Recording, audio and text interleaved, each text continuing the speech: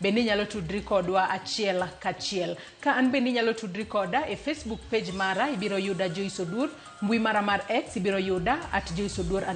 Nyakorom Gajwang tudri kode mbui maga mag Uganda mano moro Facebook kanyakla kod mano mar X yuda gi nying mano mar Sharon Ngao. Bed kodo nyaka giko nikech ma en rupenya. We wakwong wayuda thuond weche manyien. We have this morning arrested the prime suspect, already identified to you guys by the Acting Inspector General.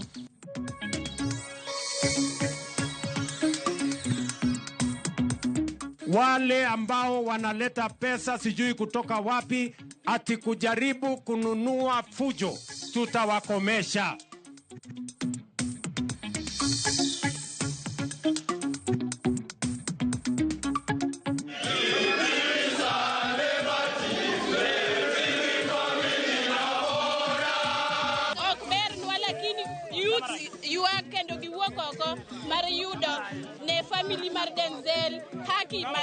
And we want to tell the government that we will not take it lightly.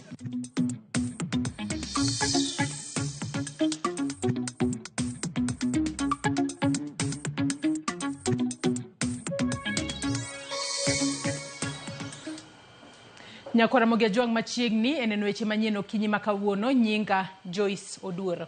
Obila mag Okwach Kich wacho ni gisemako achich mitudo kod nek makoch mokelo yudo ringre ji e kar puko taka Makware. Ogai mar Okwach Kich Mohamed Amin olero ni achich Collins Jumaisi Kalusha ne okuongo nego min ode e higa mar 2022 kapok onego wakini mamoko makwan gi duto koro romo 42. Kaka jafwambo marwa Walter Nyambaga lero, penjo mathoth pod iluoro wach mar nonro no ka jopiny dwaro ng'eyo adiera e wi achijno kod weche maluoro wach ringre ma imedo yudi e kar wito taka Makware. Collins Jumaisi Kalusha e picha mar jago mogai mar Okwach Kich Mohamed Amin okoni achich mitudo kod nek makoch ringre ma iyudo kar puko taka Makware e log tich mar Okwach Kich ma Kiambu Road. Ogai mar obila e yor kojolo Douglas Kanja kod Amin Mohamed golo twak machiwo penjo mathoth maloyo duoko kuom oganda. Early this morning at around 1 we arrested the prime suspect named Collins Jumaisi Harucha. The suspect was arrested at Soweto in Kayole sub-county this morning at around 3 a.m. Obila konegi ndhi achijno Soweto Kayole kendo dhi kode ode man Kware magikoni en mita 100 kowuok kanyo ma iwite ringrego. Upon arrest of the suspect, he led our officers to his single-room rental house in Kware, which is located about 100 meters from the crime scene. Dalachiel bang' obila kone jo Kenya negidoro ndalo 21 mar timo nonro sani koro weche lokore.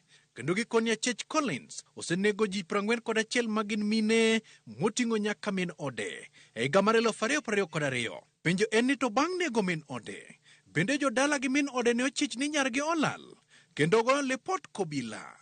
To bende obila ne okawo kang' koponi lipot makamano nege yudo. The suspect confessed to have lured, killed and disposed 42 female bodies at the dumping site between 2022 and as recent as last day, 11th of July, 2024. The suspect alleged that the first victim was his wife, namely Imelda Judith Khalenya, whom he strangled to death before dismembering her body and disposing it at the same site. Gigo mo obila wacho ni ne oyudo e oda chejno oting'o koda kabeti motimo kal, kadi mag Airtel, simbe mag ong'we yamo, law maiye mar mine, rabo mar lwedo, to koda kamano mar yunga, omwom, bag matin, selotep, tol, to kod gunia e kind gik mamoko. Obila wacho ni mago nyalo bedo ni achejno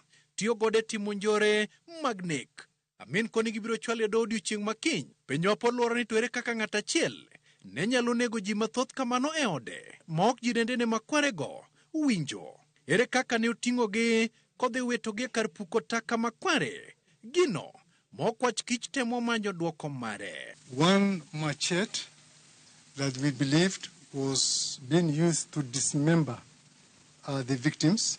Obilo lero ni achijno noero wakeini kendo ne olombo gi yor kisera kendo rocho ratichgi kotiyo gi kar oko maduong' kapok okawo ngimagi. He confessed to us that with some of the victims, he was able to have carnal knowledge with some of them. Kata doko ni obila mag ofwamb kich pod okoni gidhi nyime kod fweko adieri mitudo kod achich. Penjo maduong' ma pod gidore ito oganda kanyakla kod ofwamb kich ni to ere kaka chich ne timo tim makoch kamaendi 2022 nyaka kawuono ma ok ofwenye kata chich kode kotibe makochgi. Walter Nyabaga, Ramogi TV. Elok tich mar DCI, Nairobi. Kwan mar ringre moseyud e kar puko taka ma alwora Makware Mukuru kwa Njenga ochopo 10 tok ka ringre ariyo oyudi odiochieng' manyoro. Matimore e kinde ma chenro mar bero kotelne gi jabero mar sirikal Johnson Oduor chakore ayanga kendo dhi nyime e kar kano ringre ma City Mochari. Familia mopogore opogore ne ochopo e kar kano ringre ma City mar luondach wedegi mane olal. Ma e chal mar kar kano ringre ma City Mochari. Lit kod kuyo nenore ayanga e lenda wang' familia mochopo ka. Gino magidong' godo en mana geno mar ni moko kuom ringre moseyud e kar puko taka Makware gin wedegi. Apisas mag okwach kich, apisas matimo nonro mar ringre e lo sirikal kaachiel gi jogo makedone ratich oganda oyuoro kar kano ringre no kaluwore gi chenro mar bero mochakore ayanga kotelie gi jabero mar sirikal Johnson Oduor. Familia adek moting'o mano mar Josephine Mulongo manyocha ochiwo ripot ne obila ni oyudo lek ni nyamin-gi nie kar puko taka Makware Mukuru kwa Njenga en achiel kuom familia ma ochopo e kar kano ringre ma City kod anyuola mare. Familia machielo mabende nochopo e kar kano ringre no mar manyo nyathigi en mano mar Rose Atieno. Giwacho ni Rose ma jahigni 23 nolal tarik 22 dwe mar 6 tok wuok dala kendo ne gichiwo lipot e tesend obila Makware. Kano wadok ka polis kendo chako nyiswa ni koro gimondo watim koro wadhi range hospitals kod mochari. Koro nakawo time na chieng' moro ma nadhi abiro achako gi City Mochari. Adhi Kenyatta Mochari, adhi Mbagathi, adhi nyaka Mama Lucy.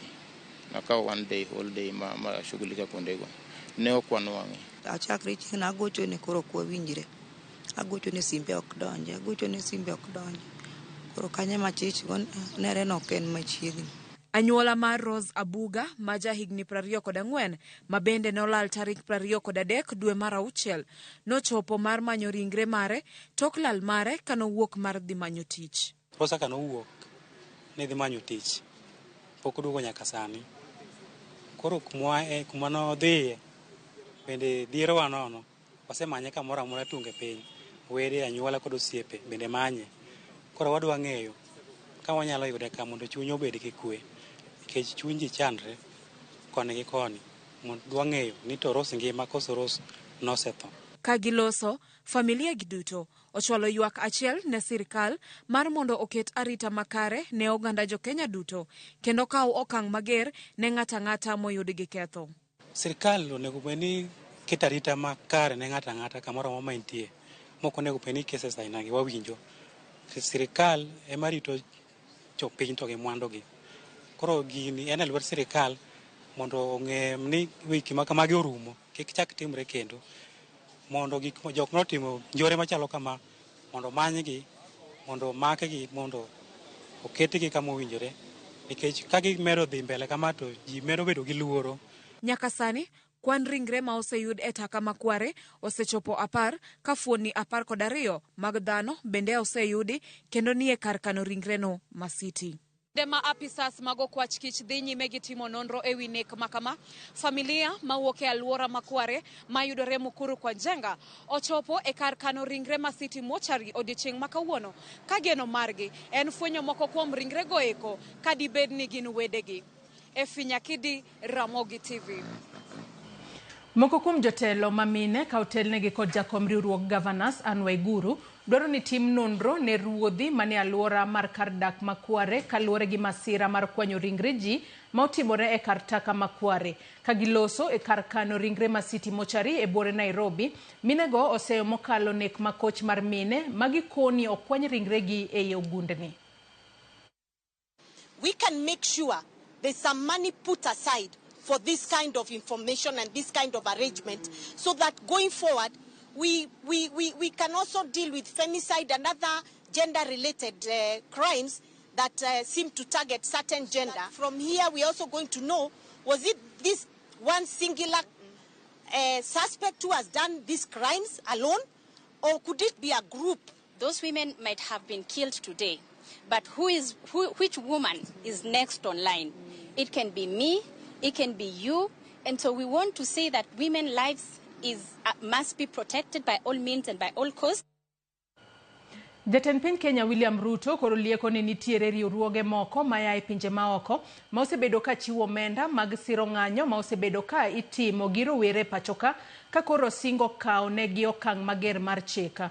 Ruto ne wuoyo e kaunti ma Nakuru kama oliekoe nying riwruok mar Ford Foundation kaka mano masiro ng'anyo madhi nyime e pachoka. E limbe mare kaunti ma Nakuru, jatend piny Kenya William Ruto liekone riwruok moro motis ni Ford Foundation ma osebedo ka chwalo omenda ne rawere mar jiwo ng'anyo ma osebedo ka timore pachoka. Golo negi siem ni gichung tim makamano, to kao kamano ibiro kawo negi okang' mager mar chik. Wale ambao wana sponsor hiyo violence, sisi tunawajua. And I want to call out those who are behind the anarchy in Kenya, those who are behind the sponsoring the chaos in the Republic of Kenya.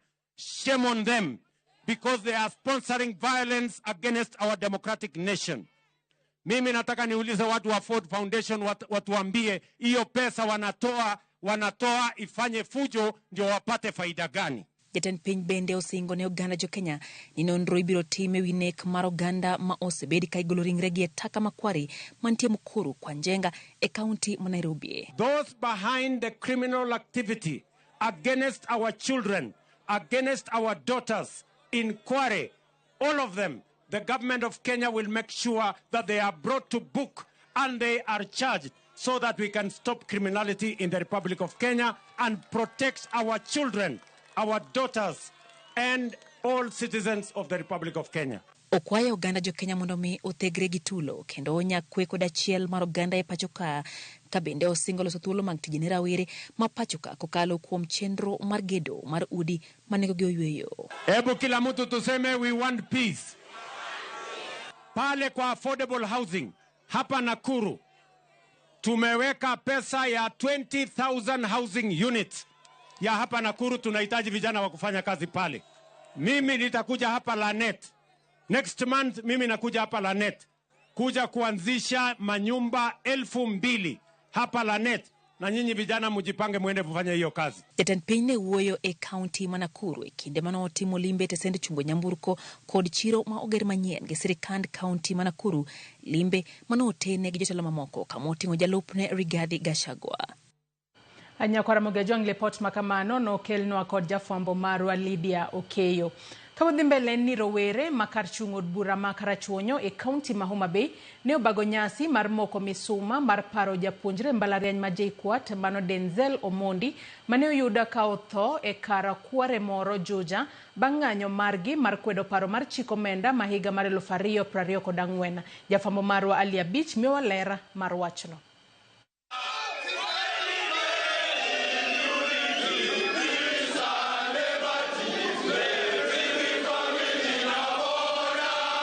Rowere go mane ochokore kar romo mar Laura Chuonyo oko mar boma ma Kendu Bay ne oting'o misuma moro kamoro e lwetgi mar nyiso kuyo margi kaluwore kod nek mar Denzel Omondi, ma en achiel kuom rowere mane omuomo modonjo e od bura e kinde ng'anyo mar rowere mar kwedo paro mar chiko omenda mane obagi dwe mokalo. Rowere go ma gin jopuonjre masomo e mbalariany mopogore e pachoka bende ne oting'o bandera mar piny Kenya e lwetgi ka giwero wer mar piny Kenya kata national anthem ka giparo japuonjre no. Ne gikwedo nek makoch mar nyawadgi no kendo giseyo obila nek we are here to demand justice for our murdered son.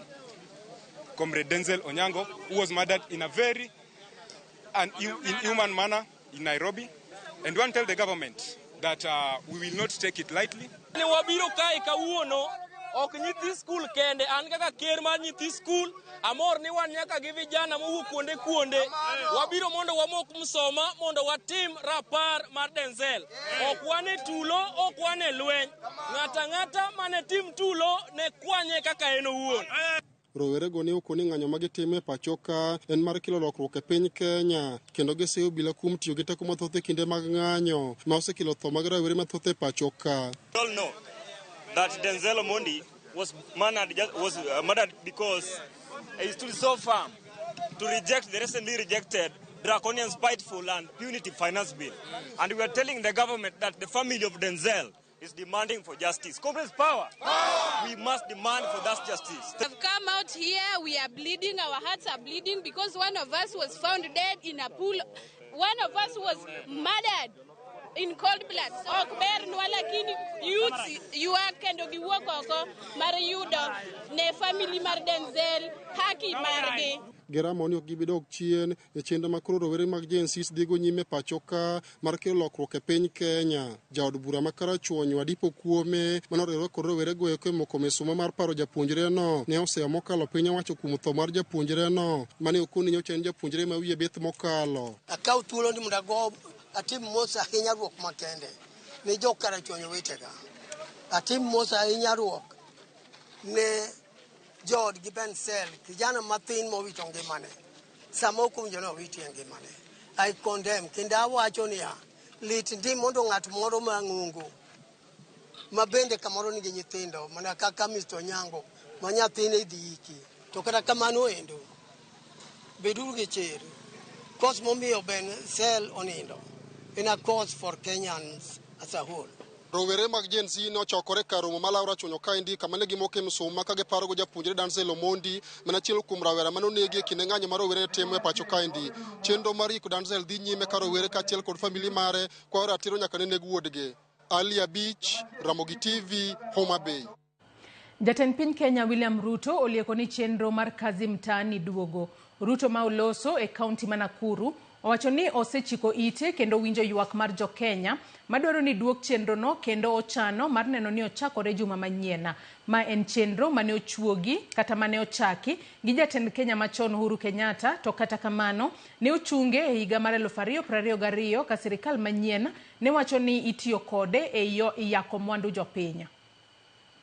Katika kupanga ajira ya vijana hapa kwa hii bus park mtapata ajira. Pale kwa soko mtapata ajira.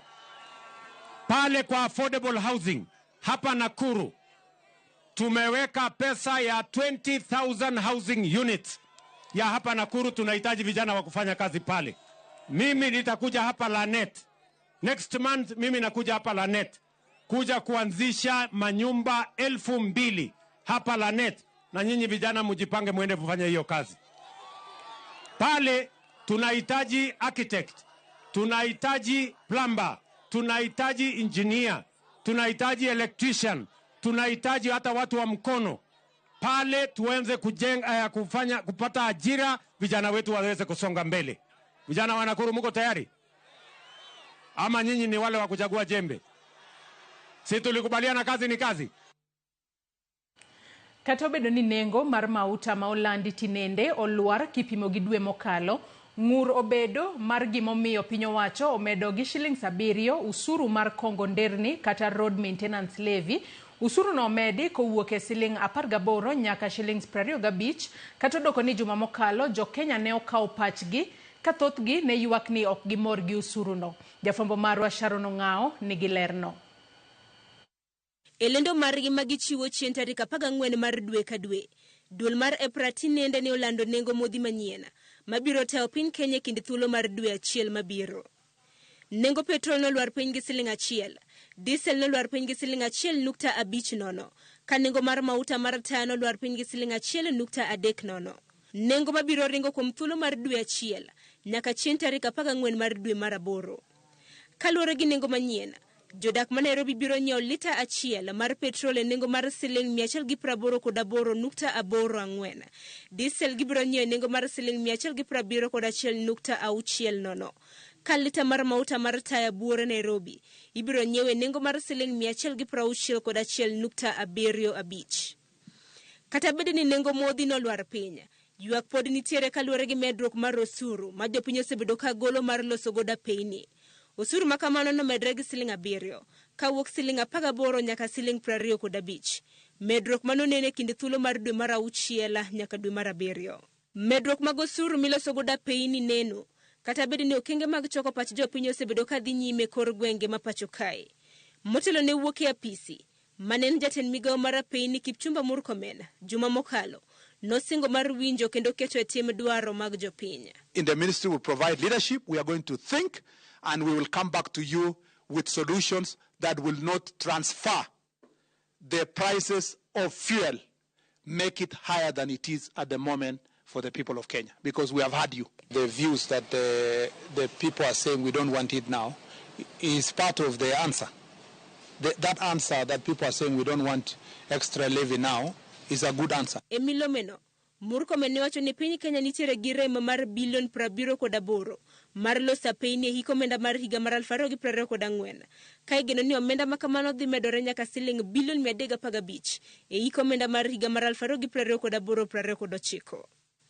Magi duto Murkomen ne owacho ni en kaluwore gi yarruok mag peyni ma pacho kae, kowuok kilomita 166,451 e higa mar 2016 nyaka bor mar kilomita 239,122 gi sani. E twak mare gi od fwambo mar Citizen, jaod bura ma Kathiani Robert Mbui oseo piny owacho kuom keto tim medruok mag osuru miloso goda peyni, kata bed ni twak ma kamano ne ok opuodhi gi od bura mamalo. The government as constituted does not have the mandate to increase fuel levy by a whooping 7 shillings without Parliament's approval. I mean, this should have been a Gazette notice indicating that position, and should have ended up in the Committee of Delegated Legislation in the National Assembly, a committee that the Deputy Speaker chaired in the last Parliament, so that is approved by Parliament. Elimbe mare e county Nakuru, jatend piny ne osingo ne oganda ma pacho kae ni piny owacho ochanore mar neno ni nengo modhi okoidho. Komedo lero peyni mamoko magido magegi ibichak machiegni ni. Zile barabara kama ile ya Mauche kwenda mpaka kule ambaye tulitengeneza, kama ile ya Elementaita ambaye ilifariki hapo njiani kwa sababu ya potholes. Sasa tutakuwa na pesa ya kutengeneza hiyo, kwa sababu tumepanga mambo ya levy, na hiyo levy tumepanga kwa utaratibu ndio isiongeze pesa wananchi wanalipa pale kwa petroli ama kwa diesel. Osuru mosebed ka ijuogo jopiny mar losa peyni ne oket tok chik mane okadhi e higa mar 1993 mondo ogundh godo apeyni ma pacho kae. Omenda makama osebed ka itayo gi bod mochung' ne apeyni e pacho kae chakre higa mar 1999. Sharon Ong'ao, Ramogi TV. Chenro mag wuoth ne ochochni Ntulele e kaunti ma Narok bang' rowere dino apaya ma Narok Bomet bang' lori moro gweyo jal moro kendo nego kanyo. Jal ma owito ngimane oyangi ni ne riemba piko e kinde mane oromo kod masirano. Obila otemo rakore kod jopiny ka gitiyo kod iro malungo wang', rakruok ma okaw kinde kendo rocho chenro mag ohala kod wuoth mathoth e alworano. Ringre jalno ochwali e kar kano ringre joma otho ma Narok Referral ka gari mane ogweye to nochwale tesend obila man Ntulele.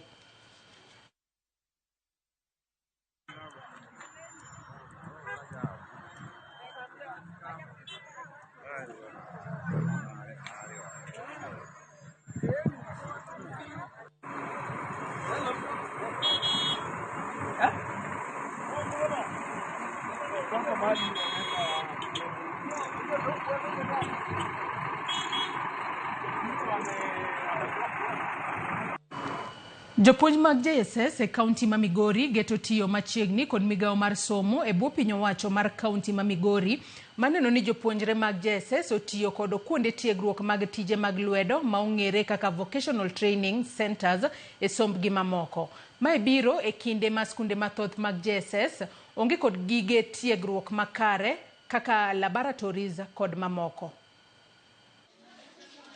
Nok mar gige tiegruok makane jopuonje mag junior sekondar osebedo achiel kuom gigo mosethiro chenrogo mag somo e skundegi. Jopuonj mag junior sekondar osebiro ka ywak nok ginyal chiwo tiegruok makare ne jopuonjre nikech nok mag gige somo madwarore. Kaka okang' mar neno ni jopuonjego mag junior sekondar yudo tiegruok makare, jopuonje mag junior sekondar ka okalo kuom riwruok margi e kaunti ma Migori koro geto tiyo machiegni kod piny owacho mar kaunti ma Migori ka okalo kuom bad migawo wechego mag tiegruok mag tije lwedo ma ong'ere kaka vocational training ma chiwo tiegruok makare ne jopuonjre. Koro wakwayo ka the county government can help and incorporate through the Ministry of Education to realize this. It can be a dream ma jowa duto te biro morgo nikech nyithindo koro watiago gi e yo midwaro. Machalo kaka labs pok oger to ma king'ini en tiegruok. Koro gapni gineno ni ka watimo kodgi twak to Migori County Government nikech en gi vitex mabeyo e Kenya ka mangima, actually among the abich motegno e Kenya mangima. Wanyalo dhi to wa revise our policy mondo wati kodgi ka gina registered group mondo mi ka giyudo thuolo to gikelo nyithindo somo. Jopuonj mag junior sekondar geto tiyo kod kuonde tiegruok mag tijego mag lwedo ma itayo kod piny owacho ma kaunti ma Migori maromo 27 e kaunti ma Migori mangima. Collins Gauria ma jatend jopuonj mag junior sekondar e sub-kaunti ma Suna West wacho ni kuonde tiegruok mag tije lwedo ma itayo kod piny owacho ma kaunti ma Migori nyalo konyogi e chiwo tiegruok ne jopuonjre. Adwa kwayo county mag government especially kama ma Migori mondo neni gi equip level mag tego rieko especially kaka dispensaries kaka TVET mondo gibed kod jogo ma jotiek moromo kaeto gibed kod facilities bende midwaro mondo nyithiwa manie level machien gi especially in grade 7 and grade 8 now matimo pre-technical courses mondo giyud that knowledge and skill those TVETs. Apisa maduong' e migawo mar somo e kaunti ma Migori Ngero Sodhiambo mane wuoyi kinde mane ochopo e romo mar jopuonje mag junior sekondar e sub-kaunti ma Suna West ne wane gidhi loso chike madhi chiwo thuolo mondo jopuonjego mag junior sekondar oti kod kuonde tiegruok mag lwedo ma itayo kod piny owacho ma kaunti ma Migori. Gibiro at a time ma our Department of Education sani koro loso policy mar Vitex. Omiyo ka His Excellency the Governor oseyie to wanyalo ketogi e that system mondo mi gin be gine kaka ginyalo benefit nikech gin bende gin taxpayers. Komachielo jopuonjego mag junior sekondar e kaunti ma Migori pod ywago midhieche mathoth ma pod thiro somo ma oting'o nok mar jopuonj, chudo matin kaachiel kod mamoko. CBC kaka en sirikal pok obedo gi yangruok kendo nyisruok ni to en yo mane ma gibiro time godo bang' kosewuok e primary ka modhi e grade mar 10, 11 gi 12. Merging of the subject ma gitimo pok gikelonwa curriculum design gi pod onge, books manyalo puonjo godo pod onge, koro matin ni puonj maber man kar pod onge. Penjo maduong' mabende jopuonj mag junior sekondar penjo sani en kuonde ma jopuonjre madhi e gedo chiko dhi somo ka wach ni nyaka sani onge ikruok makare moseketi kod piny owacho. George Juma, Ramogi TV, Migori. Nyakwaramogi Ajwang' gi report mar George Juma kowuok e kaunti ma Migori e mochopo gode giko mar weche manyien okinyi ma kawuono. Kapok wakawo yueyo madundo, we asoma ne moko kuom ote ma joneno magwa chwalonwa okinyi ma kawuono. Mano kokale Facebook kacha kama wantiere achiel kachiel. Paul Ochieng wacho no neno yo makare to bendo penjo kani bendi seneno ka Shalin Ruto timo tich mano mar kazi mtaani. Ali Khan wacho ni Alphonse Otieno kawuok Alego watching live. Frederick Oyango Obonyo wacho ni jatend piny ok tim makare. Ruth Nyathi Ochieng wacho na sedonje chenro ka an umoja inako. Aduoko ni Nyasaye erokamano kuom yaonwa pinya. Ote machielo Elisha Odhiambo mano wuoda Sembo Nyagoko ni e chenro maber ndi. To wacho ni to wuor ni piny owacho ok dwa wacho adiera nyaka sani. Wach meto mar pesa mo en achiel kuomgi. Ote machielo Richard Ochieng wacho ni gini gin kata gimedu suru wan kaka Gen Z pod wadhi mane ng'anyo. Wacho ka ni Ruto must go. Mano ote ma Richard Ochieng.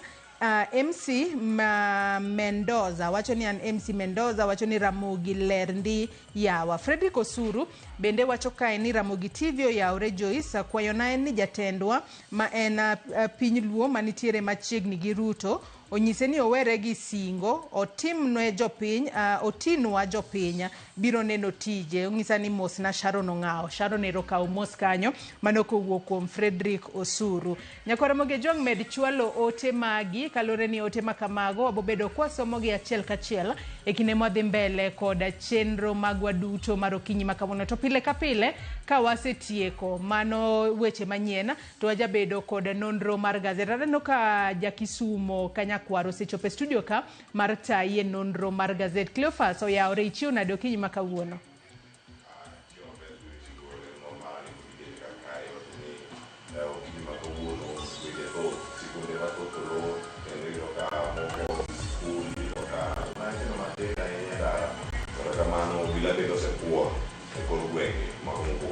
Haya, Cleophas make managi kanyo matin. Nyakora Moge kae koda Cleophas Oluoch ene mobobedo ka otai e nonro mar gazeto. Kinyi makawuono wantiere kae kod gazeta mano mar Daily Nation ka achiel kod gazeta mar The Standard. De wasilieko ni mana matin gigo manitiere gazeto matuta kete mane Ramogi TV kaluore ne banga yueyo madundo. Kata kamano kapoka wadhi e yueyo Cleo inyalo mana lieko ne Nyakora Moge Jwang matin gigo manitiere gazeta.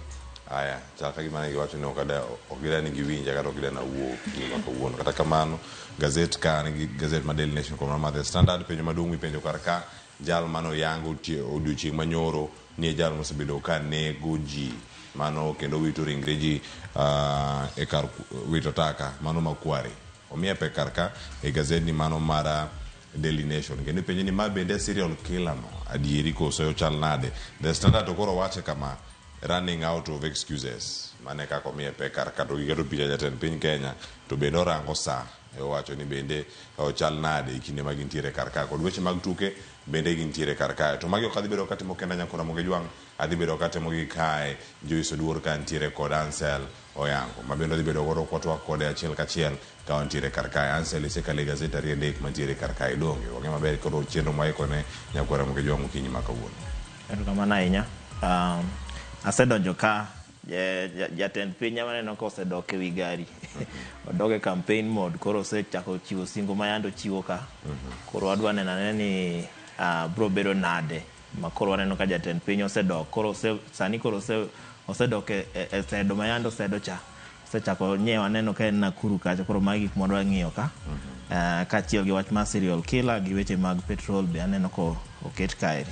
Aya, erokamano ahinya Ansel. Awuondo Nyakora Moge wacho ni singo osedok e wang'e koso kiburi kata wacho ni bedo gi wacho ni wich maduong' to josiasa osechako wuotho oko Nyakora Moge Jwang ka gi keyo mana lwetgi kendo gikono jopiny ni osomane mano budget madundo ma bende koro gol ka madhi bedo kacha gi ng'eto mopogore opogore sectors ma pacho kae mago matayo uchumi marwa. Koro dhi bedo korenka are sani Nyakora sa achiel mar okinyi kapok twak machiel kata twak mokwongo ochako. Joyce Oduor.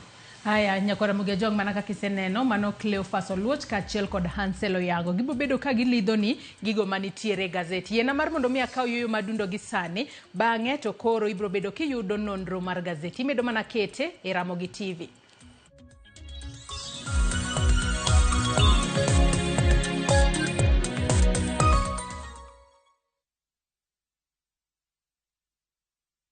Introducing the Viusasa Data Pass Bundle. New way to enjoy your favorite shows on viusasa.com. For just 20 bob a day, dial *544 *25# to get 200 MBs of Safaricom data, granting you unlimited access to shows like Becky, Mwendwa Thapki, Kundali Bagya, Mapishi Time, blockbuster movies, and more. No registration, no subscription. It's a straightforward pass for uninterrupted entertainment.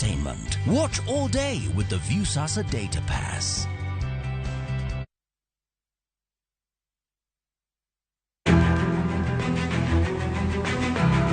Okinyi kokinyi ka piny oru. Oganda wuok oko mar timo ohala. Ohala ber. Ohala chakre iwi. Johala matindo koda madongo giduto giwuok to gintiere e yor manyo. Nyaka ibed gi excellent customer service. Tim kinda moloyo gimoro amora.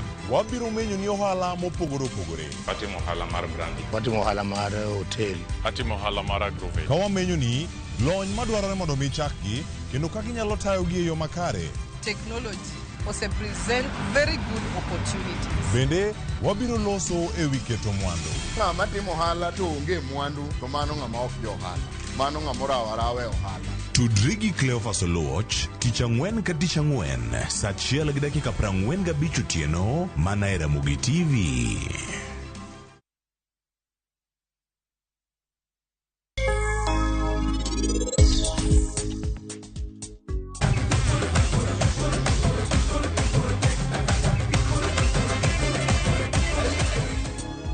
An nantie osuptal to an ok apar gimoro kendo.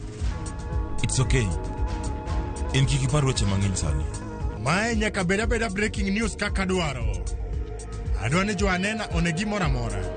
Kiwacho adier Samir nopimona gimoro amora nyoro. Nyaka wach mar Rajan. Nopimona gimoro amora mane gin ne gichamo.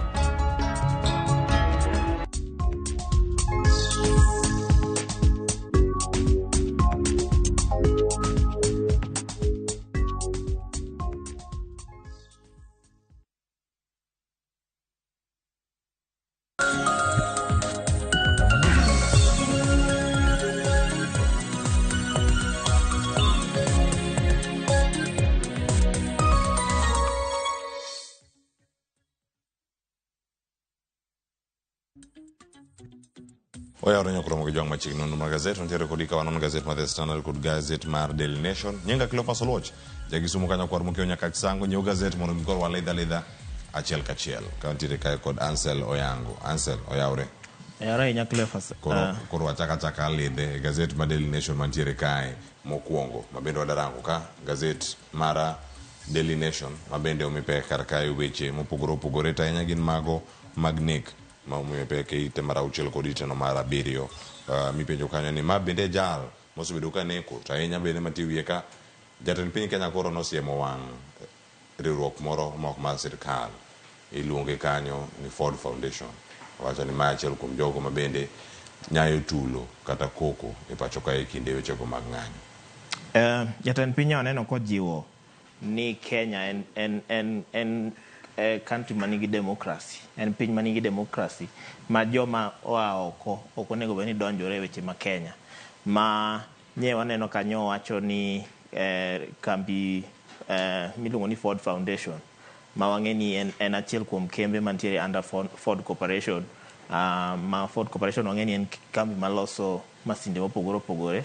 Achiel kuom moko kuom gin geche, moko kuom gin masinde ma itiyo godo kaka tingatinga gi mamoko. Foundation ni en foundation ma ochung' ne jiwo gik moko kaka research mag technology gi science, weche mag rowere gi weche mamoko.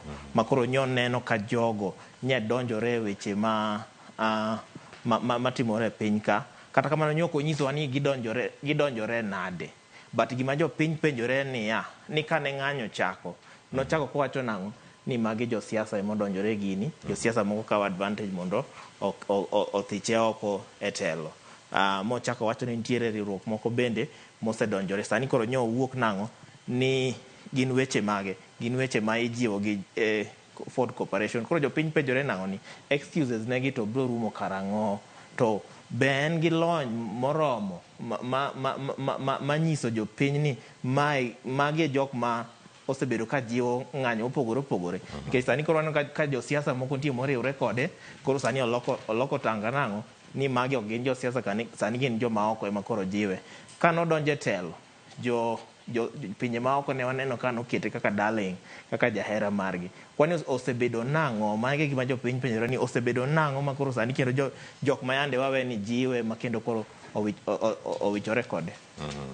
Mano kan wach nyakoromo gi joma ochiwo ducho manyoro ka jatend piny Kenya ne nitiere e alwora ma Nakuru County mano odiochieng'no manyoro nyakoromo gi jwang' mana kama gintiere kar kae mantiere piny kae ka wanyalo mana neno nyakoromo gi jwang' mae asigana mantiere kar ka jotelo mamine bende koro kwayo mondo mi otim nonro kuom gima osebedo ka gima nokelo nek kata tho mag joma mine mosebidi ka igolo ringregi mane kar kunyo ringre kata kar kunyo ringre kar wito taka mano makware mayudore Mkuru kwa Njenga, gino mabende osekelo buok ne oganda mathoth ahinya nyaka sani kod penjo ni mae bende en janek miwacho ka en serial killer mabende nosebedo kanyo mayango odiochieng' manyoro no osenego ji maromo 40 kod ariyo nyakwara mo jwang ka nyaneno picha ne kar kanyo Ansel ma en picha mano buko ganda odiochieng' manyoro ka jal no ngone kanyo ne Collins Jomaisu Kalicia mabende Halicia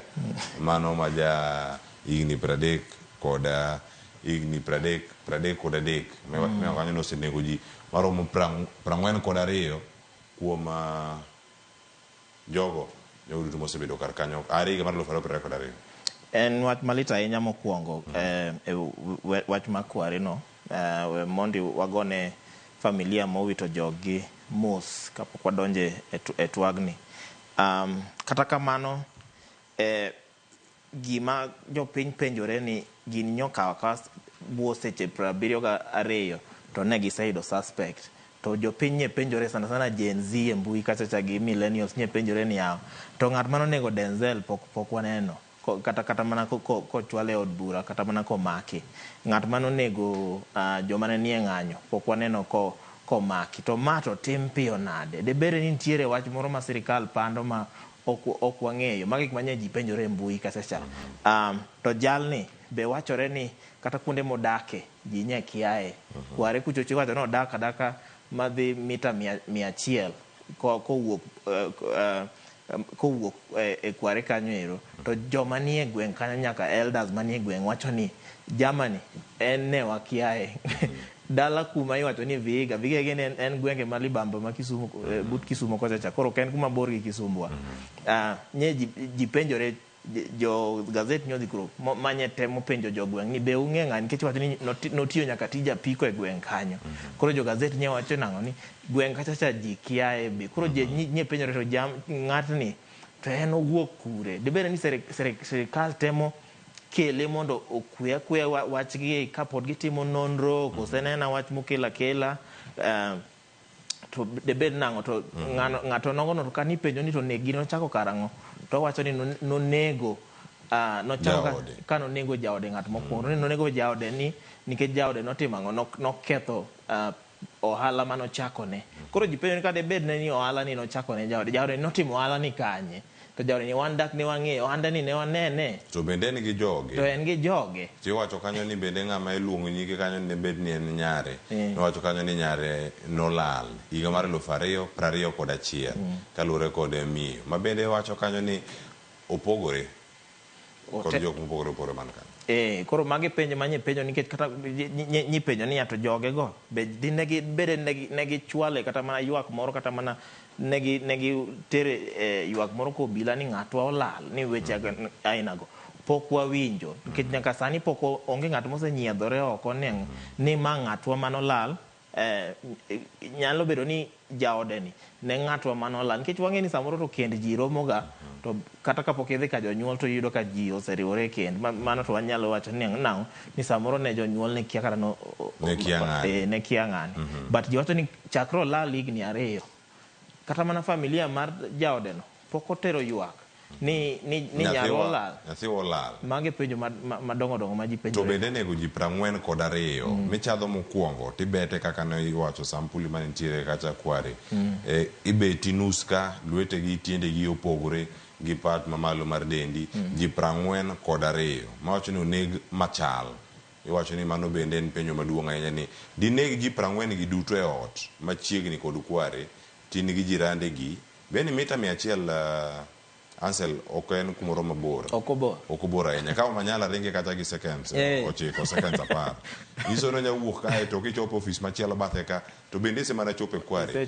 to kanyo nyiso ni ka in gi jok moko modak alura mari to bende distance ne miwacho ni rom gi kama obila bende ntiere nikech obila bende onge mabor kacha de bende nek gi ne timore machiegni kod obila to fuong'ruok kata dok chien e weche mag timo nonro NIS nitiere kanye ma gigi ne ginyalo ng'weyo mana matin kata mapiyo mondo mi ging'e gik mathoth mano maki godo odiochieng' manyoro to ka oting'o simbe gigi be wacho ka ni magi ok simbe ma itiyo godo kata e century masani ka dipo ni gintiere ka neno simbe gi yo machiegni gintiere kar ka kendo gin simbe buora nitie nyaka mago ma kadoda nitiere mago nawinjo ni iluongo ni mulamos uo mwalimu Philip iwinjo ni sim touch screen cha iluongo ni mulamos mulamos gi kadoda kama nitiere Airtel lines ma nitiere karka nitiere gloves mag lwedo nitiere lewni ma iye mag joma mine ma bende nitiere kar kanyo laptop machal oneno ka gimo kethre wakia ko kethre kata gotiyo en muti ahinya kod beti kata jala alafu machielo nitie kifungu moko ma nitie wiye ka ufungu gi odhot mane mano mantie kanyo kendo chak nitie nyasore mano keta bathe kanyo mago gik mano yud kanye ka nitiere iye kacha ka nitie achiel kachiel e yodno wacho ni jotim nonro mag DCI dhi nyime kod nono gigo mane giyudo kanyo kendo wacho ni gidwaro odiochienge 21 nyoro yangore ni koro 21 dhi bedo ni onge ni mar giseyudo prime suspect mantiere karka nonro pod dhi nyime kaka no chane nikech koro kai gima ntiere ni jotelo bende osiwuok oko jotelo gidwani mondo mi omed timo nonro matut to pok oneno ka giwuok oko mondo mi gikwerane kata giwacha nonro tim ne jogo manolal e kinde mag ng'anyo kopogore gi Denzel nitie kijana machielo bende mane olal mano mowuok e mbalariany moro bende mana mantie Nairobi ka nolal kinde ng'anyo mano wuok e mbalariany ma Kisii Denzel ne wuok e mbalariany ma JKUAT kendo iyudo kanyo Denzel nokwany ringre kotho mano tok bede ng'anyo jal machielo ni bende tok bede ng'anyo ringre bende koro yudo kanyo nowach nolal koro oyud ka ringre bende oyude ka koro to en bende gima nyaneno ka koro nye duong' kanyo be manyalo mede en ni nyiwacho ni jal ma koro ichich ni en janek ni nyiwacho ni en gi psychopathic tendencies matiende ni en gi weche mag tuo mar obwongo gima koro mako dhoga nikech ing'e ni kotere doho moyud ni en gi weche mag tuo mar obwongo ing'e ni samoro doho jawega ji koro akia ni mano nyalo bedo ni en ei confusion ni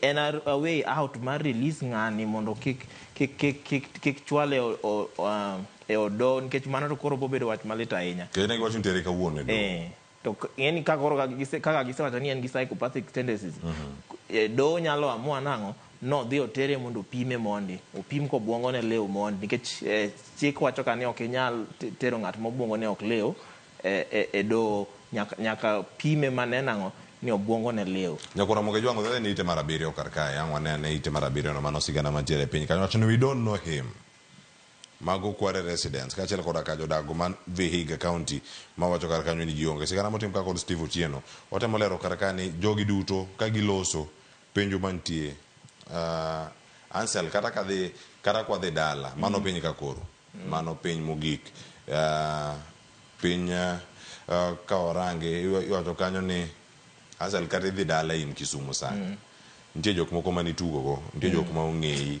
to nitie gimoro ma nyaka bende wagol e pacho ganda kikawo picha Ansel Nyakora Moge Jwang' tiket e mbui giwacho kanyo ni reverse image search idhi yudo jok machal gi Ansel jok manigi jomopidho yier wigi kaka Ansel jok mopidho yier tiki kaka Ansel ibo yudo nyaka jok manigi sura kata shape mar wich kaka mar Ansel ibo jok machal kodgi koro kikidhi kacha kikawo picha jal ma oket kar kae titemo manyo ni ma bende en adier oseti kode kanyo idhiro mana jok machal kode kata jok morwakre kaka en bende norwakore mane gima Google reverse image search nyalo miyi mano nomiyo jal machielo noterore en owuon irobila ma okwach kich en otiyo Parklands Nairobi ka en Medusa kendo yudo ka picha ne ke mbui iwacho ni ng'amo makcha ochal gi ng'anto ng'ano wedo ni en engineer en graduate maka ok en gimoro makare iwacho ni moko nya bedo mana pichni machal mikero kamacha e mbui mondo oganda otegre kod gigo to oganda mong'eyi mitugo godo midongo godo kiwacho ni sedak kumoro kata kuom higni maromo 18 kidhi Nyalenda kacha sani penjo ni Cleophas ng'a ibo yudo jogo mana tugo godo mana dhi go skul mane wagwego bol jomopogore opogore mantiere kaka Ansel ma mi paro machal nade iwacho ni wakia ng'ani jokware wacho Joviga bende wacho ni wan ng'ani pod okwang'e malong'o. En wach monego onon matut nikech gwenge ariyo duto ok nyal bedo ni kiai. Jokware onyacho ni samoro kiai nikech osedak kanyo kata mana higni 2 kende. Samoro Nairobi ka wang'eyo ka ji odak. Kata kamano kuma odake cha ok en gated community kata ok en own compound moro ng'ato ni ng'ani donjo ga gi gache to gache obedo tinted ok wanene ga to wuok. To kata mana kuonde ma geche obedo tinted go wan gi area chiefs, area elders, nyumba kumi tindo donjo kuonde gi ji ong'ere kata ka ng'ato kia ni ng'ata nyinge ng'a but jotelo mag gwenge go ong'e ji. Kware kata wacho ni udi odhugore ma kata kidhi kuro samoro kaka nyalo wuotho nyalo tami nikech udi odhugore matiende nang'o ni ji nenore sate. Koro penjo maduong' ma penjore ni yawo ka koro Joviga samoro nyalo Joviga wacho ni nyegi ken gi samoro nowuok dala chon to jokware modak godo pile gi to ng'ani donjo ga od saadi to wang'e ni e gwenge ma kaka slums kuchocho ok en kuonde ma ji ninde chon gin kuonde ma ji wuothe nyaka piny ru en kuonde ma gin kuonde ma samoro ji ng'ato atich molewo ng'ato mondo tich to nyaka ni rome gi wadu mineni kara ine midak ka ondiek ine jiranda ka samoro injo ka ng'ato kingo gimore od nikech kingo dhano ok en gima ikaw ka ng'ado monyaluo ka ng'ado kata mana blue band moro en gima yom en gima kingo kiwacho no kingo go jalo ojalo no nyaka iwinje ka go king kata ka en duol ng'ama ywak nikech inde ng'ada teleng koso osechwe gimoro ma molalo pachi to gik mobedo presented kanyo kata gimoro machalo sindan moro amora ma nyabedo no chuoigo kata gimoro en mana ojalo ema je kanyo ma ng'ato jabiro mondo mi okengigo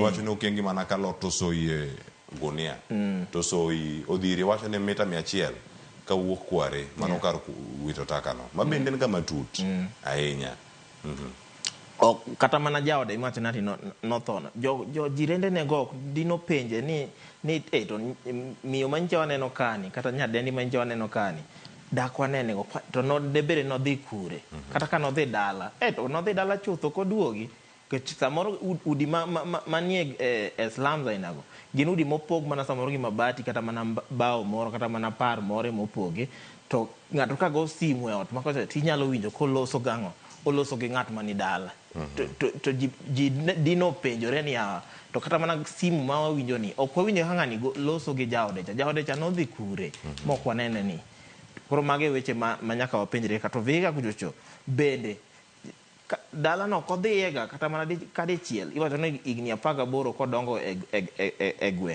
gweng kanyo ero kata mana japuonj ma sikul moro kiae kata mana duka mon get gwenge ma dala go ng'ani nitiere dukni moko machon go e duka kanyo ji kiae kata mana kumi yawo kumi tuome pi kuro ji kiae kata mana kwath kuma ne gidhiye kuonde mane gidhiye pur kuonde go ji kiae ni en wuoka ka Miracle Baby to bira Nairobi ka Nairobi ka Nairobi ka be wakiae koro wakiae nen Miracle Baby Miracle Baby bira nyakura moga juang to pore Nairobi ka to dala kodoge nyakura moga juang mano ite mar biro kanyo ka irange yo makara na dog chien bende waranga ne ite mar ariyo ni mar ma en weche mantiere karka weche ma otenore koda Mackenzie magobura ma Shakahola jala ma osebedo kae ka otelo ne weche gi mag bura mantiere kar kae koro chiwo ng'ur mare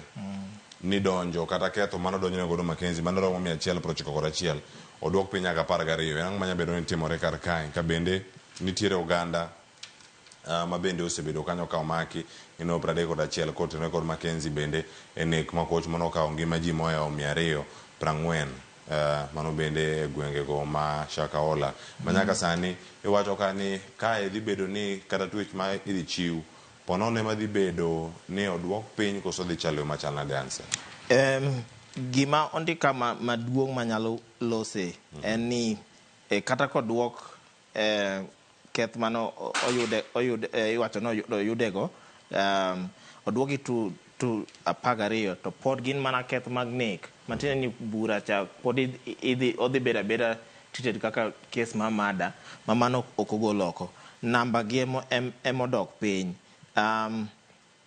wanya paro Shakahola kinde machien kocha nen e gwenge mag Malindi kocha ne waneno ka ni golo ji makata ntiere jomoko ma jogi poko yang ni kure ma pod manyo jogi mano bura mawang'ino osebedo ka dhi mbele to achich maduong' mane ntiere wechego ne en jadolo miluongo ni Paul Mackenzie ma pichane boket ka ma en gi ji 31 ma omakego kichich kodgi nang'o ni gin e yawa mane ne gin masterminds kata gin mane gitayo cult no ero. To kanyo bende mano jal bura mano Mugure Thande wacho kar ka ni bedo kod buchegi mathoth ahinya kama gintiere nyalo duoko piny kata nyalo keto bura oyware ahinya.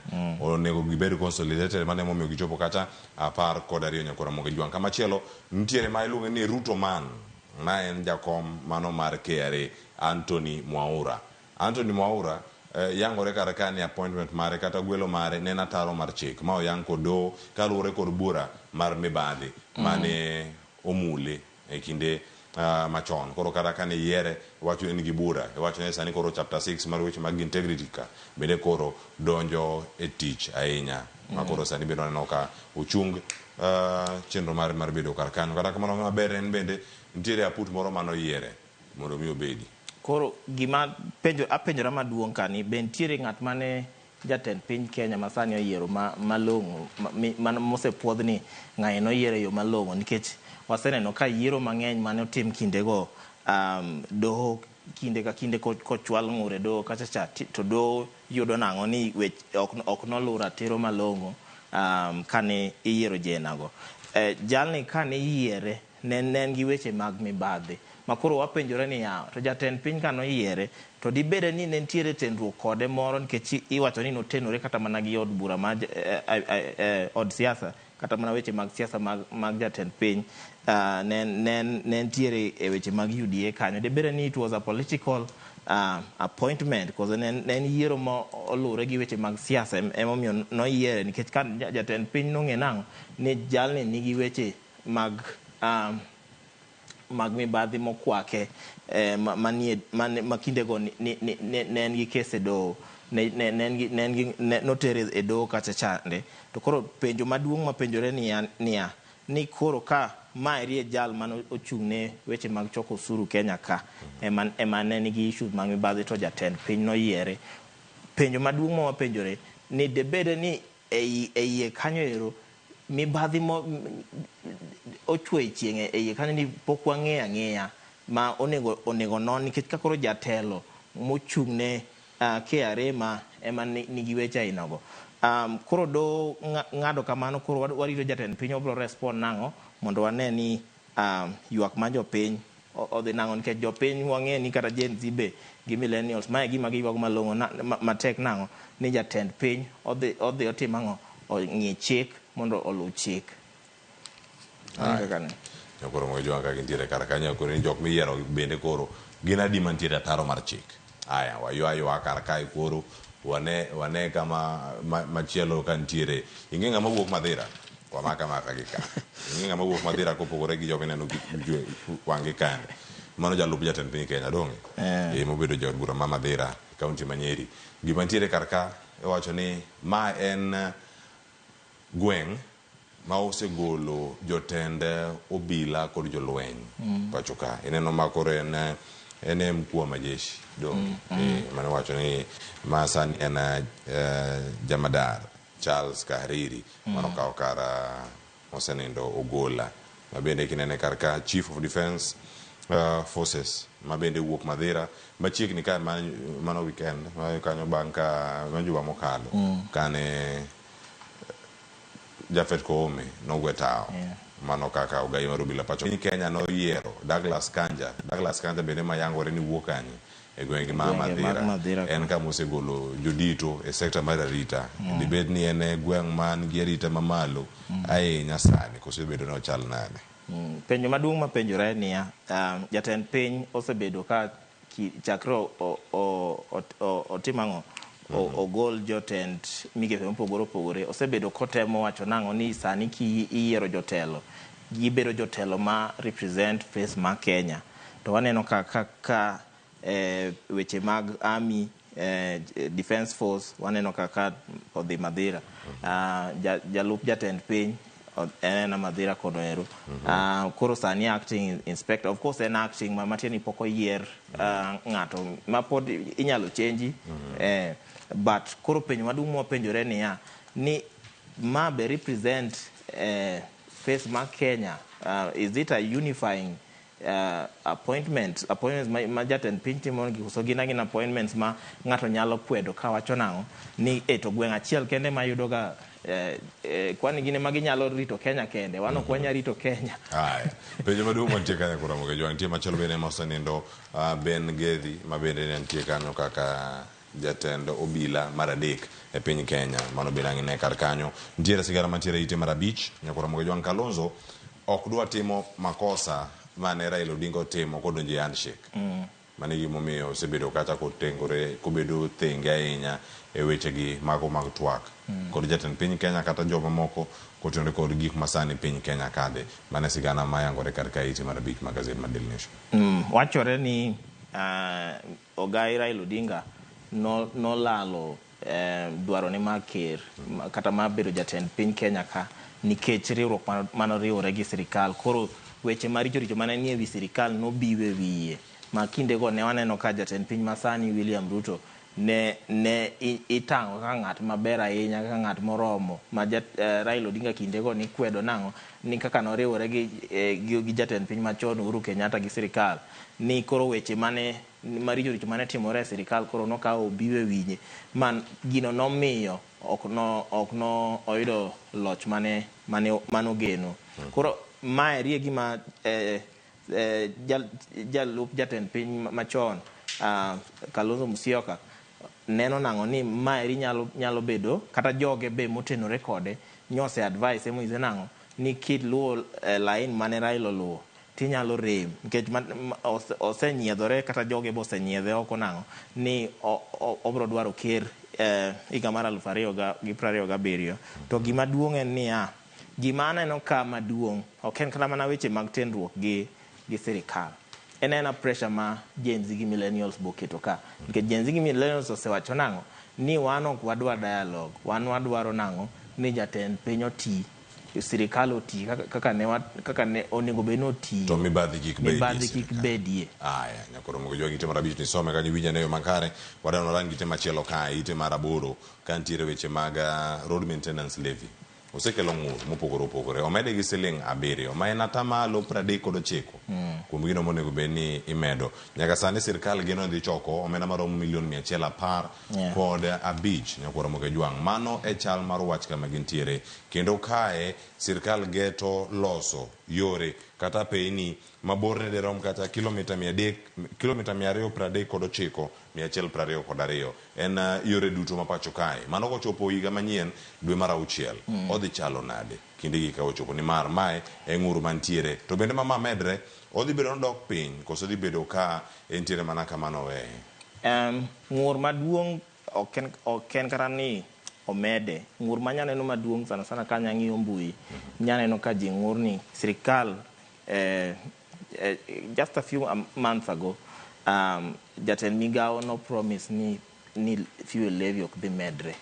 Koro ji penjore ni to koro momedore ni of course petrol to wang'e dok piny matin but koro momedore ni to debe no omedore nang'o to ere gimomiyo sirikal oamua mede. To penjo mabe jopiny penjo maduong' ni gini waneno kimede lakini tich manie e ground to wane kotiyo nderni waneno ka ok bed maintain malong'o.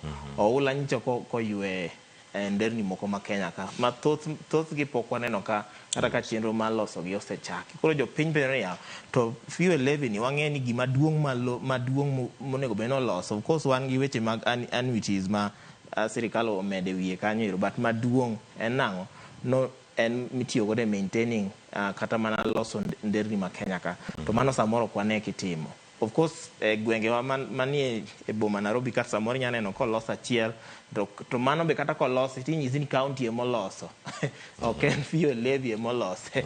Koro mage penjo ma jo Kenya penjo ni to gini kata kumede to dakwane kotiyo to med mimede ni donge chiwo singo ni gini ok dhi medi. Koro obedo nang'o kora kiani Gen Z dhi respond nango nikech mato en habari manyodonjo nyoro kora pok waneno kaka gidhi respond akiani magi maweche makoro dhi chwalo ng'anyo makawuono be manye waneno kosepangi ni.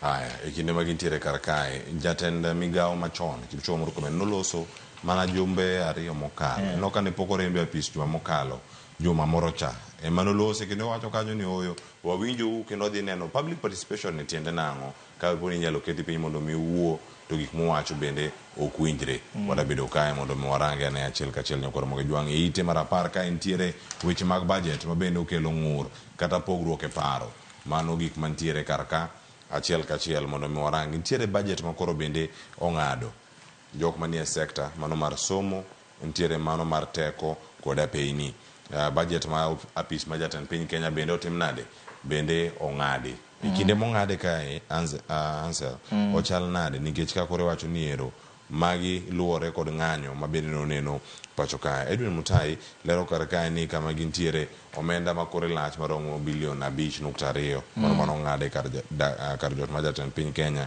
ikin mamoko ma en supplementary budget nyakoro moge jwang dhi bedo katayo chenro mopogore opogore kaluore kod kweto kata mar wito oko paro ni mano mar chik mar omenda ma higa ni mane wito oko jatend piny Kenya. Of course to ne wang'e ni higa mabiro ni kata mana budget kani somo nosenyiswa ni nyaka ji tweyo kanda rido kanda kendo to ni chako gi riwruok kata mana weche ni chako gi sirikal to koro kuonde mane waneno ka ni dhi mul parliament ni dhi mul state house of course ni dhi mul gi weche mamoko ka iri waneno ka koro sani koro weche mag somo dhi njawre energy dhi njawre gi weche mag ndeni be dhi njawre kane jatend piny Kenya kano respond bang' kane jopiny nosekwedo paro mar chik mar omenda nowacho ni paro mar chik to wagolo kata kamano nitiere gik ma dhi safa ma gik mano owacho ni dhi safa neno ko obedo mentioned ka achiel kuom in education ne wacho ni jopuonje mag JSS ok dhi ndike tich kaka nonego ndikgi weche mag teko be ne nowacho ni ne wang'e ni last mile nonego be ni chakore koro wakia ni last mile dhi bedo nango gi weche mag nderni wacho ni nitiere projects moko mag nderni but kata kamano koro nyoro kanyo loso Nakuru nyewa winjo ko opuodho nderni moko ni dhi losi koro wakia ni en mbinu mane mitiyo go puodho ni mache ndara monego losi macho konego be ni loso mano koro emonego be ni sirikal yangonwa kuonde kaka State House gima nyicha chamo pe State House maduong' ahinya ne en wuodhe mag jatend piny mago kane waneno koseduok piny to budgets gi kata kong'adi wabro neno ka gino ok odhi affect State House ahinya gi State House gi pesa omenda moro be nyicha waneno koket tenge ni dhi tim godo renovation ma State House manyokelo ng'ur maduong' ne ma jopiny ng'ur ni pesa no ng'eny kitimo godo renovation mano be nyonego be ni itimo nang'o ni iwito oko kata mana jalup jatend piny be budget ong'adi matiene nang'o ni kata mana embe nyonego be ni itimo ne renovation to wang'e ni odeno to sani kore kotiko higni madhi mana 10 ma koro ji nyepenjo ni yaw to kwani odno nogere nang'o ma pod obedo renovated gi milionde mang'eny aina no koro budget si koduok piny to gima duong' kata kiduoko budget piny to mibadhi pod nie sirikal to mano ng'eni koro onge tiende nikech mibadhi cha pod wadhi wito pesa kinde Uhuru Kenyatta ne nyiswa ni Kenya ne lose almost $1 billion pile ka pile bilion 2 pile ka pile mago rode maka wanyalo dino ok nyalo konyo nyakoro moge joma nontiere kanyo ka ng'irange e it gazet no kanyo ng'one ne ite machielo ka ite mar 13 ka nitie sigana moro modani mondo mwarangane nyakoro moge jongi nyalo bedo gi gombo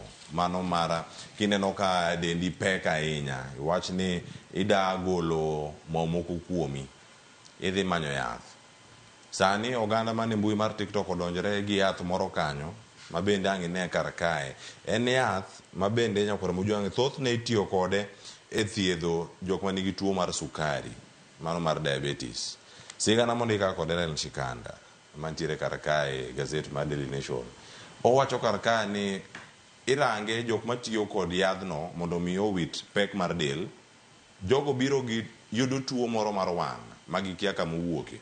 En nonro ma bende otim kar kae, mano kaluwore kod oboke mano ndika miwacho ni journal miwacho ni JAMA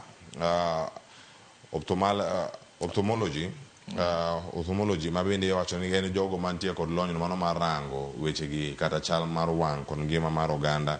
Iwacho ni kama gintiere ka nitiere thieth mano osetim ne oganda maromo 17,000 mano bende nothiedhi katiyo kod yadhno mano ma iluongo ni Ozempic.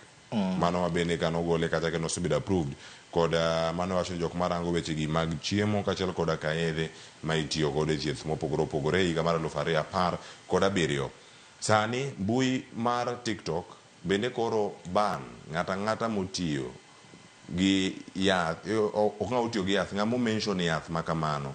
Video moro amora ma promote yath mar Ozempic ma bende osekelo hinyruok ne oganda mamoko kata ithiedho kode diabetes, jok matiyo kode yorno mar mondo mi giwit pek mar del kata giduok piny pek mar del margi, koro sani ok dinene mbui mar TikTok e yo mayot. Mano bende giwacho ni gitemo protect user margi kama gintiere. Kinde ka kinde waneno kaka yedhe biro ma timo gik mopogore opogore, kata kamano samoro gibiro ga gi side effects. Ndalo machon cha ne waneno ka in gi malaria to mi chloroquine ne ilo dendi, to mago ne gin manageable. But ma koro biro ma ikawo yath mar Ozempic ti itiyo godo ma mondo manage kata diabetes kata duok weight mar dendi piny, to kelo blindness matine nango ni ma yath monego wakum tiyo. Teko mari mar neno la. Teko mari maneno no ichako bedo muofu. Mano koro ng'ene en wach malich ahinya, nikech ka koro ikawe mondo ibed gi ngima maber, to ngima maber midwaro bedo godo no kendo koro kelo ni midhiero ma koro kinya neno kata mana ngima maber monegi ibed godo no. Research mine iwacho no tim ka ji 17,000 ma scientifically is enough, nikech ji 17,000 kisetiyogo mano, that's a good sample ma itiyogo. Ma research wacho ni kitiyo gi sample marom kamano ero en sample malong'o ma en gima koro onego bed declared. Sirikal onego okum, ok onego warit TikTok ni nyaka TikTok kume ka wambe walose. Sirikal onego bed nosetimo osekumo wach, nikech ma hinyo oganda. Nyokoro mojang somane kanyo ing'e kanyo kachalo koda ka wach mogol kanyo kod Dr. Joseph Rizo ma bende nitiere kar kanyo e ite mar 14 ang'waranga ka achiel nyokora moge jwang' ite mar 14 kod ite mar 15. Ite mar 14 ka wakalo mana ng'wech nitie sigana ma ondik kar kae kod Catherine Muma ma bende ong'e ma bende en senator ma ogwel. Owacho ni wantiere kinde mwaneno ka nyithindo manyiri wuok oko ahinya ka gidonjo e ndara kinde mang'anyo dhi mbele. Giketo wechegi moko wacho ni joma nyiri ok nya bedo oko, joma nyiri oluoro chieng', oluoro iro malungo wang', oluoro risasi. Giwacho ni goro wacho ni oyo nyithindo manyiri bende wuok oko. En sigana mondiko kar kae korango weche mago mag obila tahinya ng'anyo mosebedo kaka timore kinde mokalo. Tahinya siganda ni oloso ka kuom jal mano wuotho kendo miyo mano wuotho mo odhiro obila to penjo obila ni en ang'o momiyo gitimo gima gitimo no, momiyo gigogi kod risasi, bayo negi iro malungo wang', tiagas ni kod kanyo, water cannons ni kodgi kod e kin gik mamoko ma pontiere kar ka. Owacho ka ni mar kaka nyonen ong'iyo ng'anyo, nyoneno ka nyidendi kata nyithindo manyiri nyowuoko manye gine forefront kata ma ng'anyo gine manyineno gi kata mana ka moko nye loso kata mana od fwambo opogore pichni manye wanene mbui kata chanya waneno ka Hanifa gini amang moko nyani oko kata chaka lose wi weche ma ok timre maber e sirikal. Ma wacho nango ni girl empowerment kata mana siro weche mag nyidende osenyago lemo. Makoro wacho ni maeri en waneno ka investment mosebedo kitimo, organizations mopogore sirikal, gwenge mopogore osebedo ka jiwo nyithindo manyiri. Ma nyoneno ka en gima osekelo osenyago lemo ka. Kata kamano nyidende be ok nye giwuok awuoka ni koro gidhi giwuok asa nikech ilo madhi adhiya e ng'anyo. But nye waneno ka weche manye gilose nye gin weche mag gik moko kaka pads ma affect gi, weche moko kaka taulo mag ria ma en pads, weche mag tax manye wachogo, weche mag pur manye wacho ni usuru mopogore bro hinyo nikech mago to hinyogi kata gin bende. Koro mago gik manye waneno ka nye giwuok ne oko. Koro muja rang moko bende mantie chenro mazimiyo ntiere kod broad based government ni odhi bedo yo machal nade waranga bathe ka ntie katun Ansel mai mochi kodo gazet ma Daily Nation ka to waranga yinjiro mokwongo mar gazet ma The Standard kama osewach kacha ni excuses koro onge gimene no kar ka en nga ntenga ma obede steering sari mira moro osewuok deo ng'ato piny ka to dereva mar riembo economy ni en oko mar nyamburo ke mbose tumo yien finance bill cha bende jo luar kuome kama chelo kocha be ikone ni ero slow down protest ade ma koro gole ndara owuok kod tuomo yien ageno ni dereva man kanyo to pod ngima mano kama intiere owacho ni magi duto gin mana Ford Foundation's fault kona mapiyo gimineno karka koro ka waneno ka pek ma finance bill ema inyo economy to jatend piny kaka dereva mar economy en ng'eno chika economy kor yien ma gari ma economy to osegore piny nono tibene no lwete kanya dier donte lwet mioni mondik ni IMF emo mako steering cha koro dibene eno beta e kom dereva koro en kanyo kaka puppet inyalo wacho kamano ero nikech okene moriembo chal ka gimene moriembo chal kaka koro nyithindo moko ma inyalo kawo kipunyo nyathini riembo ikawe to obete tiendi to nyathi to ng'eni ene moriembo kata kamano to inding'e ni ine miriembo koro ng'ama riembo uchumi wani nitie ng'at moro mamake ng'at ma oko en goro jok manyone nyowacho ni Ford Foundation ema jokoso ka madonjoregi ineno nang'o ni maeri en gima otiyo godo ma cover up weche mag koro kaka waneno kaka IMF ka monego bed ni emo blame waneno ka gari osebayo onego luyo madhi koni ni ten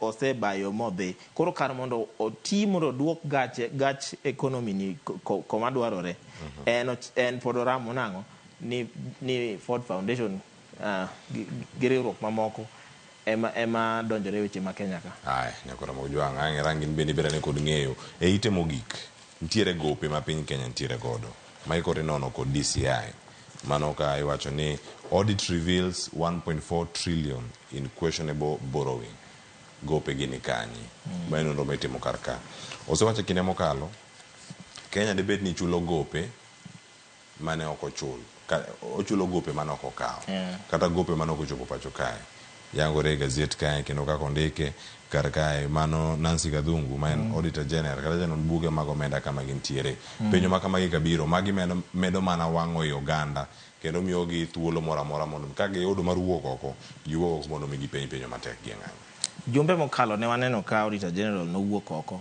mowacho nang'o ni gope ma Kenya ni godo mane Kenya okawo ka wadok nyaka almost higa mar 2011 ok nyal non malong'o mayud ni notim ang'o mamano koro penjo maduong' penjo ne yawa to gope ma wasebedo kwa chulo makata budget wa ma higa mar omenda 2024-25 waneno ka a huge portion mare dhi chulo gope koro penjo maduong' en nang'o ni kata mana 1.4 trillion ma koro ni kani ni osetima ang'o onge gima nonro malong'o manyalo nyisi ni mae gima wasetimo gi pesa ni debede ni pesni gi nodhi ofuk jomoko kata nool gi nying Kenya to kotiyo Kenya ka ji odhi otimang'o invest e weche gi joma nie sirikal odhi invest e weche gi ma personal debede ni kamano nikech nonro malong'o manyalo nyiso ni mae gima pesa ni notimo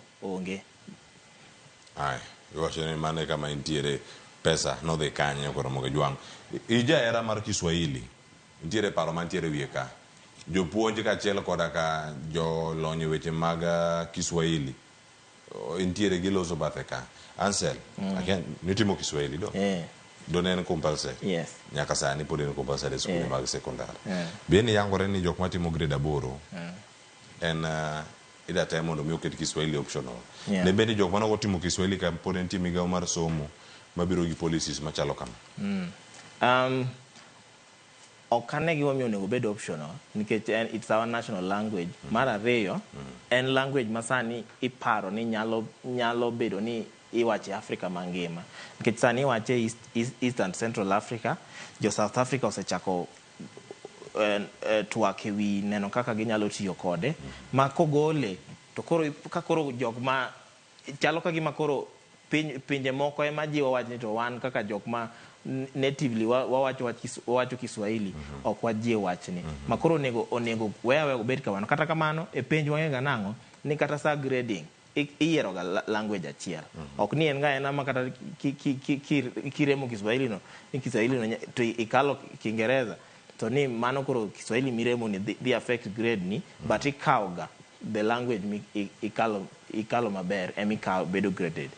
Kendo ka intiere kar kanyo koro mogi jang mano biro e kinde romo nyakoro mo jang mag jolonyo weche mag Kiswahili piny Kenya kotene kod jako mariwo ni Gabriel Mbeka mabene oloso kata ka gintiere Eldoret wacho ni en paro maduoko chien ahinya chenro kata okenge mosego mano mar bero dhok mano mar Kiswahili e piny mangima kata piny Kenya bende kod pinje mamoko mabende wacho dhok ni nyakoro mogi jwang wadhi ane ite mokwongo gazet mara The Standard kae gima gilose maduong' ahinya giwacho ni ero running out of excuses jatend piny Kenya koro ero wacho kanyo ni ero demos madhi mbele Gen Z osewacho ni sirkande mag county bende ok dhi dong' kacha talks failed mago duche manyoro bende twak loko bedo mano bende chakore ndala uchiel bende kawono ni duche mar ariyo kod mamoko bende ng'ure weche mag somo rano kanyo kaka dhi mbele unrest e school bende koro osechako mano makoro ilo kanyo bedo national headache ochal nade kinde magintiere karka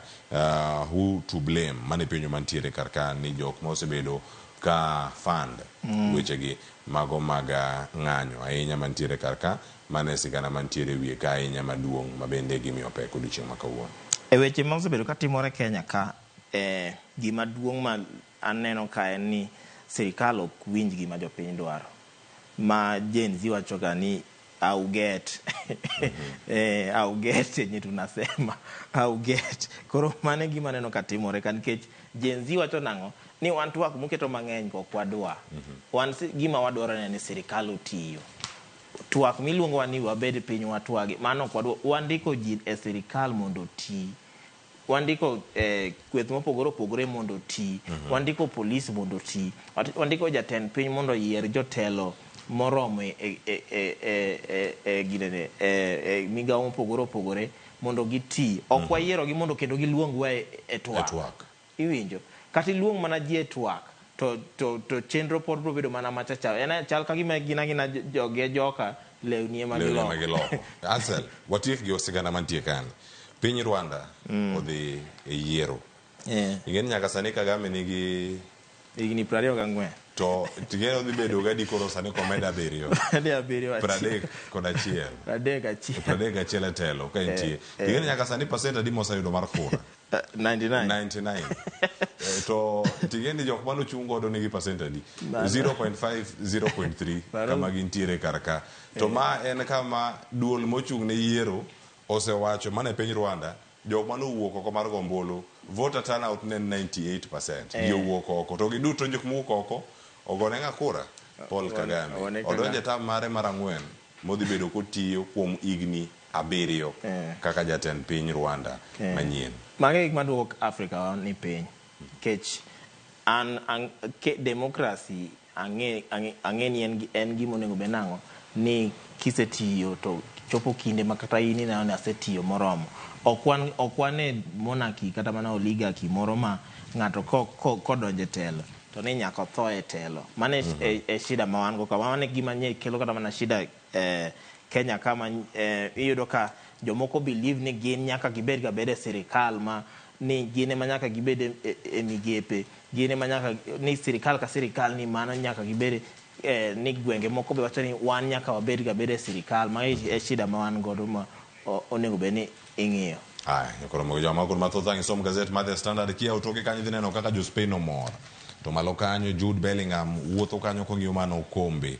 Nyakora mogo jwag picha no paro mana kine mane Kylian Mbappe nokalo okombe mar World Cup chako ranga kanyo kodhi kawe ka Argentina koro Lionel Messi okawo okombe mare bende mano masani okawo duche manyoro mano mara Copa America gima thoth mantiere kar kae. Wach mari mogik himulo mana weche mag tuke mantiere kanyo Ansel. An wach mara mogik en mana sel sirikal ni gitim kaka jopiny dwaro. Wan pod wayuak kaka jopiny nang'o ni twak mang'eny ma waketogi mag loso political positions gi magi twak ma wan ok wadwar. Wan gima wadwaro ni jok ma wayiero odhi oti, governors oti, MPs oti, senators oti, jotend migawo oti, police oti tije. Wach man ni pori luongo ji twak mang'eny magi gina waste of resources mag jopiny. Ketho saa gi pesa gi mwandu. To gik ma jopiny dwaro to waseng'e nang'o ni list to noseor. Erokamano Ansel kuonde thuolo mar bedo kod okinyi ma kawuono. Nyakora mogo jwang' twak biro kae midhi ta kanyo kod Sharon Ong'aw koikore yo makare wadhi thuolo mondo mi ang' okelno twak achiel kachiel warangane chal mar piny Kenya. Okinyi ma kawuono nyaka oromo kanyo saa 3 mar okinyi ma kawuono wapenjo kanyo no dhi chalo nade e chenro mopogore opogore ka wantiere kodi kar kae ibiro kodwa achiel kachiel na tai nono ma gazet kawuono gazet momori en siling 60 Kenya kae kok inyalo wuok oko some yor mbui kokalo e gazede gi duto ma The Standard kod mano ma Daily Nation siling 60 pesa ma Kenya ka in Tanzania ijahawi dhi tiyo kata gi siling 1,700 Uganda siling 2,700 nyiew gazet kendo isome. Nyinga Cleophas Oluoch jagisomo kanyo kod mokio nyaka chango oriti masani.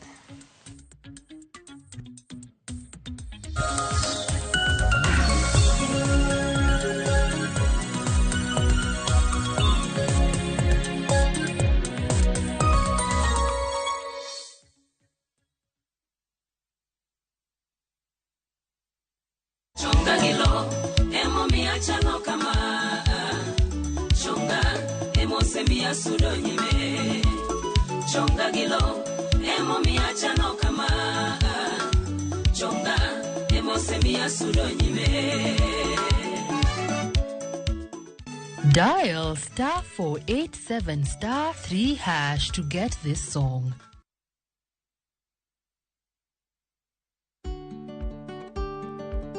Be ing'eyo ni chenro mar timo chudo kokalo kuom simbe mag ong'we yamo miyo jogo man kod simbe go thuolo mar chulo mwandu mapiyo kendo e saa mowinjore.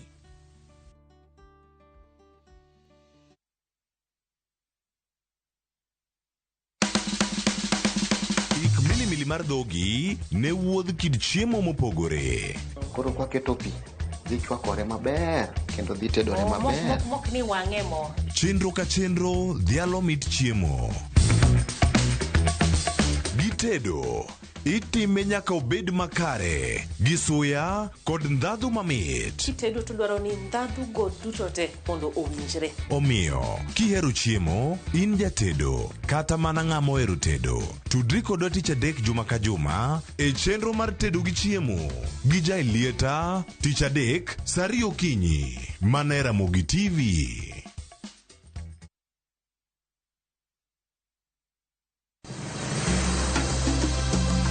Nyakwar Ramogi bende ing'eyo nonro mar gweng'. Jakawine mano chako ya mulo. Kisumo en kama ne ji biro dwere ati dogo ni biro sumo. Kata mana kaka ne ochakore. Chakruok mar got Ramogi nowuok Uganda kaluwore kaka ne Ramogi owuotho. Tich ariyo ka tich ariyo Millicent Adhiambo machiegni e chenro mar ng'e gwenge wakatielo makawuono wakelo ni nonro mar gwenge yo koloni kendo mi lere nyinge chakruok kachiel kod humb gwenge mopogore. Kisumu nowuok kuom nying mar Kisuma ei manyaka kaendi umbe landore kod ang'oa we wawinj anena saa 3 otieno mana e Ramogi TV.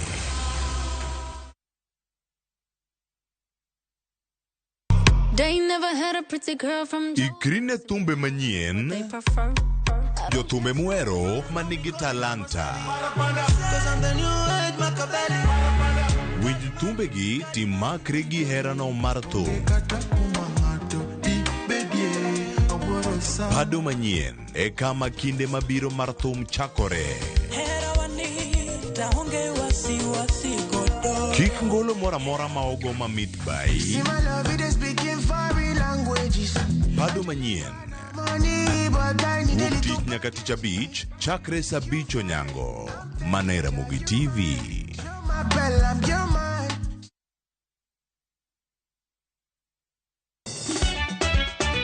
Tugo koro eka iye ochacho. Ka gik moko medo mana fwenyore, to ngima bende medo bedo matek e boma maduong'. Gimora mora ma Nyasaye omiya ok awene jachien. Yud mor e ngimani kokalo e gik matindo. Onge ka mwaluoro bwana ochiel chunye ni wakete pile wacha. Ni ane ngima nyar kochia kod osiepene kaachiel kod joodgi. Kata lit tijiere ya ilak chogo. Ok ginyal weyi ma ok inyiero. Ano ka ero joma ero walo. Ano ka ero matmanyisa gik moko. Nyar kochia tich abich ka tich abich saa 1:55 otieno. Mana e Ramogi TV.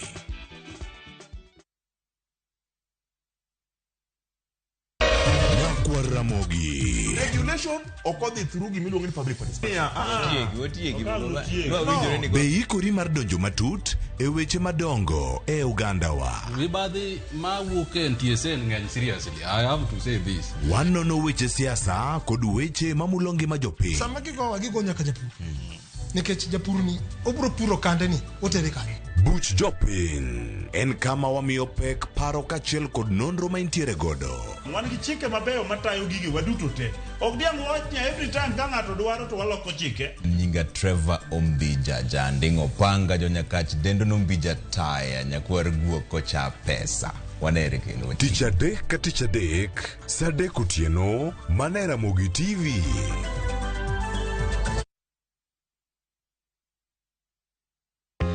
Jothurwa, be usebedo gi gombo mar ng'eyo kaka cham wuok e kodhi nyaka chop kaka chiemo e mesa? Dibed ni dwaro chako pith makelo omenda, koso idwa chako pur mana mar chiemo e dala? Wakelo ni yore mag chako magi duto e chenro mar pur gi ohala. Pur manyasani kendo manigi okang' mamalo to kelo yuto mathoth. Piny olokre dhi e teknoloji kendo puro kenana pur kaka ne manyachon. Kuonde kwath osedok matin.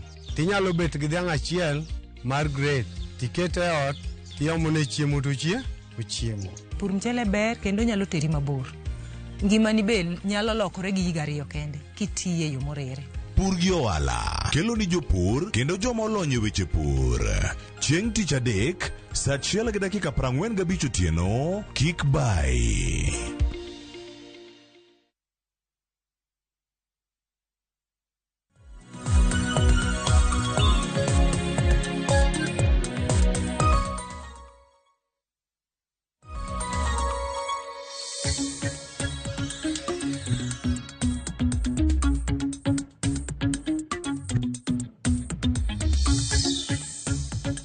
Nyakoro mgajonka muramura mintiere dakika oskadho 38 tok saa 1 mar okinyi machiegni tok maro e chenro mar piny matayo chenro ni nyinga Sharon Ong'aw. Mana ka pile chieng' tich ariyo nyakoro mgajuang' wajaporo wach otende kod chal mar piny Kenya kaluwore kod okenge mopogore opogore.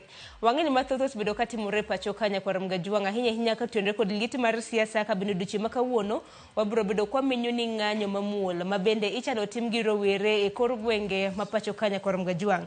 Nwanyisi kanyo motelo ka nwachako chenro mar piny ni wantiere gi jofambo magwa e kor gwenge mopogore opogore mabende biro bedo kaluonwa chenro makama kamoro intiere bende nyalo mana nyiswa ni lwasi chal nade.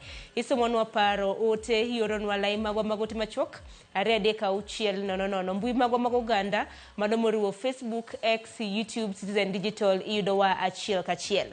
E chal mar piny Kenya nyakoro mgajuang' wabiro bedo kwa rango weche mopogore opogore mabende osebedo katimore e pacho kae. Okan kende studio nyakoro mgajuang' antiere gi yawuot luo ariyo mabende biro bedo kwa poro godo wach. Mokwongo antiere ka gi Erika Sembo. Erika Sembo en janon siasa nyalo mana kawo thuolo mar moso jopiny. Mokwongo wakawo thuolo makende mar moso oganda jokanyanam ne oyawre uru. Aniluongo ni Erika Sembo. Mana kaka jawach pile kamiluongo ni Kanyikela Ward, Dhiwa Constituency, Homa Bay County, and Ward Kenya ka. Erokamano ahinya kendo machiegni. Chal ka gima kawuono wantiere gi yawuot Homa Bay ka. Bende nitiere gi MCA mano ma Kanyadoto Ward, Apopo Lentana. In minyalo kawo thuolo mar moso jowuod ni gi jogi e kaunti ma Homa Bay. Erokamano Sharon, mokwongo kotho makena moso jo Kanyadoto te, onagi kuno magintiere ni oyawre uru, kendo wakuleta e twak ma kawuono, owinjo matimore Kenya odiochieng' ma kawuono ni. Erokamano kinyo mar chiegni. Ang'eni mathoth timore king'iyo kata mana gazede madongo e pacho ka mabende nyawadwa Cleophas Oluocho kano nono ka machiegni. King'iyo thor weche mabende ochiwe gazede okinyi ma kawuono. Daily Nation ochiwo thor wach kaluwore kod rawera mong'ere kaka Collins Jumaisu Kalisia. Rawera mantiere gi higni 33 mabende koro iseyo gi nek mago mosebedo ka neno kware. Kopogore gi mano, jatend piny bende nitiere kaunti mano ma Nakuru odiochieng' manyoro ka nyaka sani koro oseyo achiel kuom riwruoge mago mok mag piny owacho kata mana mag ji giwegi mong'ere kaka Ford Foundation ne mosebedo kata mana ka iwacho ni sponsor kata mana siro weche mago mag ng'anyo mosebedo katimore e pacho ka. Standard koro nopenjo ni is it that they are running out of excuses? Aparo ni wach kware ni mwachak godo mana matin nikech ang'eni e chenro mar mbaka romo wabiro bedo kwanone e matut. Apo pachak kodi kaluwore kod nek mosebedo kaneno kware nyaka chopo odiochieng' manyoro DCI kata mana piso kwach kich wacho ni mine kata mana ji 10 oseyud kware. Apani DCI go siasa gi wach mar investigation mar joma notho e kware go. Giking'iyo kaka owuoyo kogo PR.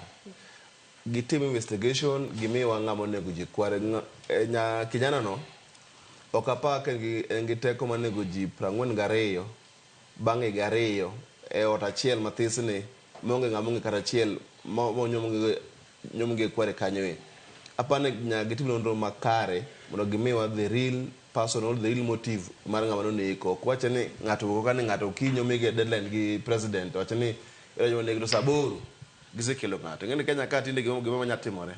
Nyaka yudo ng'ama nyabedo ayad for suspect mobedo ayad modhi jela kaka token mondo o cover up nik mar minego. Wadwa ni wayud ng'ama nego jogoe nonego ginang'o then kware chabo bedo kumarach. Oluoke odine kata kopone teme some other things okete kanyo mondo bed gimoro ma ok ne oyawre kamacha ma gunia ntiere ei kware gunia turi ok maka kende kene nene picha en gi gunia to en gi pi koro ber ki obedo iwere obedo maler tinga nang'o mantie kanyo ma okeno ka wach 42 to pok otiek investigation koro ko ina gin ji 100 to boch mogo 50 ng'amo nego nikech onyalo paro bila ma pacho ka motelo ne gisewacho ni wamigi ndalo 21 mano mar ng'iyo kendo timo pedha mar jal ma bende se kod nek makamano dicho manyoro korona gi yango kapok awinjo paro ma bende asembo biro bedo ka chiwo kanyo kiwacho ni en rawera king'iye kata na tipo mare ma bende opedh kata na nyim gazet mar Daily Nation kiwacho ni okochala ka gimo nyalo negi ng'en janek bende inyalo kata nacho ni janek en ochalo gima obedo stage managed yani gima no losi onge ng'ama chalo ng'ano neko jogo to investigation joma no wuoyo nyoro kod gibiro keto kawuone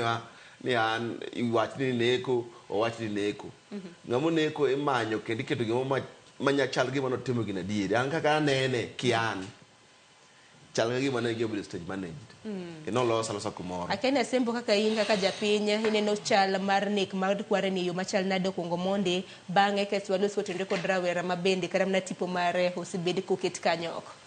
Mokwongo wakaw thuolo makende mar gone familia mowito wedegi mos nikech ogima lit wito ng'ama ngima obed nyathi obed ng'ama ng'ongo obed ng'ama miyo ogima lit omiyo ne familia mawito jogegi e yo machal kama atimo nigi mos ahinya. An kada wuoyo kuom tho mar matim nek motimore kware ma joma yudegi ok anyal wacho ni nitie ng'ama nyalo neko kata ng'ama ok nyal neki.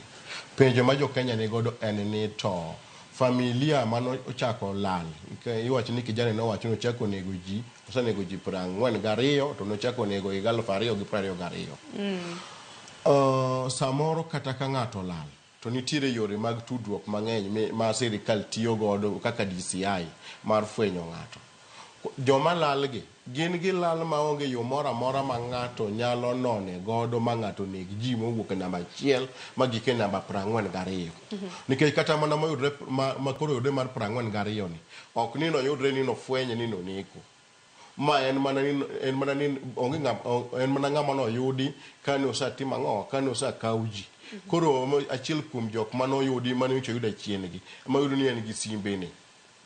Koro gima wawacho ka mokwongo ni sirikal chal ni noninde klas nikech nitie gimoro kama nyaka sirikal be loki. Iyudo ni ka ng'ato olal tidhi ka polisi report. Kisa report ni nyisi ni tim manye kokiyude to gima itime onge. Onego bed ni jok ma wedegi nolalgi gin owuon to be negi report.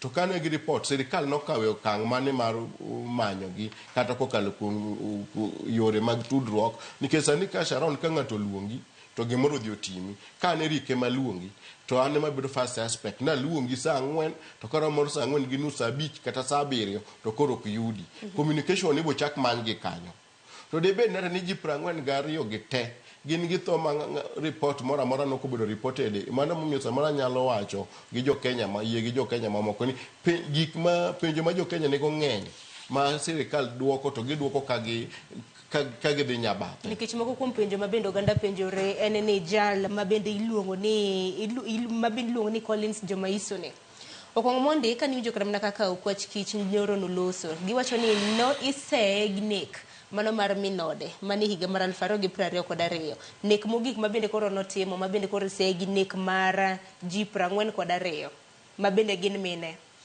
mogik notimo chieng' tarik 11 mano mar dwe mabende wantiere ni nyaka sani kware kanyo wang'e ni ringre 10 emoseyude manyiso ni kana Collins onego mine 42 ki igolo 11 mi kwan mag mine mathoth mabende pod liekore ni pod nitiere kware kanyo kata kamana popo mana penjo mabende nitiere godo kaka japiny kaka jasiasa e pacho kaindi mabende oganda pod penjore kiwacho ni nodak kware nikech wacho ni odak mana mita machuok machiegni gi kware kanyo jirani okiae gweng' mabende wuoke nikech wachore ni wuok imbo mar piny Kenya onge ng'ama osewuok oko mar wacho ni ma jiranda nasomo kode ma penjo pod nitiere koso nonro makama ineno ni nonro makama pod otim koso en nonro mabende jopiny koro nego kawe kaka mna kaka intie ka ng'ato nego jode kware estate kanyo dong dibere ni jogweng' moko nosa report kata police jodala gi nyako sa report wacho ni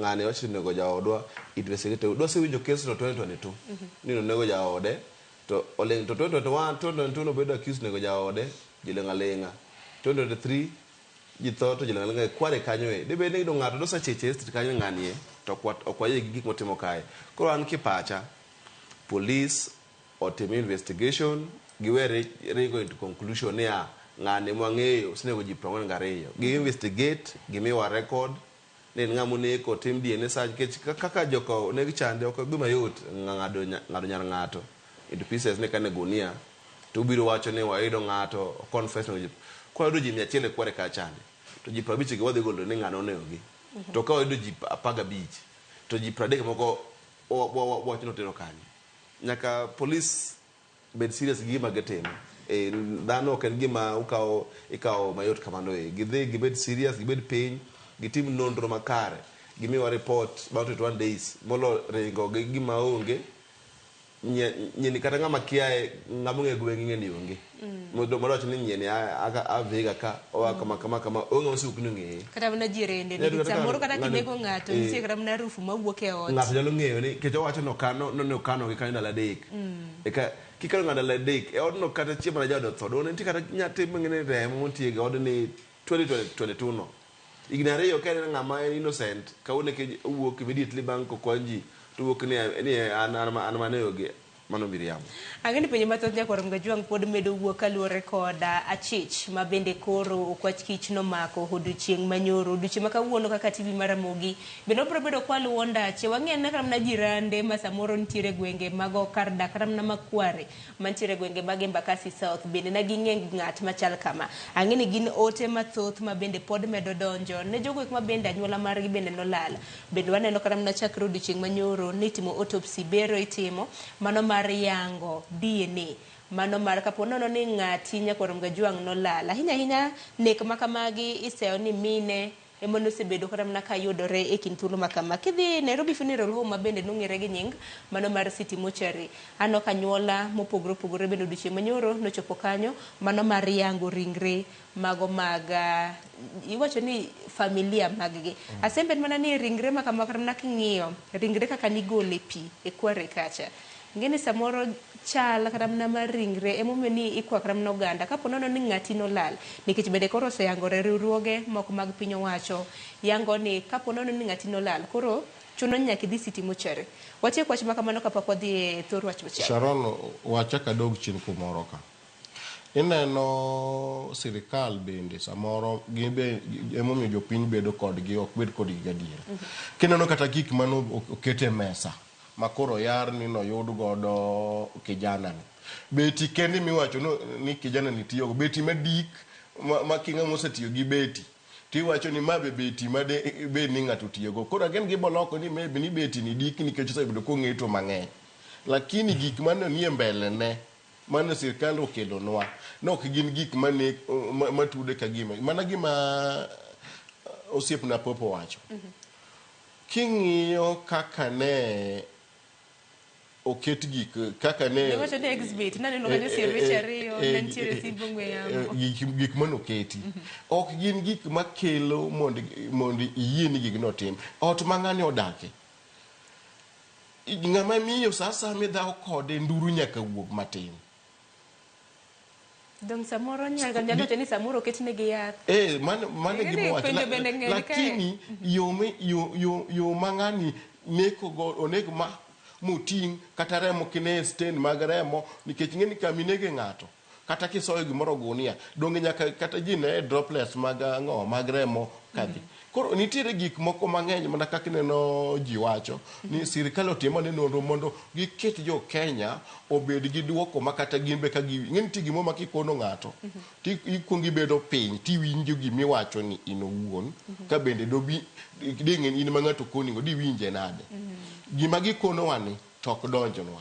Ang'ini sirikal timo nonro to kinde ma sirikal timo nonro bende ntijo kaka jofwambo kata mana ute mag fwambo mano mar kolo kendo nono e yo makare momiyo ni wan jopiny wan iti Nyakwar Mgajwang' wach ma kama wabiro bedo kwaluwe machiegni kata kamano wadwa Joyce Oduor bende dhi bedo gi wele chino mar mbaka oromo gibiro bedo ka gikole matut nek mano ma bende osebedo ka neno ka nyaka sani oseyanga ni ji 10 oseyudore Kware mantiere Embakasi South. Kopogore gi mano Nyakwar Mgajwang' odiochieng' manyoro bende jatend piny Kenya na nitiere e gwenge mago mag Nakuru. To odiochieng' manyoro no ema bende nigeno ni twak dialogue na nek bed ni chako ma bende oseluar Luanda nyaka gi sani.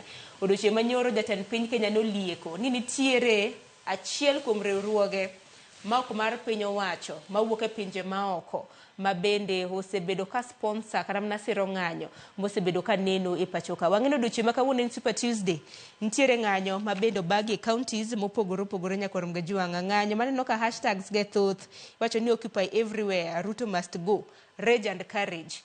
Onye na sigana ma bende jafwambo marwa nolosonwa mano Lydia Ukeyo kotenre kod weche ma bende jatend piny Kenya nolieko odiochieng' manyoro. Dibedni nitiere kweth masiro ng'anyo gi sani? E limbe mare kaunti ma Nakuru, jatend piny Kenya William Ruto lieko ne riwruok moro motis ni Ford Foundation ma osebedo ka chwalo omenda ne rawere mar jiwo ng'anyo ma osebedo ka timore pacho ka.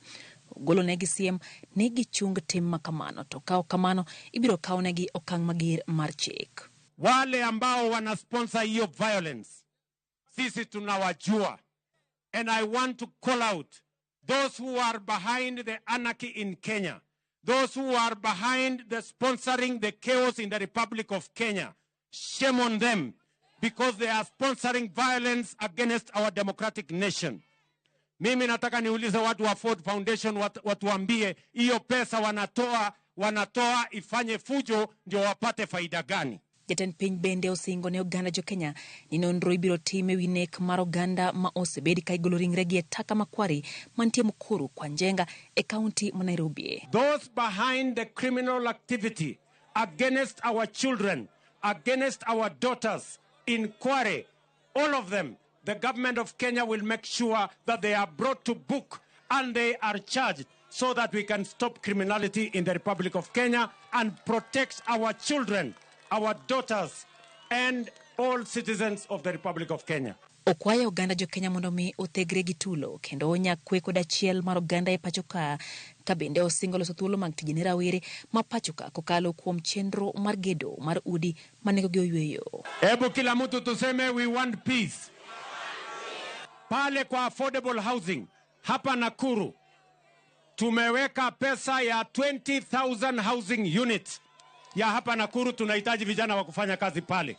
Mimi nitakuja hapa Lanet next month, mimi nakuja hapa Lanet kuja kuanzisha manyumba 2,000 hapa Lanet, na nyinyi vijana mujipange mwende kufanya hiyo kazi. Jatend piny ne wuoyo e kaunti ma Nakuru e kinde mano timo limbe te send chungo nyamburko kod chiro ma oger manyien gi sirikand kaunti ma Nakuru, limbe mano otene gi jotelo mamoko kama oting'o jalupne Rigathi Gachagua. Nyakorom gajong mane seyo mabenja ten piny Kenya koro sani seyo godo riwruoge moko mag piny owacho. Kisomo gazeti mar Standard thoro wach maben na gimiyo peko kiny makawuono ondike kanyo ni running out of excuses. Neki jatend piny Kenya kinde thuolo mosekalo. Osebedo kiseni osebedo koseyo jok mopogoro pogoro hinya kaluwore koda ng'anyo mosebedo kanini pachoka. Osebedo koseyo opposition manokweth mapingo piny owacho. Osebedo koseyo manen jatend piny Kenya Uhuru Kenyatta. Sani koro ochopo riwruoge moko mag piny owacho mano mong'ere kaka Ford Foundation mabende pod warito milome margi wawinjane na gin to gibiro bedo ka giwachang'o kotendre kod seyo makamago. Apopo dibed ni Ford Foundation ni machalo gima sponsor kata siro ng'anyo mosebedo ka neno mag Gen Z rowere pacho kae. Question anto kan Gen Z to apane Gen Z gima nogolo gi oko en tabu manaji yode Kenya ka.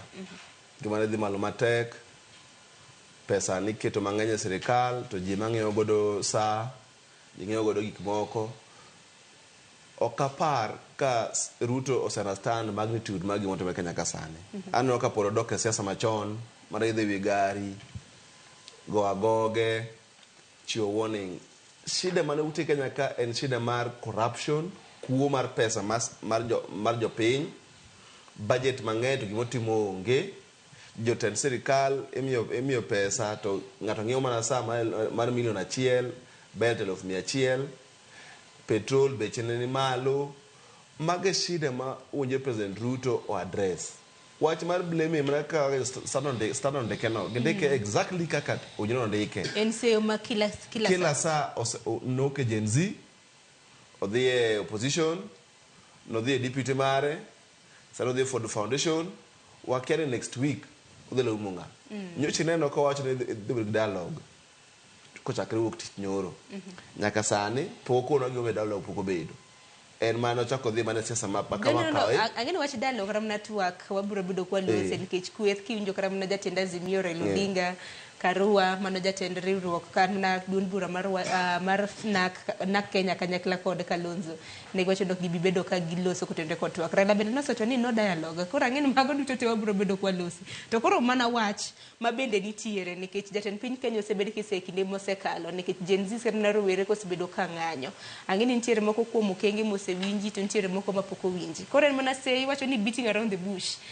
Okaw tije ma serious nikech kakono odhi bedo nyayo kelo wach ma Gen Z ni dhi medre pile ka pile kawuono mana kiwinjo wake kaka oko chal wadhi ng'eyo edaka machuok.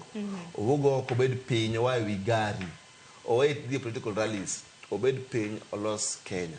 No funjo cabinet obed piny ochak pango ni jomage modo kele cabinet madhi ndim face mar cabinet mane mara chande. To ko dhi rally no dhi Nakuru odhi wuoyo watch housing no moko ji nok dwar mago part of the reasons momiyo Gen Z ne gom nikech ng'ato dhi chako tich ne Gen Z chako tich ne to kene usuru mar housing mokiano bodage karang'o.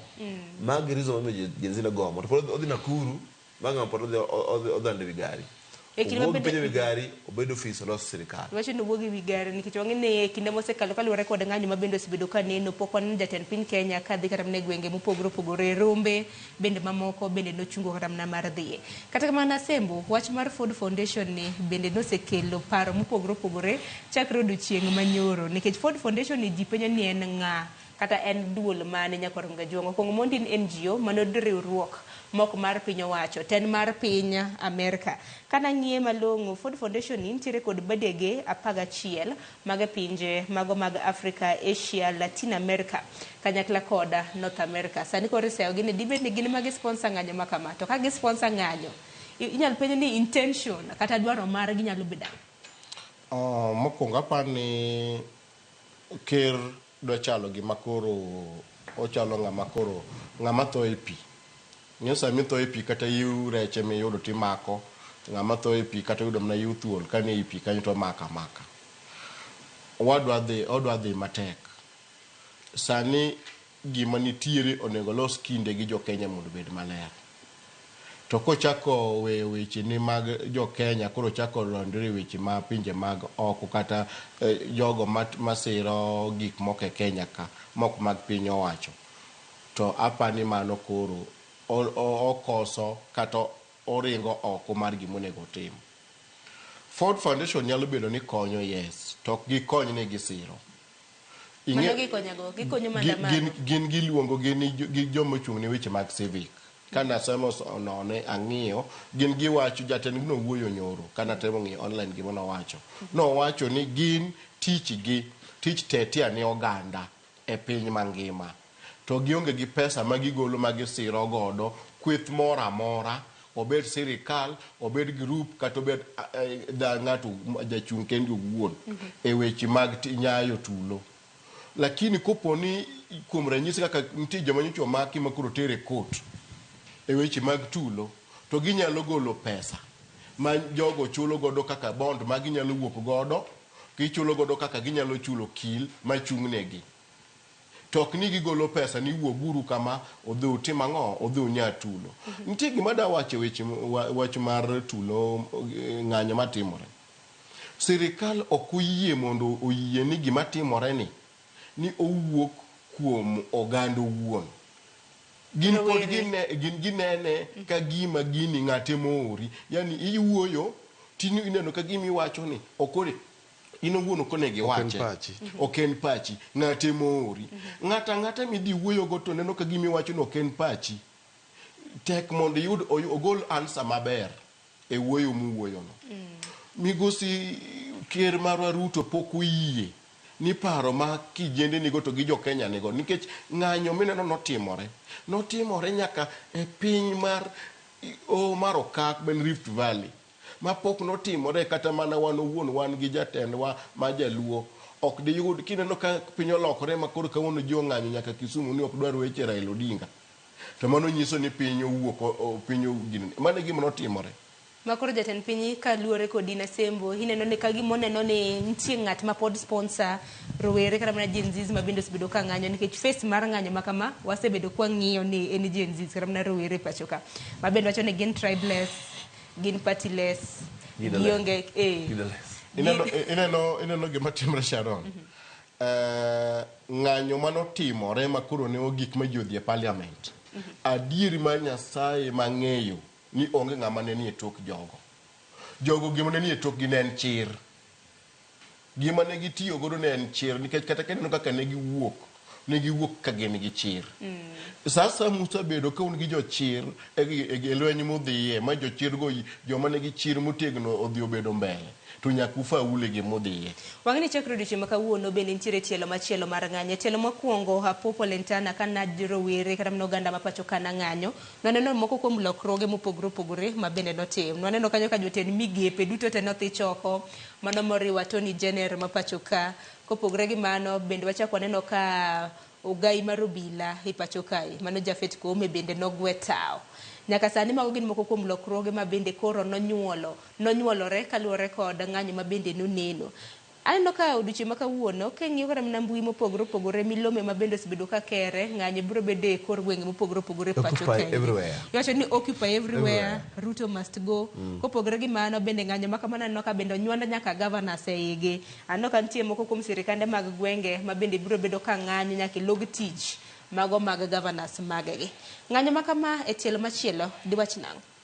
Apani mane ng'anyo e tielo mokwongo ne ineno ka jalup jatend piny Gachagua nodhi owacho Mombasa ni intelligence nofelo Kenya, nofelo Ruto, kendo kaka sani apani intelligence pod fele nikech ujiro ng'e ni en ang'o momiyo ji ng'anyo, to en ang'o modhi address nikech kowacho ni ogolo jotend migepe nikech Ford Foundation omiyo ogolo jotend migepe mano be en president aina gani ma jomoko buogi migol jago jotend migepe ni temi lok kabit manyien mai ng'eno tame wuotho ng'ama dhi wuok oko joma ka joma sani okawo jumbe adek ka en Nairobi toke ka State House kama nitiere joma every day ne ma State House kae manyoro ka Nyasaye okonyo wuok odhi nyaka Nakuru. Koro obed page gi intelligence mare ko ene shida mane makalo Kenya momi Kenya nyithindo gi wacho ni sani gi wacho ni nochako chiwo green light ne nyalo timo gik maber to jogo nyithindo neno ka pod odhi mana back to gik mano mondo koro ng'ano ko nyalo lokore omiyo ka wuono gi street an kino an kaka bath Gen Z kanyo mantie ana support gi 101%. Mayo ni justification mar dhi ng'anyo dichi makawuono. Ng'anyo ka ng'anyo ok dwa tiyo tich mono yiere na majo piny mar rito sirikal. Nikech nyaka sani ka rowere pod ng'anyo gi ng'anyo ka bende gisundo piny owacho. Gidwaro mar mondo mi lokruoge mopogore pod nene. Emomiyo na penja semo ni lokruoge ma bende oseneno ma bende jatend piny Kenya osechwalo. Bende giromo. To gin lokruoge mamage ma bende king'oro ne mbui pod Gen Z dwaro mar mondo mi otim. Nikech ka giwacho ni occupy everywhere, Ruto must go. Apani adiri mantiere mana kaka nanyisi kaka nyocha an kodi twak mokalo ni chal ka gima okwa keto okenge mabeyo mag ng'anyowa. An dahero nyocha ka ker loso X-Space notemo loso gi vijana natemo winjogi to weche mana gikelo ne giwacho weche ma kaka inyalo yango points achiel bedo matek. Ne giywak ni ngima tek cabinet secretaries makok ti mano kamano mo mago wit oko. Nagombo ni an wuon to nagombo ni kane ber mondo kik wadhi mabor ahinya mabo pogora gi osiepna Alentana. Dhi mabor tiende nang'o chungo ng'anyo? Chapo kodhi mabor makoro wadhi gi ng'anyo pile. Ing'eni ng'anyo bende kwa wadhi go pile wan dhano wan jopiny be wahinyore. Kech kuom ranyisi kawuono kiwuotho ohala ma kodhi timore Homa Bay, odhi timore Kisumu, odhi timore kanye. Nyiso ni nitiere ng'at ma bende en kochiewo gokinyi koyawo mtumba ne moro, kouso nyanje moro kod chiemo. Inido notime yo machal nade koseno ka gima ng'anyo ma bende osebedi kitimo osenyago olemo. Okay, ng'anyo osenyago olemo. But ma pile be nitie kaka bohinyowa economy marwa kaka japiny. Nikech joma tin sana mondiki to joma ng'eny ondikore kendgi owegi. Asembe wacho ni mondo kik ji ng'any mondo ji koro mondo wabed gi sirkal machon mantie gi kuo mantiere gi mibadhi ma ji kwalo pesa to loso gi wuon mana gima temo wacho mano kaluwore gi ng'ur ma bende oganda sebedo kacho. Okay, waduoki point na ma temo wacho. Gima temo wacho ni wanyalo ng'anyo nok wadwar chiemo. To kwa joma beyo kwa sang'anyo kwa dwar chiemo makoro komiwa nyoyo mano kwa dwar cha. To wayiero ji ariyo Asembo gi Apopo odhi owuoya nego ofis ni to joma ng'anyo gi wacho ni gidwaro ang'o. Iwinja. Challenge ma wan godo ng'anyo mar Gen Z. Dongise pedho gik ma gidwaro Ruto se the expense. Ruto se oro messages. Ji oso messages mia eluf billion messages mo se oro ne jogi te. Samoro wawinj mana kama Asembo kama idire. Wawa kill ni point na. Kosa wasa ng'anyo. Iwinjo ka Gen Z wacho ni gin wuon gin tribeless mabe mano giriambo. Iwinja.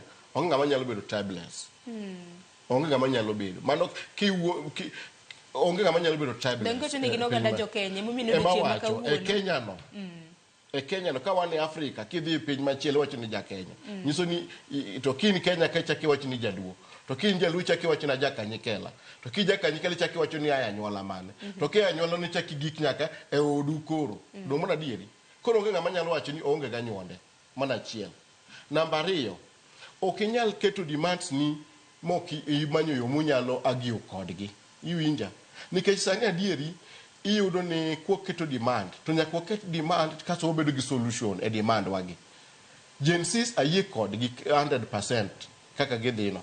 But waketo demand to wayudo answer kaka wawacho ni keth cabinet. iwinja ka cabinet iseketho president owacho ni adwani mondo aluongu mondo ji te koro jo Kenya obi mondo mi wawinjre ni to uneno ni ng'ama ber Sharon ber gi pat mane ober gi jatend migawo mar thieth nikech ang'o nikech en daktari ong'e gik ma do mana dieri to injo ka seche moko kiwacho ni mondo biuru mondo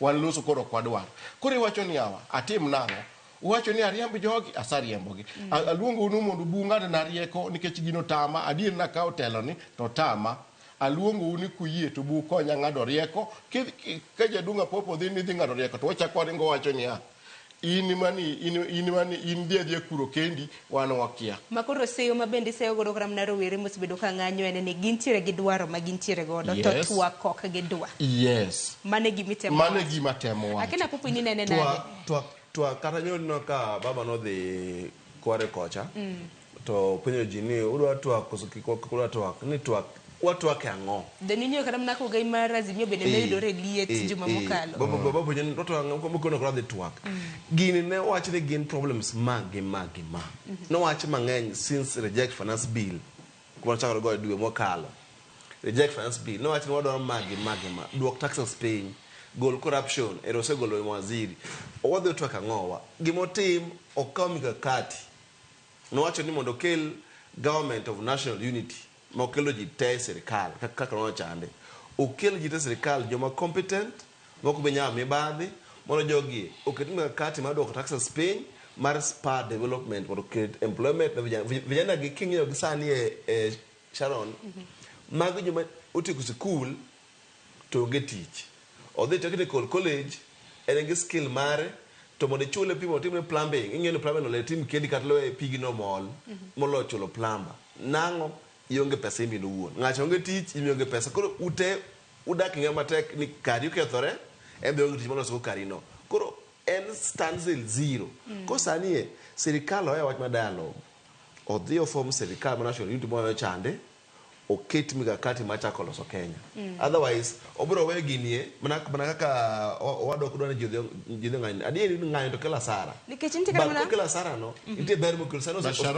Sharon tipo munya kwa winjire ko luongo the word national unity iwinja Kenya ka wan gi kweth mag siasa mopogore king'iyo ndalo mane ochako ng'anyo ka serikal ne odonjo Azimio mane ng'anyo kendo Azimio mane ng'anyo ni chakine ne ka gima en kweth mar oganda moro ema ng'anyo ma ka gigo mbaka to giwacho ni oganda ne moko dwar sirikal kech gin ging'iyo gi ng'anyo gima nokonyowa ni wang'ni kata oganda mane paro ni nie gini na koro noken oganda no koro ne en piny mangima wamne wagone Nyasaye erokamano ana gombo gimoro achiel ni koko ni ok wabidhi go mbele nyaka chieng' mana kaka osiepna Popo wacho en ni nyaka wayiere ni womany yo moro monyalo nikech kata ker bende ni matek kowacho ni konyeuru gi jok manyalo konya sirikal dong mana dieri yo mane monyalo konye godo nikech kuom ranyisi sani kipenya ni okay kogochina sani neno ka ng'ama nyalo bedo minister mar education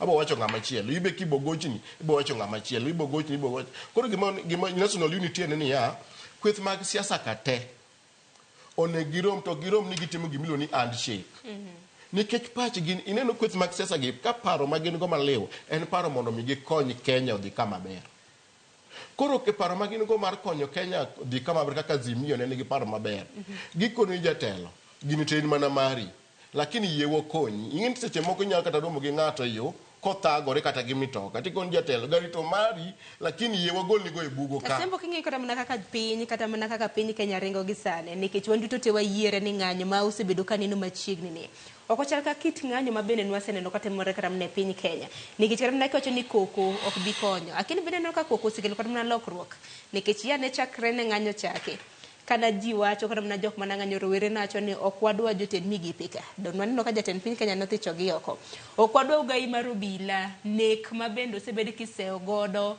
obile pacho ka tiyo kod oteku mathoth don waneno ka ogwe tao kopogore gi mana Attorney General bende nwaneno nikech gin moko kuom jopiny kata mna jotelo mane bed ni iwacho ni sumo paro advisors mago mag jatend piny bende nwaneno kata mna kothi choko kata kawuono mawuoyo kodi ni kawuono mawuoyo kodi ka ng'anyo obedo tibonyo ni jomoko kendo gogi bunde.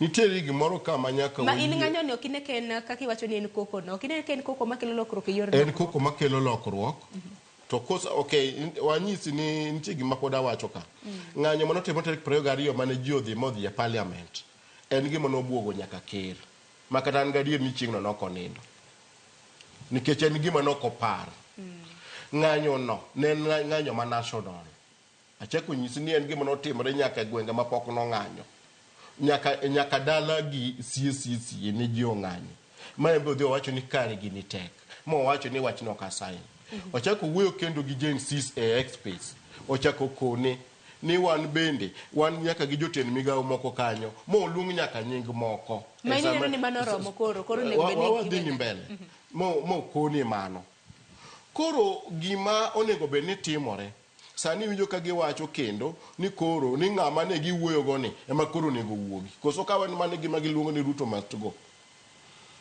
mane penjo maduong' yiere Sharon ana kito zondo alternative wach mani onge serikal to alternative when mani nyaka dialogue nyaka ng'anyo nyaka Ruto calm down e vigari obed piny reality ma jong'anyo dwaro no se kone gi deputy mare ni intelligence mare fele to pod fele nyaka sani nikech sama ji wacho ni Ruto must go ne gi occupy everywhere iti gi omiyo jo wacho occupy everywhere mane gi winjo jo intelligence beno seng'eyo sani makoro osebedo kata nyoro godhiambo osegolo some statement moro ne jo Kenya makono gi ni adieri gik mocho kande aseketo mikakati matimogi to pod ineno kodhi Nakuru owacho weche ma pod miyo ji ich wang' momiyo ji rodhi ganyo omiyo ado kwayi asema ng'eni ng'anyo to kelo biashara kata an nyithindwa 4 gi jo Gen Z maluwo bang' achien gi jo Gen Z to ne gin streets anana kono gini ya gini inyumo ng'ata dhiure lweny winja to ka Ruto koko realize gino to okawuoni Sharon obrodhi koko realize ni nitie shida mar gi youth gi obrodhi koro shida mane modong' nikech mana asemo penjo sani koro shida mane kata mana demand gi koro en ang'o demand gi enia nowacho ni odhi loso cabinet mapodwa rito to kakineno pache en paro machon chama pod en godo paro machon mar before reject finance bill pod odhi e rally Nakuru osiemo ji ogo siasa mar PR ni mtaka mani ji okudwa mani ji don't understanding and peaceful coexistence nyocho luongo ji mondo form IBC no sign IBC bill which was fine manager part of things ji dwaro mondo ji oyudo way makata kantiere something with an election intiere body mais constitutional manyalo timo election osechako to gima ji dwaro ni cabinet moloso nyaka reflect face ma Kenya emomiyo noluongo jo Azimio kache ne kolongo jo Azimio te olongo jo party leaders kino kache ne jo manokele cabinet ma party leaders Mtua Mudavadi Wetangula mago luongo Raila obiro gi jo Azimio ma party leaders mondo ge discuss ko ka ginyalo so national government national unity mondo piny osonge ki gomo be ki gomo to kila sara to neno ko kila sara ite koro gimodhi kelo banga sara to kotende kod dialogue nyaka sani wang'eni dialogue kata mana twak makamano na negni chako hudu chieng' manyoro ginero mabende nokotimore kano aneno kanyo ka ugai mar Azimio mano Raila Odinga juma mokalo en bende noyudo liet ka bende ise ni ng'anyo ni timo mana gi rowere wan waonge gi ng'at mosebedo kata mana katelonwa tadiredere makende chieng' Jumapil ne nitiere gwenge mag Kware mani Mbakasi South ka bende nonyiso jopiny kendo nosingo ni onge dialogue kata mana twak mora mora ma bende gibiro bedo ka gitimo ginduto te mago jo Azimio duche manyoro ninjo kata mana Martha Karua bende wacho ni there is no need for dialogue. Kalonzo Musyoka mano jatend duond bura mano mar Wiper bende osebedo ka wacho kendo ramo Eugene Wamalwa mano ja DAP-K injo ginte gisebedo ka gwacho ni onge dialogue dibende ni kaluore kod liet ma bende jopiny osebedo ka kelo nikech moke no kang' mokwongo ma bende piny Kenya koro wabedo gi twak nade kocha nyaka sani report mar ineno gima timre Sharon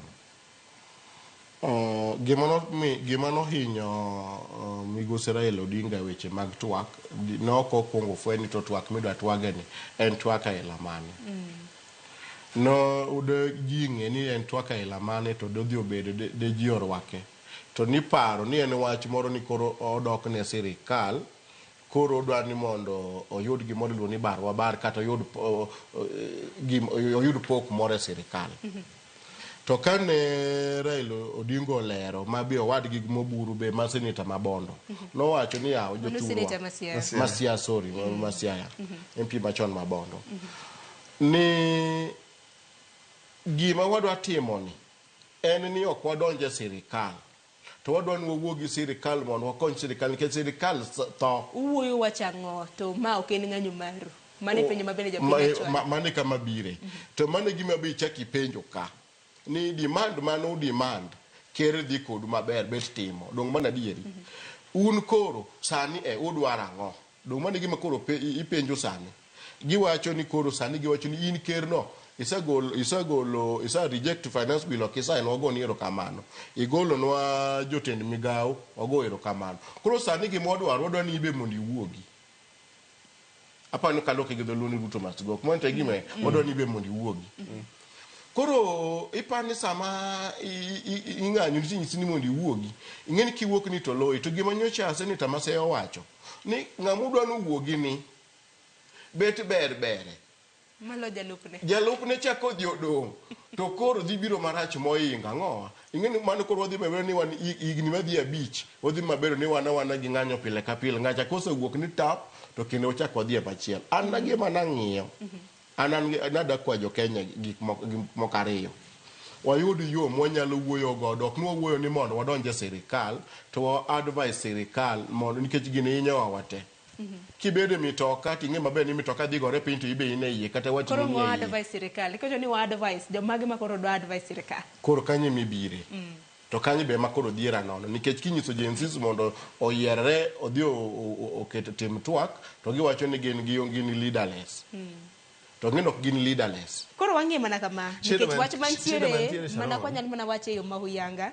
sani chaka gima koro rowere mapachoka dwaro mara mondo jatend piny ogwe tao shida mantie Sharon kano lungu dialogue ni nyoro ng'ama no submit nying vijana kata joma nono dhi gomo ne onge mane shida mantie momiyo ne dialogue fail en ng'ama dhi submit nying ma vijana ne onge koro mane momiyo ne dialogue fail koro sani mana kaka nawacho ni mana kaka ne Masaya wacho anarchy is expensive, very expensive. Makuma koro kata mafuta dhidi $1,000 okonyala afford sana kaka jo Kenya.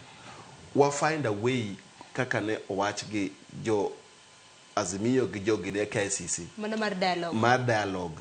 Within a political framework mu yene katiba. Dialogue ni kori dwaro wachi ang'wa pup. Dialogue en makro lo serikal manyie. No se tangolo wetu waziri mo. No serikal manyie mar kelo jotend migepe. Manyie manyalo steer the country forward. Nya ponda lo mane Kibaki o fail referendum 205.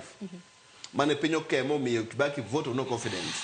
No tema ngowa no vunjo baraza waziri mukelo waziri te from all parties na kanywane penga kaka jo Ford people sisi kwa sisi no kelo gite serikal muloso mukele Nyachae ukele Jokanu modhe golo 207 iwinja kata mai mondo me steer the country nyako part of the population nyaka vijana gi feel ni gine serikal jo komar jo Azimio manongo serikal feel part of serikal embe joge na gi part of serikal to kodo we ni eno makore gi joge machonka okawuondi vijana gi bro ma ene lege wach mar masboni to kaluore gin kaka jasiasa pachoka bende no ka dialogue ni nyalo nyago limo nikech kin thuolo mosekalo waseneno ka dialogue kata mna twak makama osebedo katimore to pok gi nyago limo mora kuom ranyisi odiochieng' manyoro na nitiere romo moro ma bende Azimio principles mago jotenda riwruok mar Azimio na nego bed ni bago kata mna romo mar mondo giyud common ground mano mar ng'eyo kaka twak makama nyalo timore to nokotimore odiochieng' manyoro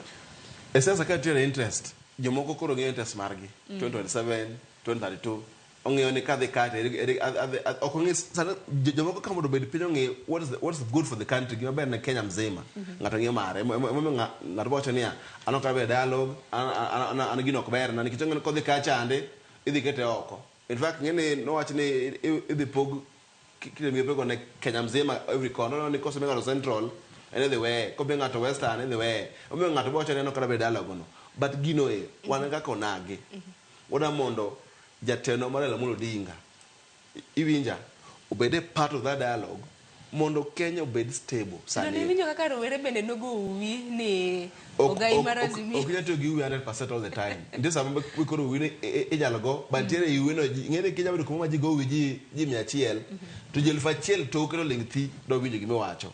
Mano essence ka is normal. Ji nyago uwi ji enali kamae. Ji go uwi ji 100,000. To Kenya ka to ji milion 50 gena wa dwaro. Mama mboga mara pedhe gwenga dwaro kwe. Ngama uso estate na ka dwaro kwe. Ngama timo pesa mar matatu ma de goro dwaro kwe. Kwedo obiro nango mano ko bedo piny wabedo gi understanding of peace. Peace kata bedo go to understanding pod wa postpone mana wa Gen Z ni mbele kuru. Wada understanding of the problems ma Kenya face kendo jatend migawo ma piny Kenya Ruto na kabed piny mo understand shida ma Kenya enango mafuta ni malo taxes ni malo okel gi piny mondo minimize corruption ok debt. Corruption ma Kenya kae Sharon en gima ko ket piny ni jachwako nyoyo. En corruption mang'eny seriously.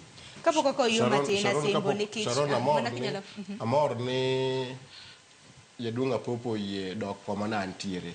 En koro siro twak. Nikichocho ni nyaka piny nyaka dongre nyaka bedi gi twak. Mane gima na chako godo. Ni ok wanyalo ng'anyo pile. Nyaka wang'any to wontie kama kosa ng'anyo mo wetim gima no mi wang'anyo cha. Koro wayie mondo wachak wabed piny. Mondo kik wachak wang'anyi kendo. Nikech ok wabi ng'anyo pile. Anagombo ni mondo wabed gi yo mar twak mondo olos sirikal moriw ji te. To twak ma kama ni neno ne bag gi kweth mapingo piny owacho. Mano gine magen gi paro. Inanyisi kanyo cha wan kodi ka mokalo. Ni sirikal iloso gi jok midwoko ne gi lwedo. Idwoko ne gi nikech ne gitiyo gi mwandu gi manyo sirikal. To nitie seche moko ma jatend piny kariek nyalo wacho ni to awayo jogore gi lak. Anami to tamo wanga. Hapa no mano kata manene MCA nitie seche ma kochako tich to nitie jok mochako go. To kodhi yudo ka jogo are incompetent to golo gi oko.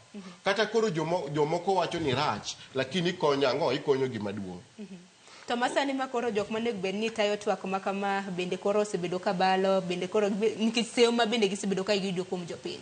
Nikech seyo ma imosi mbui kacha. An gadier ni with the time giboro mana timo. Salemie. Gibo matimo twak. Nikech jotelo bende koro luor. Gima agombo ni ker okel jok mong'eyo mano osetiyo kata e sirikal mokalo. Ni winjo kata ka ji luongo gi mbui ni kelwa Matiang'i kia kelwa Mutai Kagwe kelwa ng'ane nitiere jok momanyo mong'eyo mabe kata jok ma nyingi gi ji kia to nitie jok manyalo tiyo motegno jogo chala Sharon ng'a important piny Kenya ka mangima important magik en ker manyanya corruption gimone kene minister okel Matiang'i okel ng'ama notimo maber ong'o notimo maber en president manyaka timo maber iwinja president the chief minister and my foreign affairs minister and my doctor number 1 Kenya ka and first engineer mano president kado kilo Matiang'i to podo weyo jo piny kae jo mibadhi pa piny kagi gima nyako tim mokwongo mana ji wacho ka chande odi tribalize central government iwinja mano yako di tribalize mongo ngama dungi for dialogue for that mano kule dialogue otim kende mano tim appointments kidhi migepe teme ki parastatals en mana jo dhod gi lele moketo kanyo we mara reyo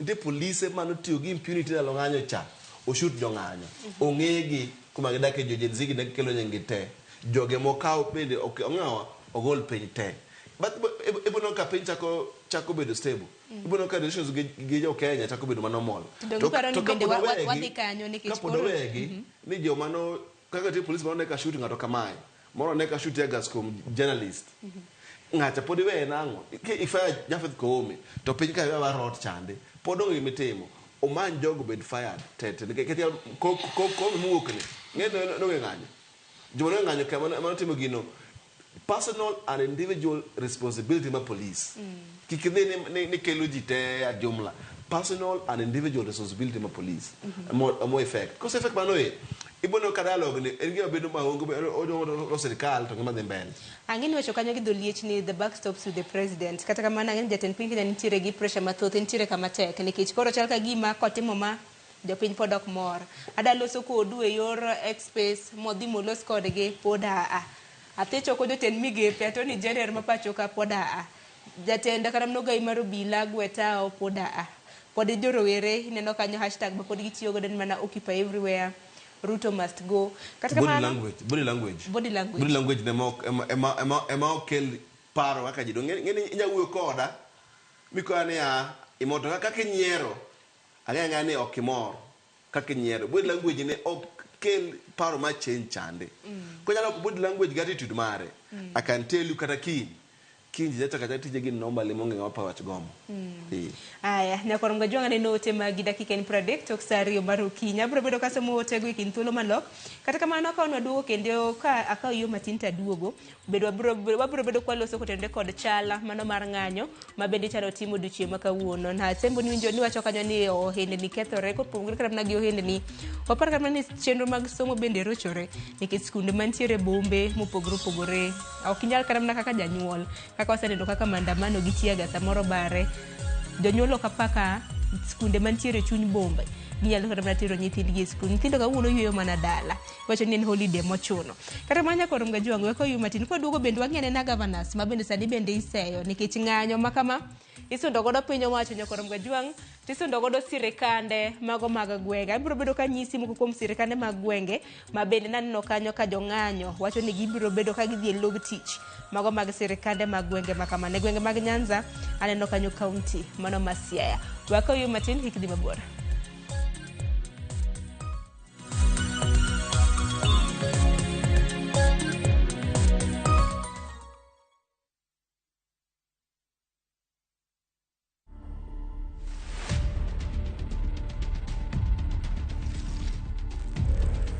At some point, I lost my path by myself, thinking that I can do everything by my own strength. And naturally, when you do that, then you're driven by your sinful self. Johnson ni pet wa mine. Johnson saizi ni my companion. Kupeana ni ngumu. Waki naeza feel lonely. Together as Wasafi, whenever we need prayers here, we can come and do a prayer. Nikikuja hapo first ndio alikuwa mtu wa kwanza kunishika mkono. Ni mtu mwenye akona ile utu ya kusaidia. Current state of mental health among Kenyans is actually quite worrying. I literally wake up and I feel like literally I don't want to do anything. Simba yuko hapa ndani tayari. Na ashamshika mbwa amemkanyagia chini. Hapo ndio nilichukua jukumu nikagonga bati. Don't miss out. Catch these amazing stories and more. Download the Citizen Digital app now. Available on Play Store and Apple Store. Citizen Digital, Kenya's #1 news app.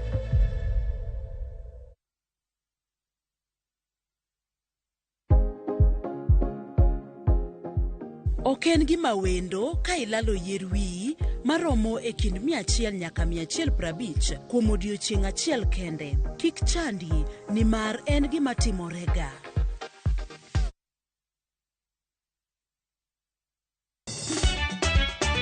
Tugo koro eka iyo chacho. Participate. Ka gik moko medo mana fwenyore, to ngima bende medo bedo matek e boma maduong'. Gimora mora ma Nyasaye omiya. Okawene jachie. Yud mor e ngimani kokalo e gik matindo. Onge kama luoro bwana Ochiel chunye ni wakete pile wacha. Mia nengi manyar kochia. Kod osiepene kachiel kod joodgi. Kata let ne nyiere ya e lak chogo. Ok ginyal weyi ma ok inyiero. Alokero jomahero walo. Alokero ng'at manyisa gik moko. Nyar kochia. Tich abich ka tich abich, saa 1:55 otieno. Mana e Ramogi TV.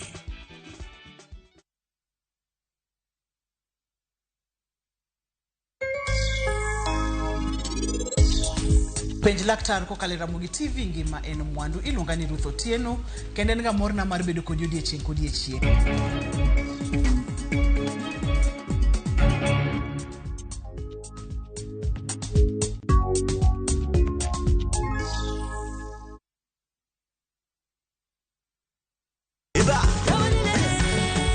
Beikori mar chako wuoth e piny mar thum. Thumbe mane oloko tieng' mang'eny. Fwenyo sigendni, wende mag piny, koda sigendni mayudore e wendego. Wajan thum gilmoro. Okay. Den giradhi. Ngoma wake. En kama gik mane otimore chon koda matimore sani chopo e winjruok maber chor. Ngoma Owake wuok tich nyaka tich abich saa 10 odhiambo. Kik bai.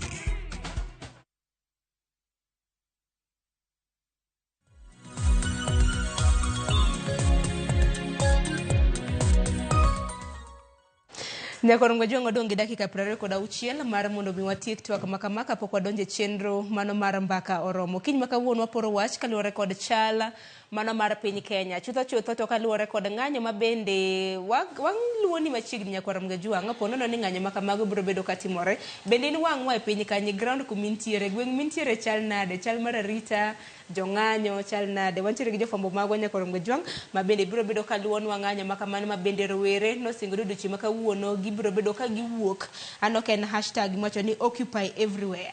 Giwacho ni gibiro bedo ka giwuok bende gisundo piny owacho kanyakla kod sirikande mago mag gwenge mapacho ka isundo piny owacho mamalo sirikande mag gwenge bende governors bende koro jopiny bende chopo yiru ni okusi bende moko kuom osebedo katiyo makare ahinya gi pesa mago mag jopiny. Kok mano nyakor mgejua ka pod odhi nyime gi tok makama antiere gi yawuot luaria samoro ketuori kodwa gi sani antiere gi MCA makanya Doto Ward mano Apopo Lentana kanyakla kod Eric Asembo ma en janon siasa mabende oporo godo wach kaka piny Kenya ringo. Gima chielo mabende naparo chal ka gima piny Kenya chal ka gima watimo okang' mokwongo kwa dhi mbele mar ariyo wadok chien. Nyalo paro mar chik mar omenda mano mar higani Finance Bill 2024 ne othich oko. Ywak bende nitiere nikech duol mar EPRA chien tarik 14 mar dwe ka dwe nyakor mgejua gilando nengo modhi manyien to nengo modhi nolandi chieng' Jumapil. Kanolande mano mar diesel, petrol kanyakla kod mauta mar taya nolwar piny gi $1. Kata mana kanolwar piny pod nitiere omenda moro kata mnosuru moro mabende jopiny jachiwo mong'ere kaka levy. Iwacho ni road maintenance levy omenda mabende jopiny golo mabende iloso godo piny. Chal ka gima koro nomedre nikech wajachulo $18,000 ewi lita ka lita. Sani koro nochule cycle mano mar dwe mar 6 dwe mar 7 nochule nengo mar $25. Manyiso ni fuel levy ni bende koro nomedre gi $7. Kata bende ni jopiny nochok pachgi ma jopiny nokwedo paro makamano. Nyalo paro mane en jatend migawo mar piny pachoka mano Kipchumba Murkomen kana wacho ni nengo makama ok bi mede. Koth nogowa kanye kendo achaka ne kodi Asembo e wach makamano nikech wach makamano no ka jopiny bende igi no wang' gisibedo ka glos. Apani mokwongo ada wacho ni ker ni mane kama koth chako goye godo. Ok inyal bedo ker mok lu chik ni iwacho gimoro to timo kikete. Chik nosa kawo pa jopiny mowacho ni ok wadwa ni mondo omed pesa e wach mar road maintenance levy. Koro ang'o miyo chako odhi ka jopiny osakwer to chako odhi oriembo jatend migawo kaka noriembo no kaso itiyo gi chik no tiketo. Apani mano an owuon en gima anyalo yie gi jopiny makwedo go nyaka an owuon akwedo ni ok onego mede nikech gima iluongo ni public participation cha kare ni kethe pesa nang'o ka nong'e maber ni ne ok odhi tiyo gi paro. Nikech ok inyalo luongo ji e bura kitimo gima iluongo ni public participation then jopiny miyi duoko margi. Ka gisemiyi duoko margi to gikawo ni kare duoko gi cha gin fuwo. Then idhi itiyo gi pachi mani in go chon cha. Apani ok en gima. Dibed na popo mema ni wacho ni body language. Gimero Sharon mana kaka nakono mokwongo. Inya wuoyo gi koni to nitie kaka pachi tok ka to nge change mikelo. Body language mar president ok en ma change. To kapaka dhi kanyo chutho ada konyo godo Kenya kamano. East Africa kate jo Kenya wan ji 50 million sani. Approximately 50 million. Osuru machulo Kenya ka. Olo osuru majo Tanzania 55 million, jo Uganda 35 million, mano ji 90 million. Rwanda gi Burundi ji million 20, mano 110 million. Kibedo kendo almost ushuru migolo Ethiopia ji million 100.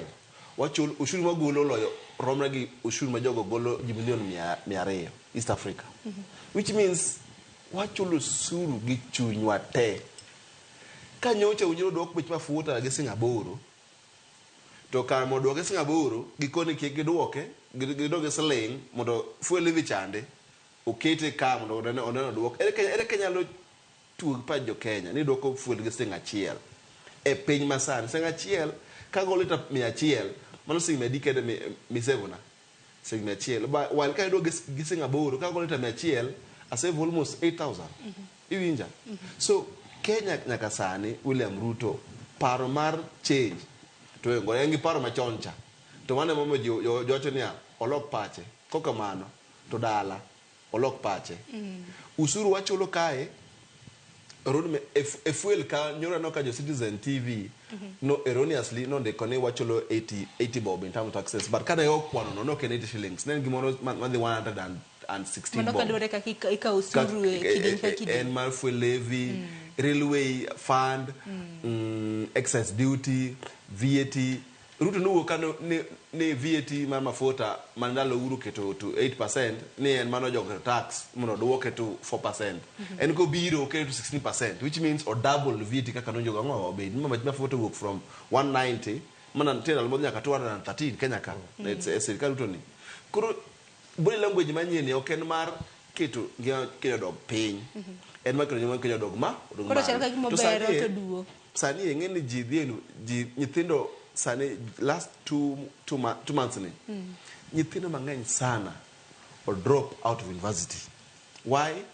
The new funding model of university okti kachon fees an kana balarian fees ne kangenya yenya ilfapar 10,000 shillings mana chulo fee to elbo mi elof per day chulo ngwe na donge sing fa uchiel sani idwa mi mar 100,000 iketi bang university ni pap ingo ma 1,400 pocket ago teach ingo 1,400 mar elb pesa ni odhi kanyo what changed in this 1 year ma fee mar arts course work from 1,080 to 1,160 angano change fee mar science course work from 1,200 to 1,250 ango mo change mar medicine work from 1,250 university to sani 1,600 ango manu change e gachiel mane pressure manitero gitego sana to kone ka ngani nigi paro mar change makoro chal ka gima iya koni tidi no koni paro mar change onge kumnyenie kata kin na dieri kata ke wada mondo wakonye to paro mar change to onge binyeni to suru mar house kata na maintenance levy mago road maintenance levy suru mabende jopiny golo mago mag loso goda peni kana mano juma mokalo kapok noteng dwet gi mogo mano chieng' tarik 8 Kipchumba Murkomen mane jatend migawo mochune wuodhe pacho ka nocho ni wuodhe kata na apeni ma pacho kosebedo ka yarore wang'ini apeni moko osebed kiloso maneg bene gondo mabende wacho ni kochope hiko omenda mar higa mar 2028 omenda ma kamano nyalo hawo kata na bilion 513 gi wiye maneg bene loso goda peni pacho ka igondo godo ke kethre nango Dengini nitie miloso mokethore to nitie ngene migero miyaro. Moko ngene Kenya ka ngendara manyien trachiel. Kenya there is no modern road in Kenya. Sani. Ndeni mantie Kenya ka gi ndeche mana munjo ti 1940s 1950s. Ndara mamoda kolosi ka igni 100. Ka boye ndara mais ma podore ga podo nyien igni 100. Kidhi America sani ndeni maloso 1950s. Podi nyaka sani. 1950 na sani por nyien onge mone repairs ango me odhi maintenance da kwa ka pesa ke fuel every ada mone sani fuel every obiro mane kibeko do serikal mono miyo ma chak mokel taxes mar road maintenance mono miyo ya olos nderni en fuel levy malos ndara to chako bed fuel levy mar maintenance mandara i maintain ndara ki ketho los ndara marat to ketho nango kidhi town ka mana a town a the district road ka ango me ketho pile ka pile Bangkok oketho ango me nikech los maracho ge drainage koro which means like lose Bangkok ulose nango da ko ndara maber de chiel mamoro be okethre igri kara pradik manyiso ni rang'iny mag ndara ka kiloso bende rach the poorest standards of roads in this need Kenya ka ero kama na inya Sharon kinalo ng'ie kidang'e ni ndio miloso Kenya ka rach kane ndalo moko ne nitie twak kane apani jatenda simio masani ne jatelo mar roads Raila no kene mano kelo gimiluongo ni southern bypass mane owacho ni mondo ni jopiny machiele mane gere nogere e yo mar ang'iny makata king'iyo ndara no kiringe sani Bagathi road it was Bagathi Mabende wacho ni nachiel kuom nderni kata mna piny molose yo rang'iny maber. Mosabud. Ineno gima timore ka sirikal ma Kenya loso kokalo kuom jatend migao gi ker. Gintie kaka gidhi gi bagen gi pinje maoko gi.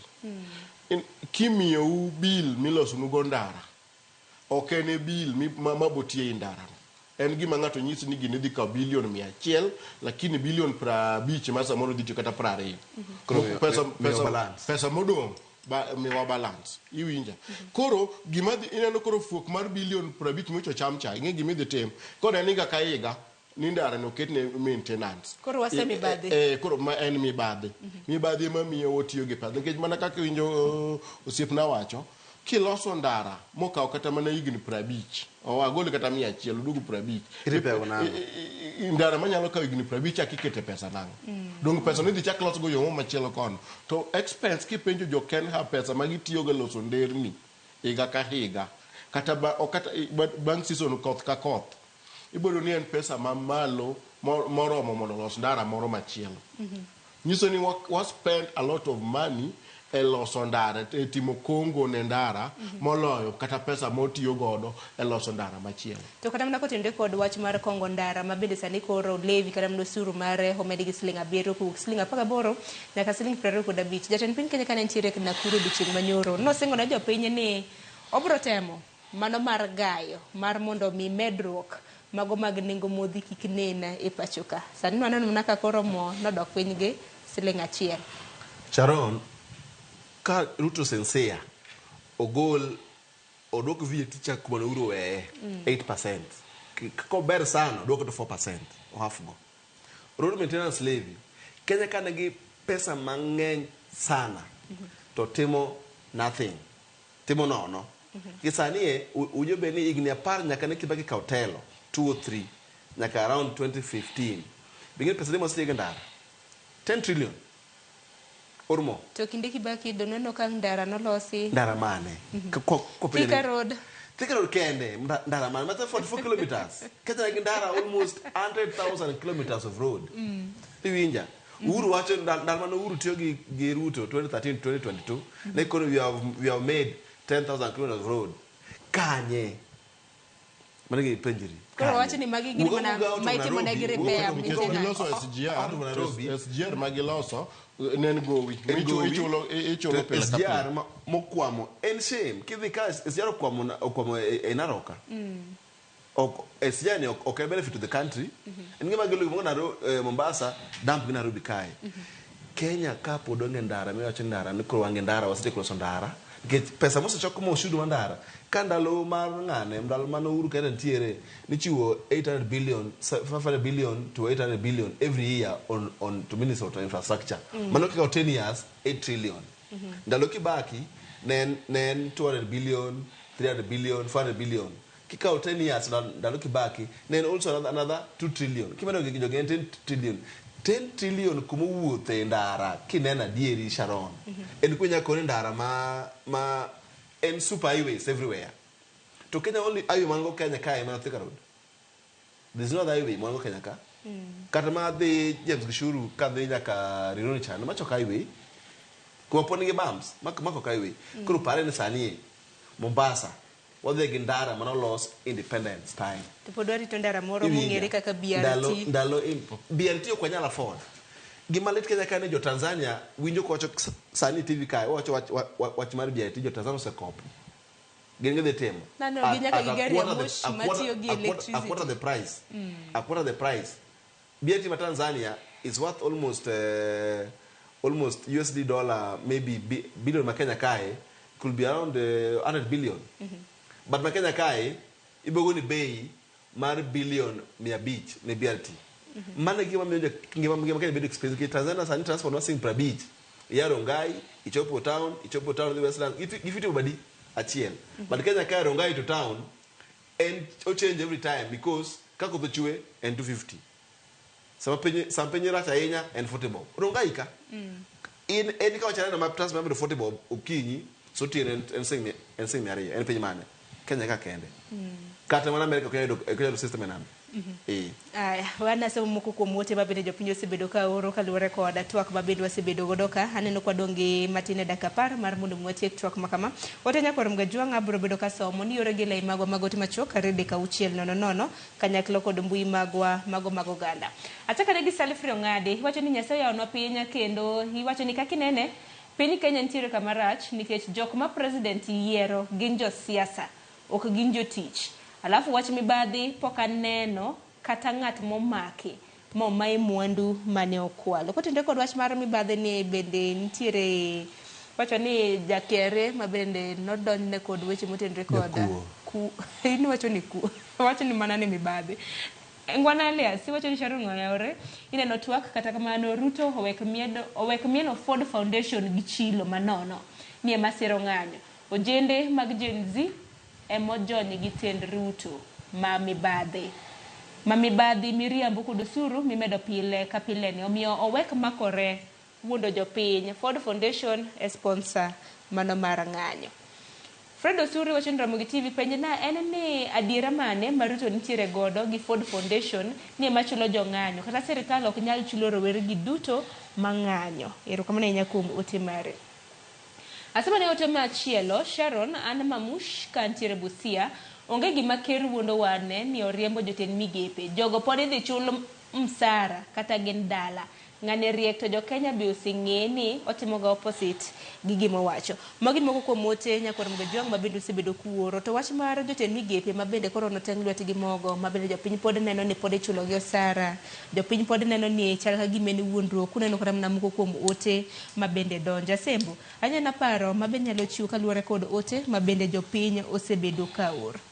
Ineno adier mantiere jotend migawo to noriembe to ing'e ni jogo ne nie sirikal mana magi anyalo luongo ni gin PR ni wuok go oko mondo dongi jogi wacho ni okay wakungo chak ni jatend polisi no gwe tao gwene tao no en owuon kaka no wacho moko en ok odhi ng'an en ok onego ng'ato gima nonego tim nonego beno kongo som nyingi jok manonego ji to wach ni ng'ane achungo gi onego tergi e court koyud gi makosa to twege e yo mar nek mono namba 1 kibire jotend migawo mane oriembi magi joma nie sirikande moko kiwinjo kaka ne oro ne ote kapake ago ni oro kamano kaka no tiyo gango ibo yudo ka samoro ibo golgi to kata kok gidok e tend migawo to bang'e mbele kanyo bi ni ke moro oro pinje ma oko dhi bedo ambassador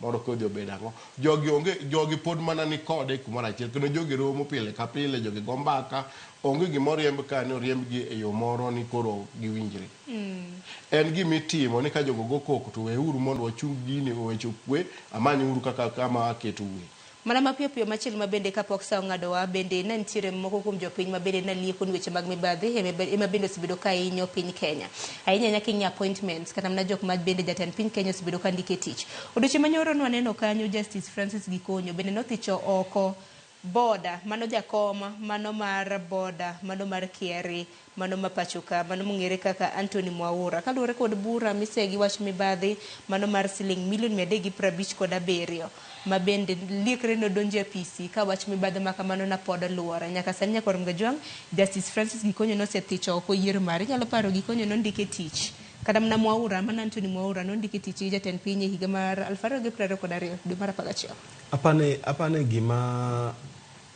sole pa jo Kenya eni kinga ma criminal mahoni si president kitema temo mabadhi gimo jami nonendi kama kwalo pesa mabere moko juki mane qualify be serikal mar ker mane gima tipa jo Kenya ni kanyo tio badhi mang'eny tapani sani court koro miyowa golowa e parono ni sani kitema badhi to oyieri to ng'ato donje ni court o petition court inyal your appointment nyame nullify tamane mana thank court kum nullify appointment mar Mwaura nikech yiero mare no kotime yo makare muko ngono kele ka japati nen UDA elections coordinator to ken coordinator mar party tedhi kende cha kidonje wach mar board director mar Kenya Railways man Kenya Revenue Authority okoge mayot koro ana thank to kologi yote ma jopiny wacho kanyoe ineno ka jopiny ok trust jatend piny. Ka just lose trust kodi. Ng'e trust gaining tech. Ki lose one michake yude back. Otek Sharon. Mane gi mashida majoka ni godo gi President William Ruto. Oge trust gimora mora motimo. Kata jomo ogolo gendeyo lakini ochoro gi msara. Kata ok timbre. Koro ji ok believe ni gimitimo no ngima ngowa. Correct. Nikita ngowa trust issues. Aya, hada mar mon mimete twak makama to twak makama ko tie ka biro bedo ka winjo wachu mogik kaluore gi thor wach mabendo wasebedo goda ng'eni mathoth timore pacho ka kaluore kod singo mopogore mabende kata jatend piny Kenya osebedo ka chiwo doche manyoro ni winjo kata mana jatend piny bende noselando ni wach mar kazi mtaani program nyalo paro omenda mabende ni chiwo mano motendre kod kazi mtaani mabende nothi choko koro wacho ni chakre juma mabiro next week nego bed ni duoga biro bedo ka winjo pacho kotende gi mano dibed mago gin moko kuom singo mabedo duoko godo chier kuom jopiny kopogore gi mano bende achako dia sembo awinj pacho kotende gi mano gi wach ni mogik to wach ni mogik bende mule ng'anyo mabende biro bedo ka timoro odichi makawuono parno ok en piny owacho kende misundo to kata mana governors e kor gwenge mopogore bende isundo nano ka moko kuom jopiny mawuok e counties kaka Kwale, Kilifi, Mombasa, gwenge mag Homa Ro kaka Nakuru, Kericho, Baringo, Bomet, Narok, Nyandarua, kingo gwenge mag Nyanza, Siaya gi Nyamira nano ka rowere bende wacho ni gibiro bedo ka giwuok ka gidhi e log tich mano mag governors mag gi bende isundo ge bende gitiyo marach kod omenda mag jopiny awinjo chin mogik. Okay, kama apani mokwongo amor ni kero wacho noduogo kasi mtani.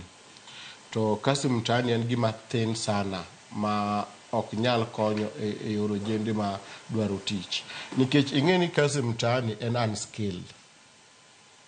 Onge kasi mtani mar joma tiyo gi Kenya Power, onge madhi tiyo Kenya Power. Gima kero nego tim, magi gik mowacho nikech koro ji no owacho ne gik moko ni yo okikelonwa tije, nisingonwa gini. Adier mantiere ni duogo gigi to ber nikech gikonyo ojende yudo pesa. But gima vijende dwaro en opportunities mag tich. To opportunities mag tich gidwaro gi e yo moro moko ok ni ng'e ng'ane emomiyo yude. En tich monego bed ni time yo mawanga.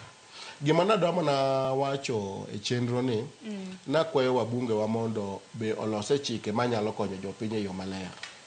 E wach ng'anyo ni agombo ni wabunge wa kuyie to los yo moro chike moko e weche mag police reform mondo police obed ni kata ka gidhi e ng'anyo to gin gi uniform to gin gi nembni moko kata kuomgi ma namba mong'ong'ore maduong' ma kata kopono yud kaka ja kamera ma kikigo tear gas to in ng'ama iwuok mineno ni mache namba 1040 emo obolo tear gas e sikul ogo bunde ng'ato. To seche moko do ka mano chik namba 1 namba 2 ne giket reform moro ni kin police madhi weche mag ng'anyo nyaka ibed ni ok ilwakre lep rahia. Mano civilian. Nikech joma rwako civilian gi nitie moko midhi kodo jambasi moko oko ma silgal to ng'egi. Tidhi rwako gi joma ng'anyo. Ni kase dhi wacho ni raia ni no overpower police ni moma e bunde. Kuro chaka go bunde. Chaka go bunde. Kama gedo maro ni mago bende kaka jofwambo bedo kaluwo odiochieng' makawuono kaluwore kod ng'anyo ma bende osinga gi rowere pacho kae. Donge. Mana mapiyo kapok imaya popo lantana bende wacho ni mogik. Yo ng'anyo makawuono anada wacho ni kopo ni jowa mawuok madhi ng'anyo mano ratich gi e katiba mar Kenya gidhi gi ng'any gi kwe kik gi tam jomoko timo tijegi kik gidonjre gi ohelni jomoko nikech ohelnigo jogo be sandore mana kaka gibe gisandore. Onge sirikal momiyo gi pesa ma gitimo go ohala, pesa go gimanyo kigin. Ng'ama samoro dhi chano no en bende en mana nyathine samoro ni e sikul kaka in e sikul nyathine be gin gi sira mopogore. Erokamano ahinya. Ng'eni kata mana kopogore gi monj mag ohendni mopogore ma bende wasebedo kwaneno e kinde mosekalo. Nitie moko kuom johala ma bende luora ni kaya ohanda ang'o mabiro bedo katimore. Apopo wachni mogik otieko. Moko adoko repona kuwinjowa last sachiel mokadho mar ariyo ipenjo wach moro kae wach mar kazi mtaani. Kazi mtaani kipacha aneno ka en program ne Kenya ok en timo tim Kenya ka e Southern Hemisphere mana wacha ja Southern Hemisphere king'eyo piny ko nus kadhi piny te Kenya man gi the most skilled labor almost all over the world. Okinya kiro skill labor negi UHA states. County governments they get all mar waste management, clearing drainage, pesa magida golo ni billion aparen. Give me counties on the G permanently also look andeki or manage waste. Giweka vijana modi school, motimo degree, motimo diploma, motimo technical courses ni the UHO streets estates the ndaro lel darmonyo loss gi drainage mondo tonyo kadhi to ndara lel. Ka environment rach there's proper waste management mechanism oketi mar manage waste. Katieko vijana onganyo nikech mibadhi. President onge dieri, jotelo onge dieri. Ruto oketa diere chunye mondo oket vijana gi thuolo ng'anyo rum. To ko wacho gimoko manoko betemo pod bro mana dhi kama. To ng'anyo makoro were bende chomo counties. Counties ang'wenyo wacho counties citizen accountability is important. And amoro ne the county wasete governor wasete mateka besa. Mondo mi obed open a budget. Obedo open gimitemo magimitemo tame ward ka ward ti picha governor en oromna picha governor GMCA oromnade pesa modhi inyangeyo kanyo koro be county one very open. Can I encourage citizens my other counties makalu kuna mora let us fight for accountability kuponi ntie mebade wawache tukaonge let us support serikal ma counties pesa oktere kiwinyere pesa mar housing omak malokai pesa mar waste management kazi mtani omak malokai pesa mar ndara road maintenance omak malokai pesa mar the county and just a paltry 50% out of it almost 70% or munjo bed katana less than 50. To kata mna ba majo pinchoko ni kijo pin bede choko usuru county jo pin bede negi right kata mna ratiro mar nyaka kwa mna magiti kaka pesa tiyo mano yinegi but call is up to each county level it was a devolved function it was devolved gwenka gwen negi shitigi olo shitigi wano bei olo smaro mabero kana shira mabe ero kama na nyago ni kama na nyago mbedo kwa daito ka popo lentana mani mtiema kanya doto kanya kla ko Derika Sembo hin benda gudi ero kama na nyetwa koto ndeko wadanganyo makabuni nyakora mgajwa ngando katothu mabende luchendo makama imbui magwa hupendane nganyo stako kanya na nyisini wantire gijo fombo magwa mabende ginu wangwa oko kacha nyakora mgajwa ngano brobedo kwa tundo watu do record gichendo podi elacha nini mana sadek marukinyi pin pod chon nikechero kanya sa beach pod wantire gichendo mano marambaka oromo wabrobedo kwa tudre gijo fombo magwa mar ng'eyo ni enango matimore kopogore gi mano bende chal mano mar piny chal mar fwambo weche mopogore mabende wabedo kwa luoni udichi makawuono ano kanya wadwa Cleophas Oluocho seikore heyo makare Cleophas kinyalo mana winja kanyo inyalo mana geno mana ma japiny nego bede godo nikech ang'e ni biro bedo kimiyo ge chal mar fwambo e kinde thuolo mar dakika manok mabiro.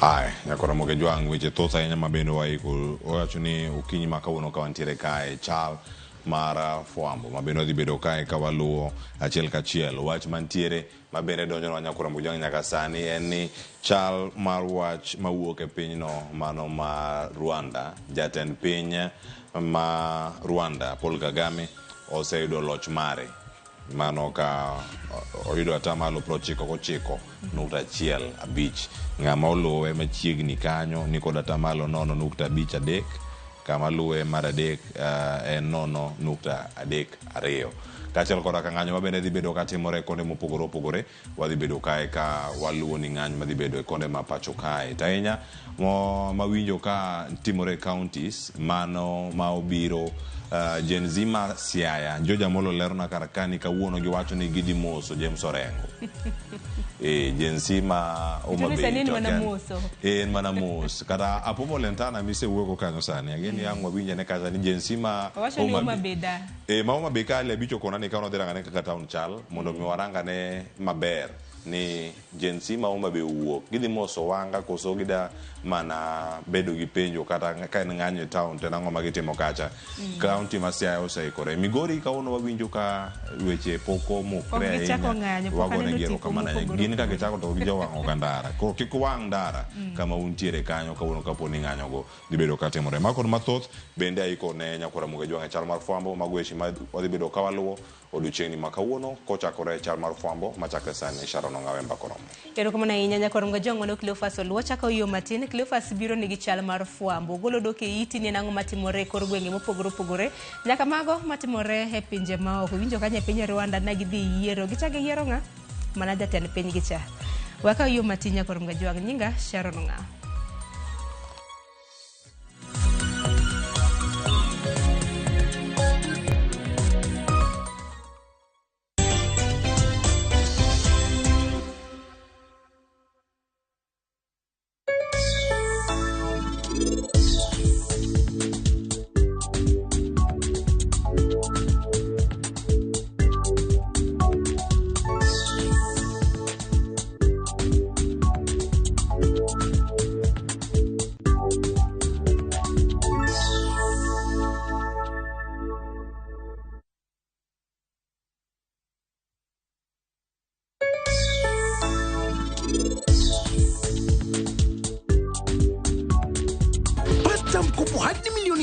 Kwa kiwango cha 1.2% ulipe ndani ya siku moja, siku 7, siku 14, siku 30 au mkopo wa muda mrefu hadi mwaka mmoja. Bonyeza *522# au tumia KCB app leo. KCB, for people, for better. Sheria na masharti kutumika. Inadhibitiwa na Benki Kuu ya Kenya.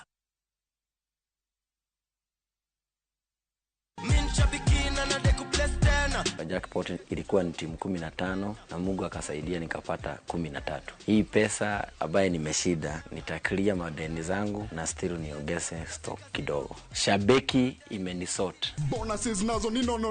Kuanzia 12, 13 and 14 correct predictions. Unacheza na 99 bob tu. Chukua simu yako, ingia www.shabiki.com. Fungua jackpots, click on super jackpots. Chambua game zako safi, review bit slip yako, ukiona iko sawa, place bet. Alafu sasa unategea games zichezwe. Shabiki super jackpot ni time yako. Mina dai wote twenda hivi to bet.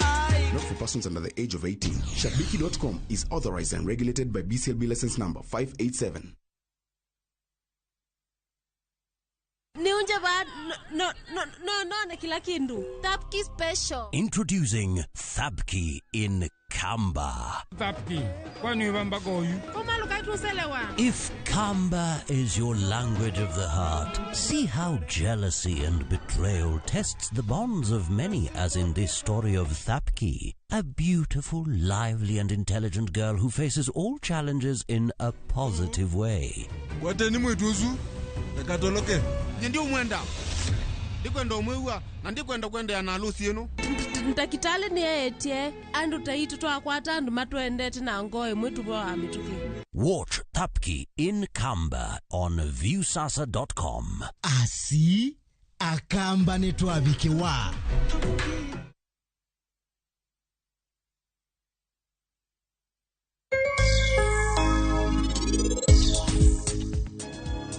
An nantie osuptal. Tuano kapar gi moro kendo. It's okay. En kikipar weche mang'eny sani. Hori.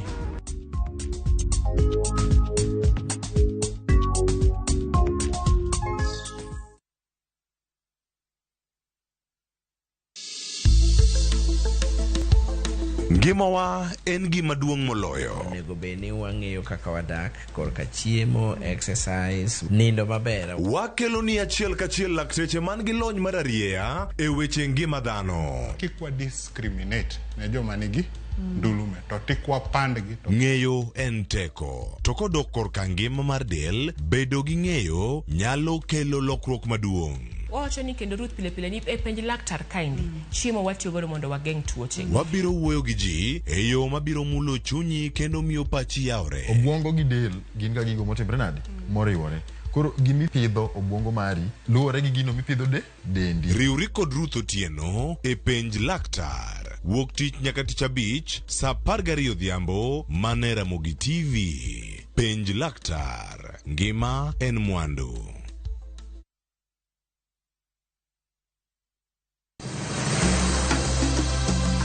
Nyakwar Ramogi, bende ing'eyo nonro mar gweng'u? Jakawine mano chako ya mulo. Kisumo en kama ne ji biro dwere. Kiati dogo ni biro sumo. Kata mana kaka ne ochakore. Chakruok mar got Ramogi nowuok Uganda. Kaluwore kaka ne Ramogi owuotho. Tich ariyo ka tich ariyo, Millicent Adhiambo. Machiegni e chenro mar ng'e gwenge wakatielo makawuono, wakelo ni nonro mar gwenge yo Koloni kendo mi lere nyinge, chakruok kachiel kod humb gwenge mopogore. Kisumu nowuok kuom nying mar Kisuma. Ei manyaka kaendi, humbe landore kod ang'oa. We wawinj anena. Sa adek otieno, mana e Ramogi TV.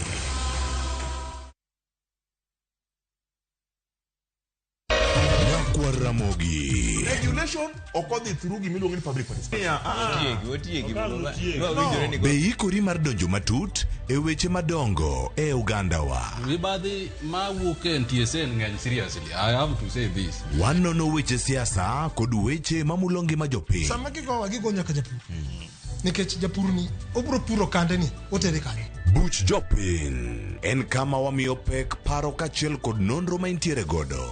Wan gi chike mabeyo matayo gigi waduto te. Ok diang' wachnya every time ka ng'ato dwaro to waloko chike. Nyinga Trevor Ombija jandingo panga jonyakach dendo nombija taya nyakwar guok kocha pesa. Wanere kendo. Tich adek ka tich adek, sa adek otieno, mana e Ramogi TV.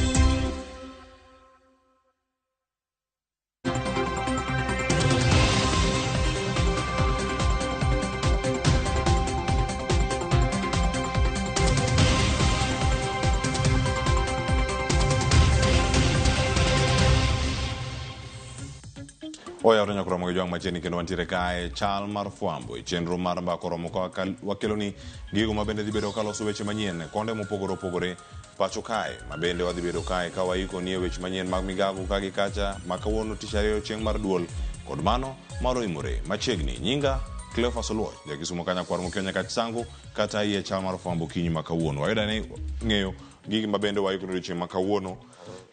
Nitiere ng'anya kura mga juang mabende idhibedo kata ka ochane konde mopogore mabende wadhibedo kae ka waluwo kendo warango ni kaka gidhibedo e counties mopogore. Okinyi makawuono ilero ka ni kruok makamago bende idhibedo kae timore county ma Nairobi, county ma Kisumu, Mabei, county ma Siaya, county ma Mombasa. Tainye county ma Siaya mabende alero ni kanyo ikinde mokalo yango karkani Gen Z mano ma county ma Siaya dhiro thuolo mar bago ng'anyo margi e county ma Siaya ka gi dhimos wacho ni en mana mar jiwo telo makare. Ok mar kwedo sirkale mar jiwo telo makare ahinya e county ma Siaya.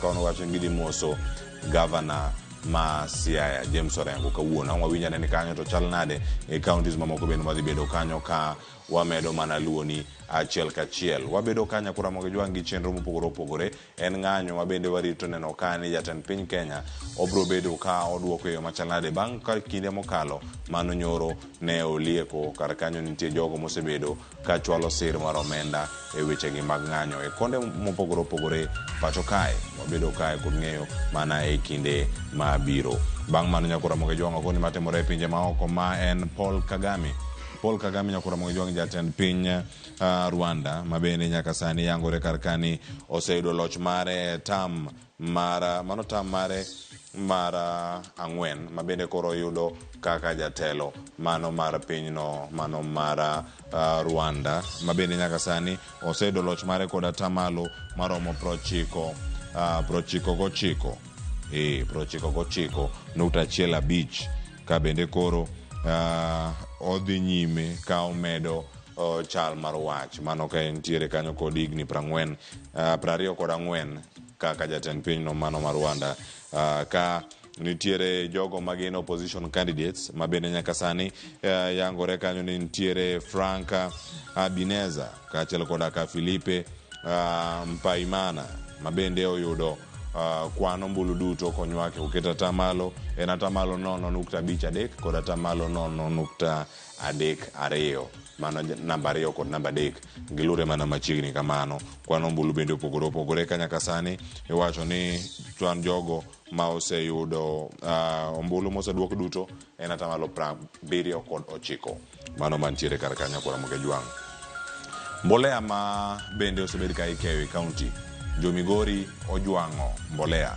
Mano en wach ma bende Joma Luo odiochieng' ma kawuono ni mar mbolea ka yango kanyo ni duol kata dero mar piny Kenya. Mano NCPB ma bende oyango ni nitiere mbolea bag maromo 4,000.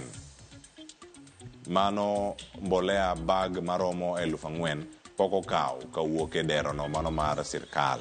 Mano wach ma Joma Luo nyaka sani ka ipenjo jodak ma Migori debed ni ang'o momiyo gijwang'e nyaka sani, ang'o mok gidhi kaw mbolea gi nyakura mo gijongo bedo kaka olo sigana ni kachel koda kama moko mabendo waikno duching maka wonda ikose kala 14 tuksa adek mane makelo wa giko mara chal mar fombo kai Joyce Oduor donjo kaka utwak mabiro ka sani wantiere kode kachel Joyce bakoro mubiro twaka record nondro mago maga nek ma galagala mosenenore kanyo e chenro ma opogore wabedo kanyo ka waluo achiel kachiel nyakora moge jwang' to sani Joyce Oduor bedo kae kanono bang' achich maduong' ahinya mabende osebedo kae karango ni obede yo machal nade nyakora moge jwang' ka wantiere kodi kar kae wabedo ka achiel kachiel ka ntiere kae kod Joyce Oduor ochal nade kawuono ka wantiere kodi.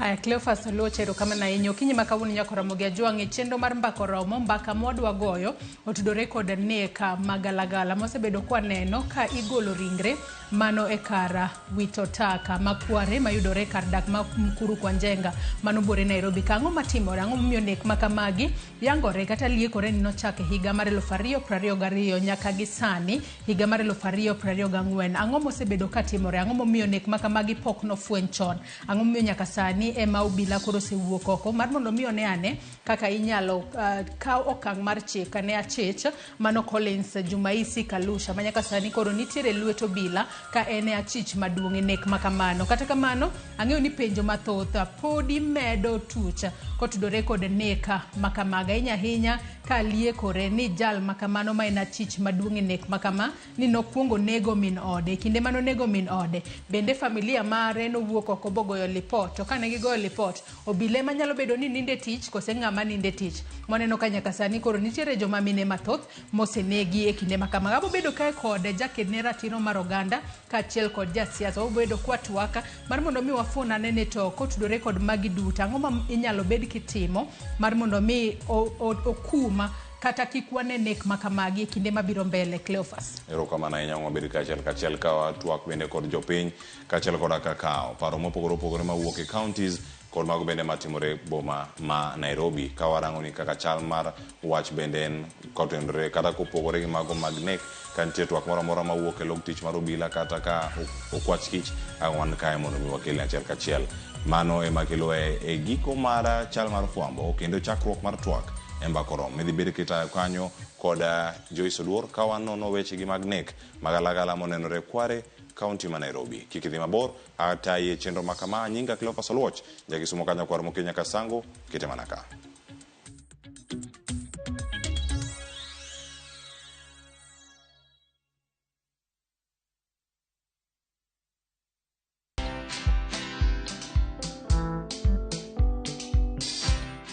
Mabrother, chekini story fulani la penjuzi mtani record manze.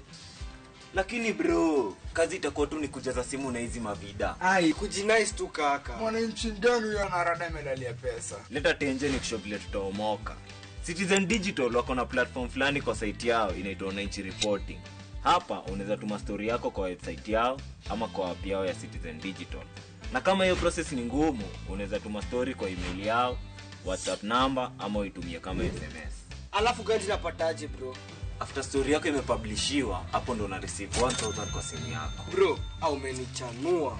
Don't just witness the news, be part of breaking it. Download the Citizen Digital app and share your story with Wananchi Reporting today. Citizen Digital. Ma e chenro makelo ni danji maliet. Ma e chenro makelo ni weche mamolo seche duto. We are only beating job. Kik od belo bai. Kawuono an kod moral mar ndakel belo kaka winjore. Ma e chenro makelo ni duond yawuoto nagi. To wakwayo rowere bende kiyudo matin kik icham te. ikungo. Duond mine ka jaodi miyo nigi pesa malo dichuo. Support. kod ohala. Gimotimo as a fashion house, we measure in both ladies gi chuo. Mane mbak ndalo chakre wuok tich nyaka tich abich saa 8 odiechieng'. Mane Ramogi TV.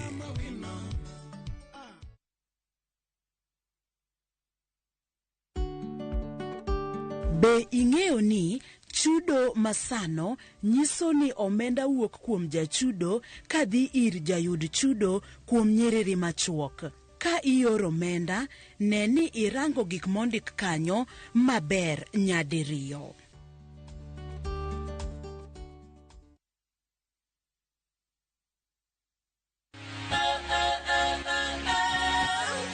Ok wanyal rito mondo wadhi kodi e wuoth mopong' gi mo. Fweny sigendni mabeyo miwuoro.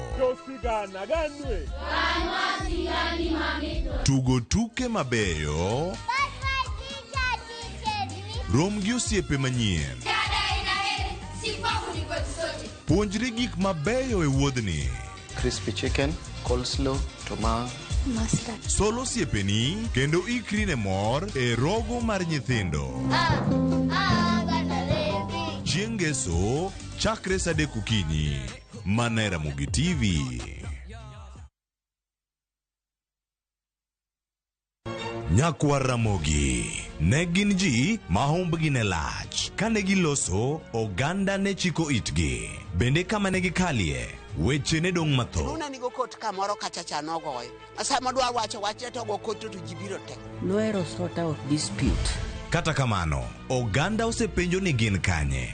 To gitimo ang'o? To mosenindo, anyuola gi paro gi nade?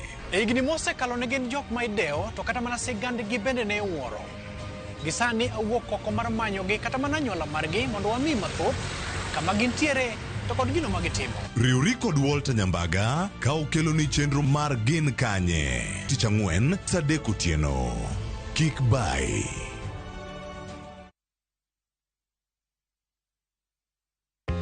Jothurwa, be usebedo gi gombo mar ng'eyo kaka cham wuok e kodhi nyaka chop kaka chiemo e mesa? Dibed ni dwaro chako pith makelo omenda, kose dwa chako pur mana mar chiemo e dala? Wakelo ni yore mag chako magi duto e chenro mar pur gi ohala. Pur manyasani kendo manigi okang' mamalo to kelo yuto mathoth. Piny olokre dhi e teknoloji kendo puro kenana pur kaka ne manyachon. Kuonde kwath osedok matin. Tinyalo bet gi dhiang' achiel mar grade, tikete e ot, tiomone chiemo to ochiemo. Pur mchele ber kendo nyalo teri mabor. Ngimani be nyalo lokore gi higa 2 kende kitiye yo morere. Pur gi ohala kelo ni jopur kendo joma olony e weche pur. Chieng' tich adek saa 1:45 otieno. Kik bai.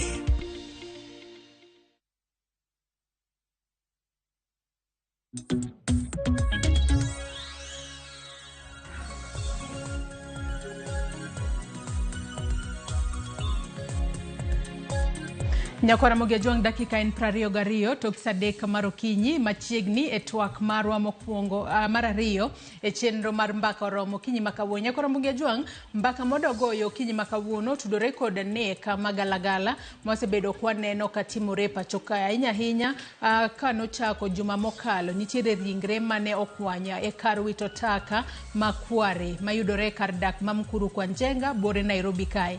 Nyaka sani kanochopo dichieng' manyoro ne waneno ka obila mago kwach kich ne osemako achicha mitudo kod nek makamano. Mano Collins Jumaisi Kalusha makori tudo kod nek makamano. Bende liekore ni e kinde mane obila oseyudo jago makamano makoro e achich maduong' mitudo kod nek mag joma mine ahinya to joma nyiri e pacho kae. Yangore ni ne owacho ni nyaka sani kanochako higa mar 2022 nyaka sani higa mar 2024 osenego joma mine kata ji 42 e pachoka. Mano kelowa kod penjo mopogore opogore ni kinde mane nek makamagi timore. Nyalo bedo ni obila, nyalo bedo ni mago mang'weyo maling' ok tim tijgi e yo makare. Kose jago ni e kinde mane otimo nek makamagi. Notimo gi kuma onge ng'ata ne nyalo fwenyo ni nitiere maundu mane timore kacha kose ang'o matimore. Wan kaka piny Kenya, koth nochako gowa gi kanye. Mwaneno ka ji inego e yo malit. Kendo kose neg ji e yo malit kamano to isoyogi e gunia kendo iwitogi e kar taka. Ok wanyal wacho ni nyaka sani ringre makamago nobedo kanyo kuom thuolo maromo nade, kata kamano en gino malit ahinya ka nyaka sani nitiere ringre 10 manoseyudi mano e kar wito taka Makware buore Nairobi ka. Kotudore kod nek makamago Nyakwar Ramogi Ajwang' mane twak modwa bedo godo e chenro mar mbako romo kinyi makawuono mar mondo mi wago anene mbaka ni tang'o matimore to ere kaka inyalo tiek nek makamagi kinde mabiro mbele. Odiochieng' manyoro kane winjo kaka jogo ma otelo ne mano jatend DCI kachiela koda mano ogai mar obila yor kojolo kaka ne giloso, ginyalo wacho ni ng'ama kamae ni nitiere kaka nyalo bedo ni ne nitiere koda paro moro marach kata nitiere kaka nokawo joma mine mane momiyo notimo maundu mar nego joma mine mathoth ahinya e pachoka. Kata kamano chenro makamano kata achich makamano pod nitiere lwet obila. Obila nokuoyo thuolo mar ndalo 21 mar mondo mi gitim nonro. Kata kamano waneno ka bang' ndalo matin kata ndalo achiel kende ne gisemako achich makamano. Gitimo tijgi mapiyo makare kosang'o matimore. Gie sani Nyakwar Ramogi Ajwang' antiere kod wenda achiel mosedonjo studio marwa e kaunti ma Nairobi kae. Antiere kod Peter Goro. Peter Goro en jaked ne ratiro mar oganda. Oyawre Peter, ichiw nado kinyi makawuono kendo machiegni twak. Oyawre ahinya ne Nyakwar Ramogi Ajwang'. Oyawre uru. Go erokamano ne luonga twak makawuono mondo wang'e lal mar ngima mwasaneno e ndalo mokadho ka. En gima lit ne chuny dhano ka wanyalo wito ngima ji 10. Iwacho ni ji 10 en so far osewacho 42 to nitie general complaint wacho about extrajudicial killing ma ka jatend piny Marut William Ruto nokawo telo nonyiso wane gima odhi kedogo mokwongo en ok obi yud ji kendo e Ribayala. To koro ok wayud ji e Ribayala, wayudo ji Kware, wayudo ji kuonde mopogore opogore. Koro ma en twak maber mondo wang'e tang'o matimore e Kenya ka to ere kaka wanyalo konyo gima timore. Ni erokamano. Machiegni ahinya twak Peter Goro kinyi makawuono. Mana kaka iseneno Nyakwar Ramogi Ajwang' mane wendo ma osedonjo studio ka okinyi makawuono. Wendo machielo mano Charles Owino jasiasa ubo bedo kotudre kodwa e kinde mwadhi mbele kod twak marwa. To kaka pile Nyakwar Ramogi Ajwang' in bende inyalo tudri kodwa kichwalonwa ote penjo paro mora mora kokale namba mar ote machuo 33600. Kaka pile mbui marwa mar Facebook ibiro yudo wa achiel kachiel Ramogi TV X at Ramogi TV. An bende inyalo tudri koda e Facebook page mara ibiro yuda Joyce Oduor. Mbui mara mar X ibiro yuda at Joyce Oduor_. Kwachako twak marwa yanga adago mar mondo mi wawinja ne report mano losnwa odiochieng' manyoro kod jafwambo marwa mano Walter Nyambaga ka ene ma odiochieng' manyoro no chopo e log tich mago kwach kich mayudore apaya no ma Kiambu. Ka bende ne oluwo matut kotudore kod gigo duto mane obila owacho tok makachich ma itudo kod nek mag joma mine 10 mano yud ringre magi e kar wito taka Makware mano buore Nairobi kawe wawinjane mondi. Collins Jumaisi Kalusha e picha mar jago mogai mar okwach kich Mohamed Amin okoni achich mitudo kod nek makoch ringre ma iyudo kar puko taka Makware e log tich mar okwach kich ma Kiambu Road. Ogai mar obila e yor kojolo Douglas Kanja kod Amin Mohamed golo twak machiwo penjo mathoth maloyo duoko kuom oganda. Early this morning at around 1 we arrested the prime suspect named Collins Jumaisi Harucha.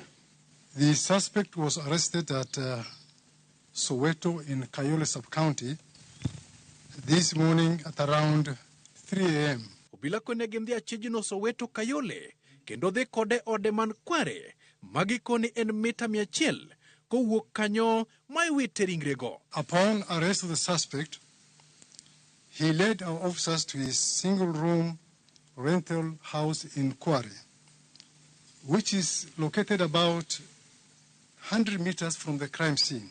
Dalachiel bang' obila kone jo Kenya negedoro ndalo 21 mar timo nonro sani koro weche lokore. kendo gikoni Achech Collins osenego ji 41 magin mine moting'o nyaka min ode e higa mar 2022. Penjo en ni to bang' nego min ode, bende jodala gi min ode ne ochich ni nyargi olal kendo go lipot kobila. To bende obila ne okawo okang' koponi lipot makamano ne giyudo. The suspect confessed to have lured, killed and disposed 42 female bodies at the dumping site between 2022 and as recent as last day, 11th of July, 2024. The suspect alleged that the first victim was his wife, namely Imelda Judith Khalenya, whom he strangled to death before dismembering her body and disposing it at the same site. Gigo ma obila wacho ni ne oyudo e od Achechno oting'o koda kabeti motimo kal, kadi mag Airtel, simbe mag ong'we yamo, law maiye mar mine, rabo mar lwedo, to koda kamano mar yunga, omwom, bag matin, selotep, tol, to kod gunia e kind gik mamoko. Obila wacho ni mago nyalo bedo ni Achechno tiyo gode timo njore mag nek. Amin koni gibiro chwal e do odiochieng' makiny. Penjo pod luoro ni to ere kaka ng'at achiel ne nyalo nego ji mathoth kamano e ode, ma ok jirendene makwarego winjo. Ere kaka ne oting'o gi kodhi wetogi kar puko taka makware, gino ma okwach kich temo manyo duoko mare. One machete that we believed was being used to dismember the victims. Obilo lero ni Achechno noero wakeini kendo ne olombo gi yor kisera kendo rocho ratichgi kotiyo gi kar oko maduong' kapok okawo ngimagi. He confessed to us that with some of the victims, he was able to have carnal knowledge with some of them. Kata doko ni obila mag ofwamb kich pod okoni gidhi nyime kod fweko adieri mitudo kod Achich. Penjo maduong' ma pod gidore it oganda kanyakla kod ofwamb kich ni to ere kaka Achich ne timo tim makoch kamaendi 2022 nyaka kawuono ma ok ofwenye kata Achich kode kotibe makochgi. Walter Nyamaga, Ramogi TV. Elok tich mar DCI, Nairobi. Nyakwara Mugiajwang' mano e penjo maduong' nere kaka Achich masani koro nitiere lwet obila mano Collins Jumaisi Kalusha ne timo tim makamano maonge ng'ata fwenye mano kochakore higa mar 2022 nyaka sani higa mar 2024 ma koro giko ne omake tok timo maundu makamano kata tok nego joma mine mathoth ahinya. Ng'isi nantiere kae ko jaked ne ratiro mar oganda Peter Goro, ang'o matimore, ang'o momiyo sani ema koro maundu makamae nenore lela. Chakre higa mar 2022 ma yangore ne Achich makamae Collins ne onego min ode mano Imelda Judith Khalenya. Nyaka sani ma koro gigi nenore kata fwenyore lela. Apane en gima lit ne chuny oganda ahinya ka iwacho ni gino nobedo katimore higa mar 2022 ro nyaka sani koka gini yangore. To oyangore sama ne wan gi weche mang'eny mane wawacho mar police brutality, wawacho ni ati endalo ng'anyo police nonego ji mang'eny. Ma so far official report wacho ni ati kane ng'iyo report mar IPOA ne gin ji 40. To nitie general feeling ni nitie ji mang'eny manolal kata mana ndalo protest mane dhi mbele ni. Nitie ndalo mar Azimio protest. Ji ne wacho ne obila nonego dhano Galamoro. To kiwacho ni gini endi no fwenye mana just 3 days ago to within just a day ng'ano nyiso wane ati osa confess ne nonego ji 42.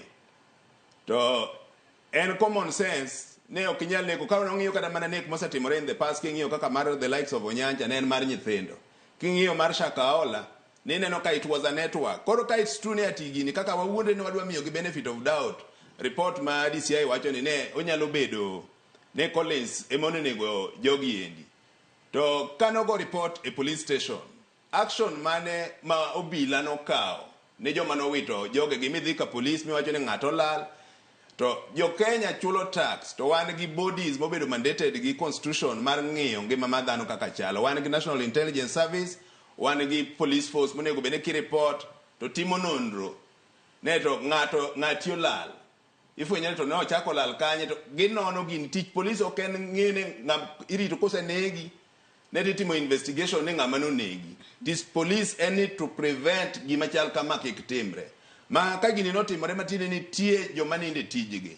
To ng'ama ninde tije wawacho ne National Intelligence Service. Ne wawinjo ka jalup Ker Gachagua wacho ne National Intelligence Service nitie incompetence madhi mbele. To wachako ng'iyo kendo DCI. Ne to gima aina ni kane timore mang'ani onego wuode kane ne ngi jare nego dhano maduong' ok nyithindo maro nyancha ne en nyathi. Mashaka Ola it was a network. Ng'ani it's true ne ka it's true ne onego jogi. To en gi instruction mar joma mage. Kech onge ng'ama nyalo nega ji kamano nono. Mawacho ne wapenjo ne to jirande ne en ng'a. To kata mana kware an adhi e sin makware kanyo. Ki interact kata mana gi joma ni kware. To ng'isi ne kanyo en kar ta kama at any given time ka gineno gimoro kabiro machala chala ginene gidhi laro mondo ging'e to ma en gima chal nade nikech nitie gik mang'eny be miwito. Ma ji dwaro ne to onyalo bedo chum, onyalo bedo gima ber. Ma nyithindo ko kaneno gimoro amora at any given time kana interact ke adhi e sin kanyo ke interact gi jogi ng'isi ne ka anytime ma gimoro donjo. They are very curious to know neto ang'o madhi mbele. Koro ok wanyal kawa gik ma DCI nyisowa ni ne en adieri nyaka nonro matut tem mwang'ene to ng'ani Collins ni kano time. Could it be a cover up ne nitie jomoko mane timo gini mopogore gi wach Collins ming'isowa ni.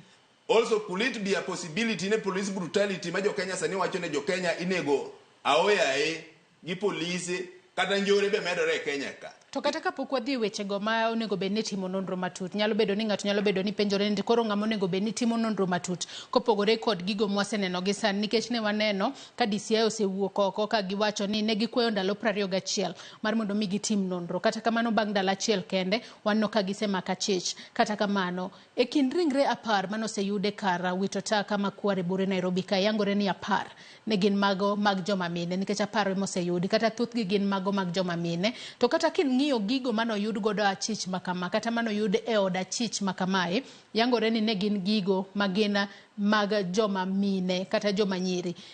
To achich makama bende kinde mane kata dayo dhoge no yangore ni nyalo bedo ni nitiere kaka ne olombo joma nyiri kae to timo negi maundu makamae. Nyalo bedo ni nyalo bedo ni en case mar femicide kaka mago manone ne kinde mokalo chien kosango matimore makoro ng'ama nyako inego kalore ni inene kaka chwech mang'aw.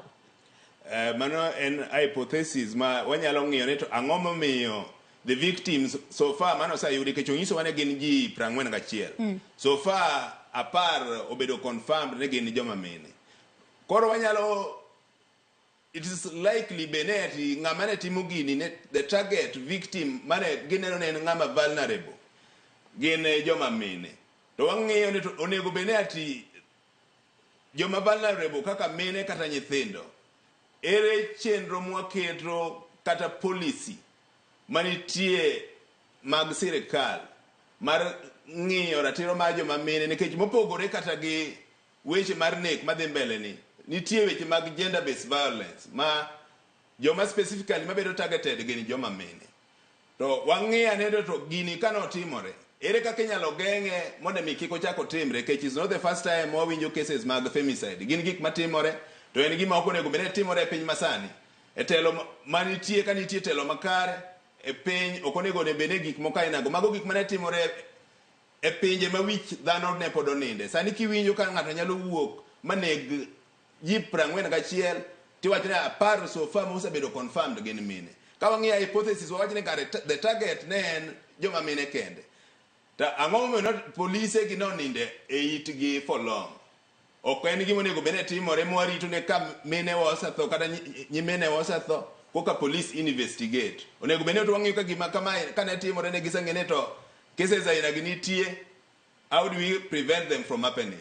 Ok warit ni mondo gineg minewa, neg nyithindewa, neg nyiminewa koka wang'iyo ni to ng'ama onego ginang'o. It's already late, ngima dhano owiti.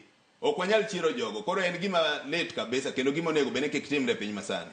Kama. Kata kamano wang'eni achich makamae mano Collins Kalusha nyaka sani koro entiere lweto obila. Obila nokwayo ndalo 21 mar mondo mi gitim nonro. Ndalo achiel kende ne gisemako achich makamano. Be niparo ni gitimo mapiyo kaka de dwarore koso onego bed ni ginono matut mondi kata kapok giwuok oko mar mondo mi ginyis jopiny ni achiel ariyo adek ema wayudo to mae achich makoro wachich godo ni ene monyalo bedo ni nokawo ngima mag joma mine makoro ni golo ringre maggi e kar wito taka makware. Peter. Apanere report ma nomiwa sani ne waluongo ne gin preliminary findings. Koro preliminary findings ma wan go gi ma wapok so many loopholes. Ka ng'ani nosebedo ng'ama riek monyalo nego dhano achiel mok owiti from 2022 nyaka sani ne pok ofweny.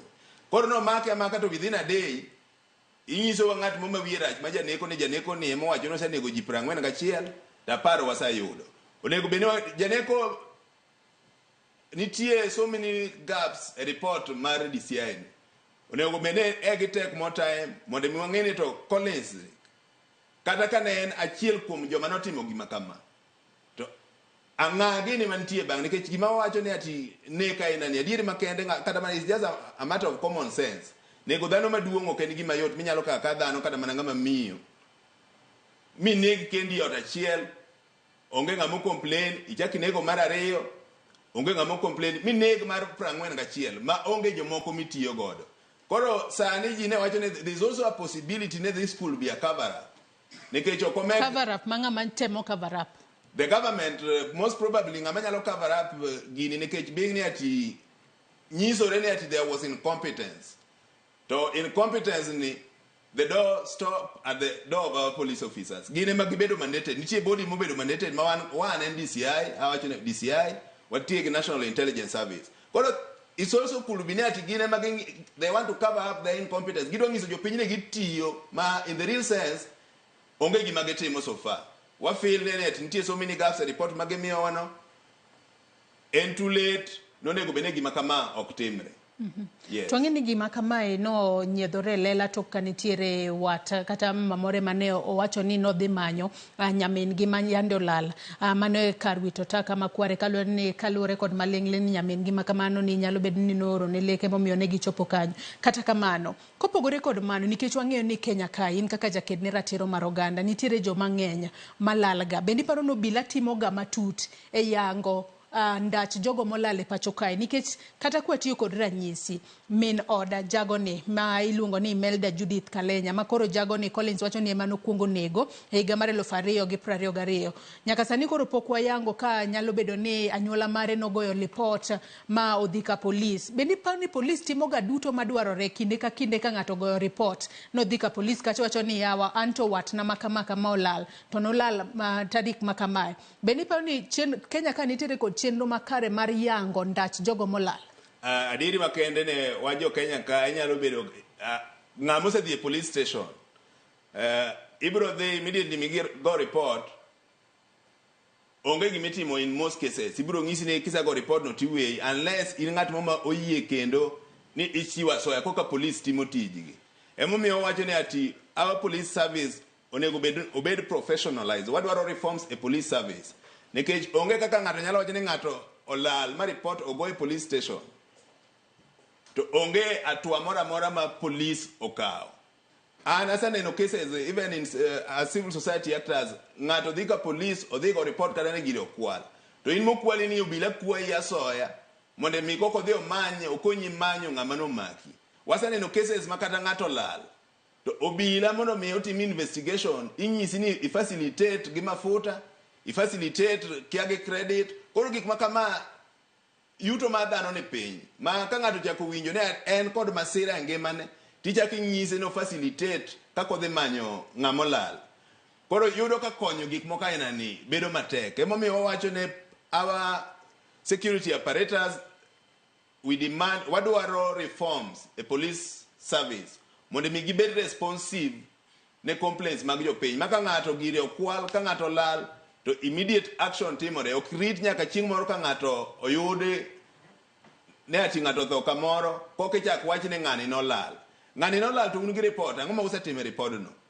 kore momiyo wawacho ni gima notimore ni jomo nego bede kawo responsibility NDCI to gin National Intelligence Service ke gibedo funded gi a lot of money mondo mi ke prevent gik moko aina ka wanyalo bedo ne ati wan gi pesa mo prevent go Al-Shabaab mondo mi kik attack Kenya to ok wanyalo wacho ne waonge gi resources kata technology manyalo miyo ng'at achiel nego ng'at achiel ji ariyo ji adek ne warito nyaka negi ji 41 koka wafweny mondo wakaw action apane Kenya osekadho kanyo koro we need serious reforms a police service.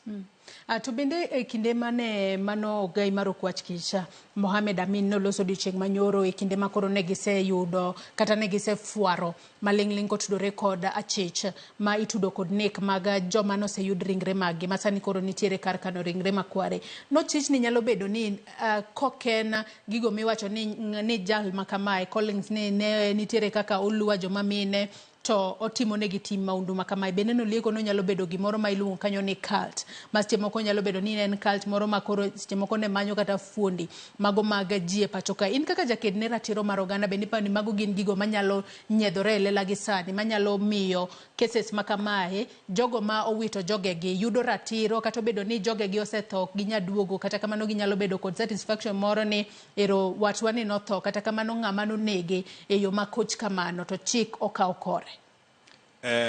Didi makene weche mag rituals en gima it's not the first time ne wan gi Shakahola ma so far ji moingo 300 no yudo ka tho Shakahola kiwacho ni Mackenzie kod jogege mane gin godo network ne ginego ji aina ni to pokwa bedo ne to wang'e ni to koro jogi ne ng'ato ne en breadwinner mar family ne owe nyithindo to ang'o ma watimo mondo ji jogi the victims obede compensated mondo mi wayud kaka wakonyo jogi nyaka wang'ene to en responsibility mar rito ngima kod mwandu mar oganda ma en tich sirikal koro kane sirikal oninde tije onego bed ni wabedo gi chenro mar compensating the family to mopogore kata gima nyalo miyo gino onego bed ni wabedo gi proper counseling jogi sani they are traumatized moro ne en min ng'ato moro ne nyamin ng'ato ka gimoro aina ni winjo ni nyaminu no yude gine kama cha en gima chando paro mar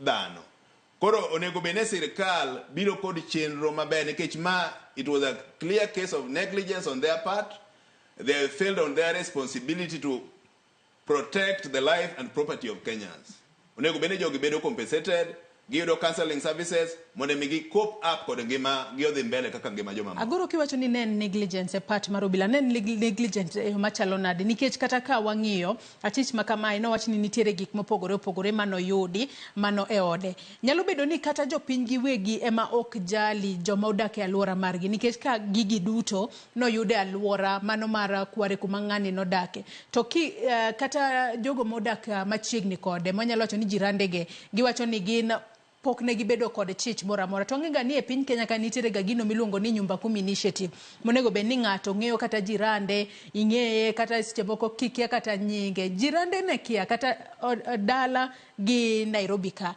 ne kiae matinde ni kata wambe jopiny nitiere kaka onego bed ni wakonyo bila e timo tijgi onge gima jopiny ne nyalo ng'weyo mar mondo mi ochwal kata report kose negligence adiera ne nitiere part mar ng'a nitie gin lo nitie gima waluongo neighborhood principle ma is a duty mar ng'ata ng'ata mondo mi ing'e kaka jirandi ka gimoro timore ka jirandi marach onego bed ni konyo to at the same time nitie responsibility mar sirikal emomiyo jopiny kata wanyalo wacho ni ng'ato ok en tij japiny mar mondo mi ing'e ne ati to jirani cha nochio nade kinyo ginene kama nikech dhano be diche yore mopogore opogore gimomiyo wawacho ne negligence on the part of the government ka ng'ato lal higa 2022 definitely ng'amo lal it's common sense ne ati gibiro go report to ka report nogo to onge action mokaw is negligence on the part of the government mondo migino ng'ano onego jogi tetete onego ng'ato mokwongo 2022 2023 is a clear case of negligence on the government part or the security apparatus. Kade gitimo gimo winjore their duty kako nego bene gitime gine no ko gik that level. But aye coordinate emomiyo na wacho neighborhood principle no onego bene dhano modak e alwora ing'iyo kaka jirandi chalo. To emomiyo the same argument emomiyo wapok holes e gir report mar DCI ni ng'ani ng'at achiel ni onego ng'ama duong' jirande ne ni kanye. Kech nego dhano ng'ato kata kinego nyaka iwinje kata mana koko moro. Inego ng'at mokwongo, ng'at mar ariyo. Nyaka bede ne traces moko, ng'ama osomo weche mag gine ni kata criminology. Onge crime inyalo timo without a trace. Ma inego ng'ani kawuono there is no trace. Inego ng'at mar ariyo there is no trace. Ma kaw 3 years ne koke fwenye ni. Emomiyo wacho ne report mar DCI ni ok onego bede wakawe as the gospel truth. We want more reasonable explanation from DCI. As at now, man, is just a tentative report. But already, ok DCI, but ok wafo. Ok any report mimi waka ni kech DCI wacho. Nyaka wangine, it could be, report no can be doctored. Wasada Kenya ka mang'eny mwaneno reports mabedo doctored. Koro gimana mama binyizo will be treated with a pinch of salt. Ok wabikawa ne wamwenya kama ni kech DCI wacho. Ok wanyalo wacho ne wa blame jirende gi ni kech DCI wacho ne ng'ani nonego ng'ate ot. To ano awacho ne nadhi e sin kidhi kware kanyenda sadhi kware bang' gini notimore. Kintaraka kata mana gi jogo ng'ato nyisi ne ka immediately ma gineno ng'ato koting'o gimoro e ogunia gidwaro ng'e ne en gima chalo nade nikech kaja en kar taka ilaro Nairobi ka taka en pesa. Koro ok wabi kawa ne ati en injili kamano ni DCI wacho ni ng'ani nonegi wawacho ne wa blame jirani. Yes, it's true, ne onego bed ni wakawo en responsibility marwa mar ng'iyo ne neighbor ne ochiwo nade, neighbor ni ngima machalo nade, but at the same time en tich sirkal. Ok seche moko ng'ano ka nosetimo maundu ma kama nyalo bedo ni nowito gi gotieno ka ji nindo kosekuro ji manya taka seche te obed gotieno obed godiochieng'. Kata ka in kata sani kidhi kata mana dandora gotieno ibiro yudo ka nitie chokoraz, nitie joma mane tich ma gitiyo 24 hours. Ok en gima kata mana ka notimore gotieno nyaka noting'o ng'at achiel ng'ene ting'o dhano mosetho. Kata in kisedhi kamoro mineno maiti kaka chalo. Ting'o maiti ok inyal wuonda ne nitie ng'ama nyalo ting'o maiti kende ng'at achiel. Mano it is even beyond common sense. It's not possible. Ng'at mosetho miting' ng'ama duong' ok nyathi. Maro nyanja gini ka en kes mar nyathi. Ma ng'ama ng'ongo miting' inegi midhi kataka makaraka ni be wacho ni ati en kama kidhi kata mana dandora damsite kama kidhi at any given time nyaka yudo ng'ato ok inyal yudo traces. To sani wawacho ni ati kare ing'eyo report mar DCI wacho ni ja apiko moro mano luongi mondo chako okonye ting'o body moro manogo reporter ina. Kama is not the first kwani jo pikipiki mamoko ka gendak ne gigo report ang'o miyo mae manogo report. Emomiyo wacho ne report mar DCI ni ok wabi mwonye yes ok wan DCI but ok wafu ok wabi kawe akawa kamano. Wabro calls on it nyaka chieng' wayudo DNA to ng'ama nonego mine wage ng'ano nego nyithi wage ang'o mo wadhi timo mondo gima kama kik chak timre Kenya. To kiwacho ni nyaka sani koro report ma okwach kich osechuo ne jopiny in kaka jakene ratiro mar oganda wacho ni ok bukawe mayot. Nyalo bedo ni gisani jopiny gombo mar mondo mi giwinj ang'o ahinya nyako tudore kod nek ma kamagi nikech gino bende omako jopiny kod buoka kalure ni ok en mana ringre achiel kende ringre 10 oseyudi to kuom thuolo matin mane obila omako godo achich makamae achijni oseyango ni ero noseneko kochakore higa mar 2022 osenego joma mine 42 penjo bende koro nyalo bedo ni penjore ni ringre moko go nitiere kanye nikech chakre higa mar 2022 nyaka sani moko nyalo bedo no seto mok nyal kata yang ni en ng'a kata kamano jopiny gombo winja ng'oge sani ahinya nyako tudore kod nek makamagi nikech en gino ma buogo chuny ng'ato ko winjo to lit ne nikech mago nyalo bedo nyathi ng'ato nyamin ng'ato kata min ng'ato manonegi. Sani gima jopiny gombo winja ahinya en reasonable explanation, not just explanation. Kiwacho reasonable explanation gin kaka magi. Onego bed ne obedo gima wawacho ne ati Collins giwacho ne Collins is the first suspect. Wadwa ne gidig deeper gitim nonro matut nikech wacho ni neka ina ni kata kimanyo eni ng'amotimo criminology bro nyisi ni neka ina ni mondo mi otimre. There's high possibility ni yakobed ga network kata ka en ritual to ritual ne timene nga there must be some network of this organized crime mane gima wadwa ni DCI on earth to gimiwa gima wanyalo winjore ok report moko mane janeka achiel no maki to ok nyiso ni who is behind this janeko. Yes. To nyaka sani pok wang'eyo ken janeko kosine miyange ni en janeko. Gene giwacho ni is a psychopath. A psychopath matiende giwacho ni en gi some mental problem. Mano gin DCI themselves confirmed that the guy was a psychopath. Koro en gi mental problem. Koro ng'ama nigi mental problem maybe kada gik monyalo wacho go be owacho gi yor mar neko. Wang'eni to gik mowacho gi adier mage manie iye miriambo mage manie iye who was behind him what is part of this? It could be true. It's part of that criminal cartels, katagang, manego minewa, manego nyiminewa, manego nyithindewa. Yes. Atonya kasani adira kwa ng'iyo jogo ma osebeda ka kata mosenegi kata moseyud ringregi ka nonegi koda jago makoro ena chich maduong' nek makamae gina joma nyiri onego bed ni ritore yo machalo na nikech iyudo ka iwacho ni ne olombogi matini nyalo bedo no lombogi kod yore mopogore ma omiyo negi luare otego manoketo negi bang' mano to koro bedo hawi marach no dhio negi nitiere moko manorocho kata ratiro margi e yor bembo gino malita ahinya makoserocho ratiro mari e yor bembo kaito odok onegi joma nyiri onego bed ni ritore e yo machalo nade ahinya gi sani mondo kinde mabiro mbele gi kwane nek makamagi nikech gin gigo malita ahinya ma ng'ato kobedo piny to nyalo kata tami pimo.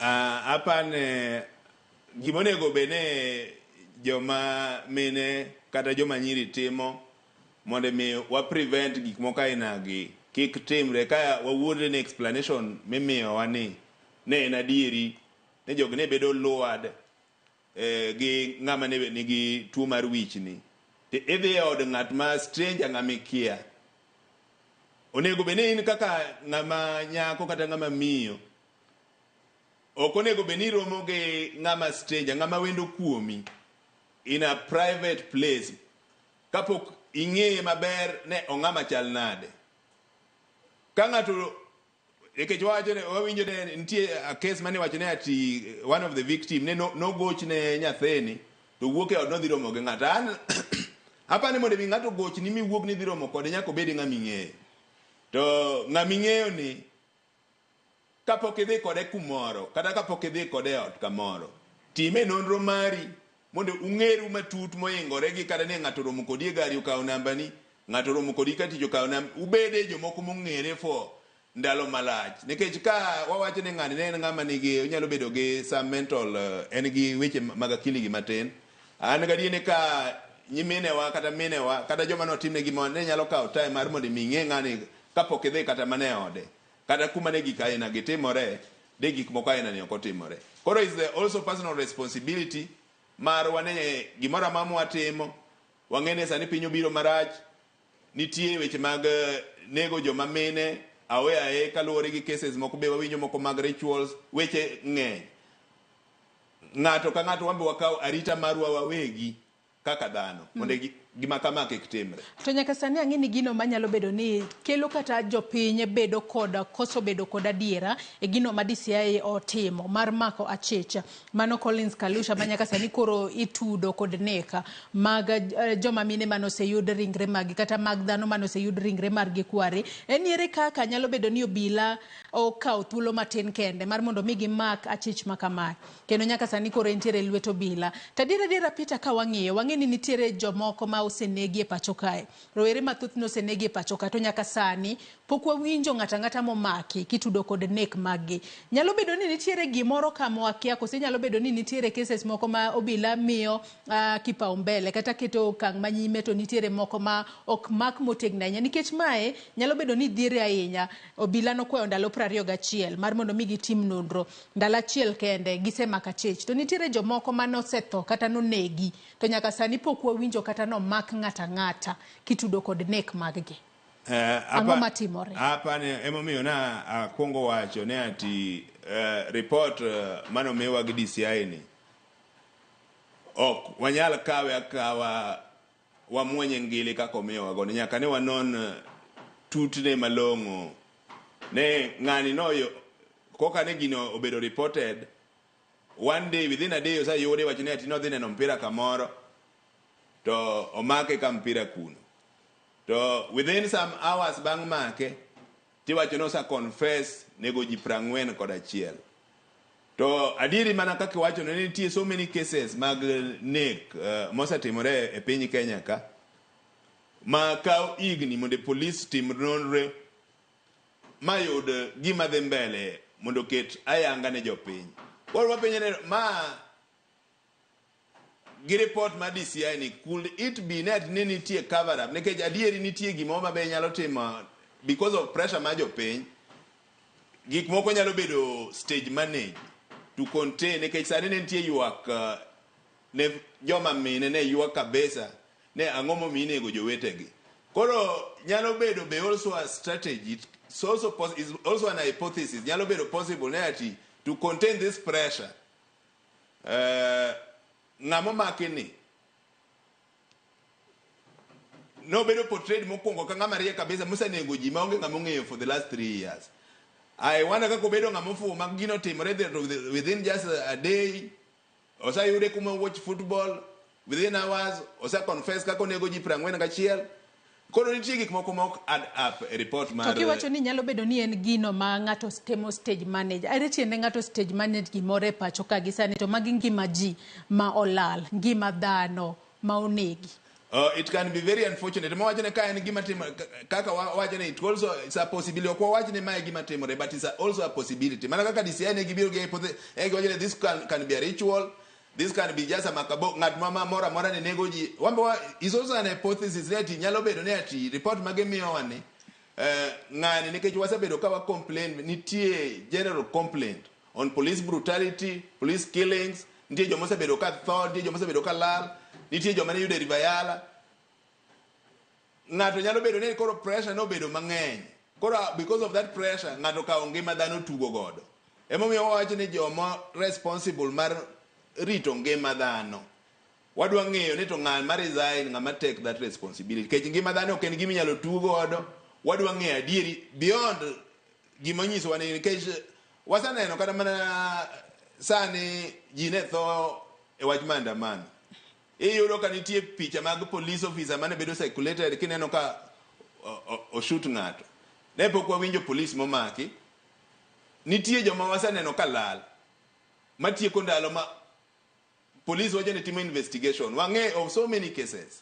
To report ok bi mapiyo kama. Koro ka dipone ati nitie ng'ama tugo game mora mora gi ngima dhano en gima rach to wawacho ne jopiny nigi ratiro mar bro ng'eyo ne to ang'o matimore nikech we have other stakeholders mabro miyo wane to exactly ng'ama ne otimo gini who should take responsibility. To bende un kaka jogo makedo ne ratiro mar oganda ang'o ma utimo kotudore kod nek ma kamae nikech wang'e ni ma en gino ma en chocho ratiro mar ng'ato ahinya nikech ok en mana nego ng'ato, jogi kapok noneg-gi ne ochoch ratiro margi e yor bembo bang'e to neg-gi. Koseneg-gi anyalo wacho ni ong'adgi matindo tindo kendo ong'ad fundi mag dendgi nikech iyudo ni jogo mane odhi kware kuri iyudo ni nitiere kata gunia moro mane yudo mana wich, nitiere gunia moro mane yudo kata fundi mag del, obed lwedo, obed kata tielo. Un kaka jogo makedo ne ratiro mar oganda bura makamae kata nek magalagala makamagi ang'o ma usetimo mar mondo mi jopinyo wachane ni yes nitiere jogo makedo ne ratiro mar oganda manyalo konyowa adiera yudo ratiro mag jogewa mowito ngimagi e yo marach kamano. Adieri makende ne wan kaka jo kene ratiro mar oganda seche ma gik moko aina gitimore wambo wamanyoga the victims. To the victims giyudo ka most of them gin joma ne piny kabisa. Koro ikawo negi ga wamanyo negi wakili mamiyo gi nono pro bono lawyers mondo ng'ine to giyudo justice nang'o. Kech gimoro aina ni kotimore mane en min ng'ato, ne en nyathi ng'ato. Wan kaka jo kene ratiro oganda tijwa maduong' ka gimoro aina ni otimore, we reach out to the family, to the victims, wang'iyo ne to ginyalo yudo ratiro nade, justice inyalo tim nade. Koro ibiro yudo ka wambe watimo our independent investigation ka walias gi these other stakeholders mondo wang'e ratiro. Ka wasayudo gima dhi mbele to wang'iyo kaka wanyalo ginene mondo akigi mondo giyudi. Kech ng'ato to kosa to tho but owe jomoko chien. Ere kaka jomo owe chien gi yudo justice. Koro mano wasebedo ka watimo. Nyaka sani unyalo wacho ni kotudore kod nek ma kama ang'o musetimo kata okang' mane musetimo kaluwore ni kata odiochieng' manyoro e kar kano ringre ma City ne waneno ka familia mathoth nochopo kacha mar mondo mi gitem ane ng'iyo ni yawa kose nyalo bedo ni watwa manwago report nolale ma en achiel kuom jogo ma oyudi.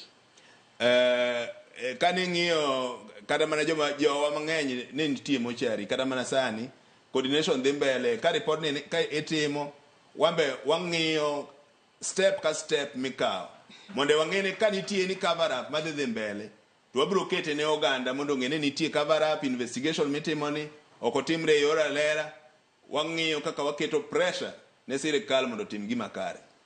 Yes. Adwa nasoma ne moko kuom ote ma joneno magwa chwalo no kinyi makawuono manoko kale Facebook kacha kama wantiere live. Ote makamaga bobedo kasoma achiel gachiel ka achiel kod mago ma uchwalo nwa kokale namba wa mar 3 auchiela no mar mondo mi wane ni to jogo maneno wa ukinyi makawuono to giwacho nango kok tudore kod neka mano magalagala mwasebedo kwa neno mano ekara wito taka makware bore Nairobi kai. Asoma ne moko kuom ote ma joneno magwa chwalo no kinyi makawuono.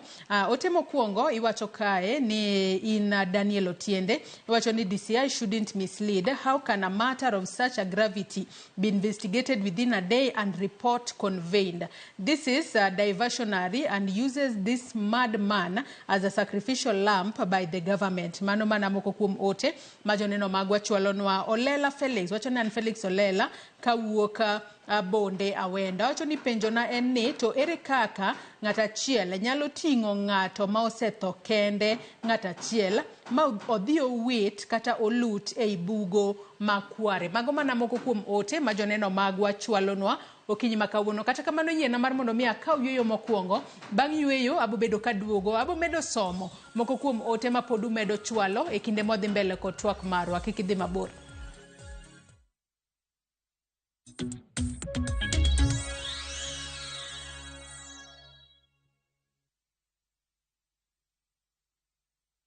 Kati ya watakaofutwa machozi na mimi nimechaguliwa.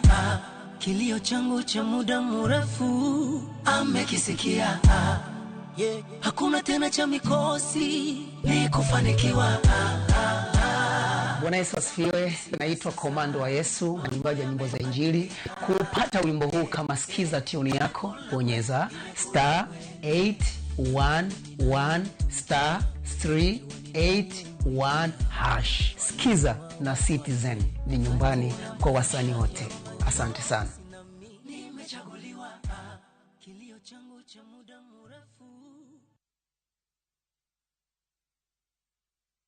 Nyakwa Ramogi ne gin ji mahumbgi ne lach. Kane giloso, oganda ne chiko itgi. Bende kama ne gikalie, weche ne dong' matho. Nuna nigo kot kamoro kachacha nogoyo. Asa modwa wacho to go kot to jibiro tek. Noero sort out dispute.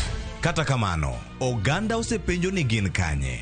To gitimo ang'o? To mosenindo, anyuola gi paro gi nade? Igni mose kalo ne gin jok ma ideo to kata mana sigand gi bende ne uoro.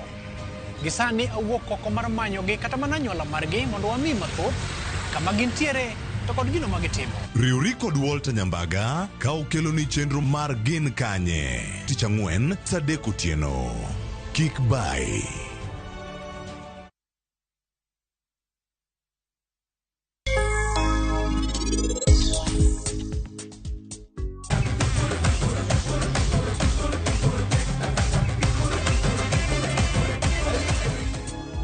An antie osuptal.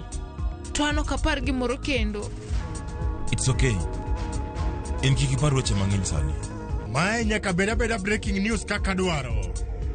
Adwa ni jo anena one gimoro amora. Kiwacho adier Samir nopimona gimoro amora nyoro. Nyaka wach mar Raja. Nopimona gimoro amora mane gin ne gichamo.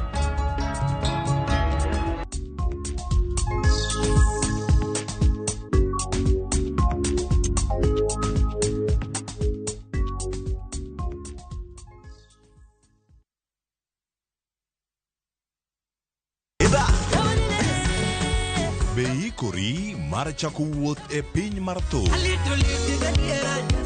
Thumbe mane oloko tieng' mang'eny. Fwenyo sigendni, wende mag piny, koda sigendni mayudore wendego. Wajan thum gir moro. Okay. Den gir radhi. Ngoma wake. En kama gik mane otimore chon koda matimore sani chopo e winjruok maber chuth. Ngoma owake wuok tich nyaka tich abich saa 10 odhiambo. Kik bai.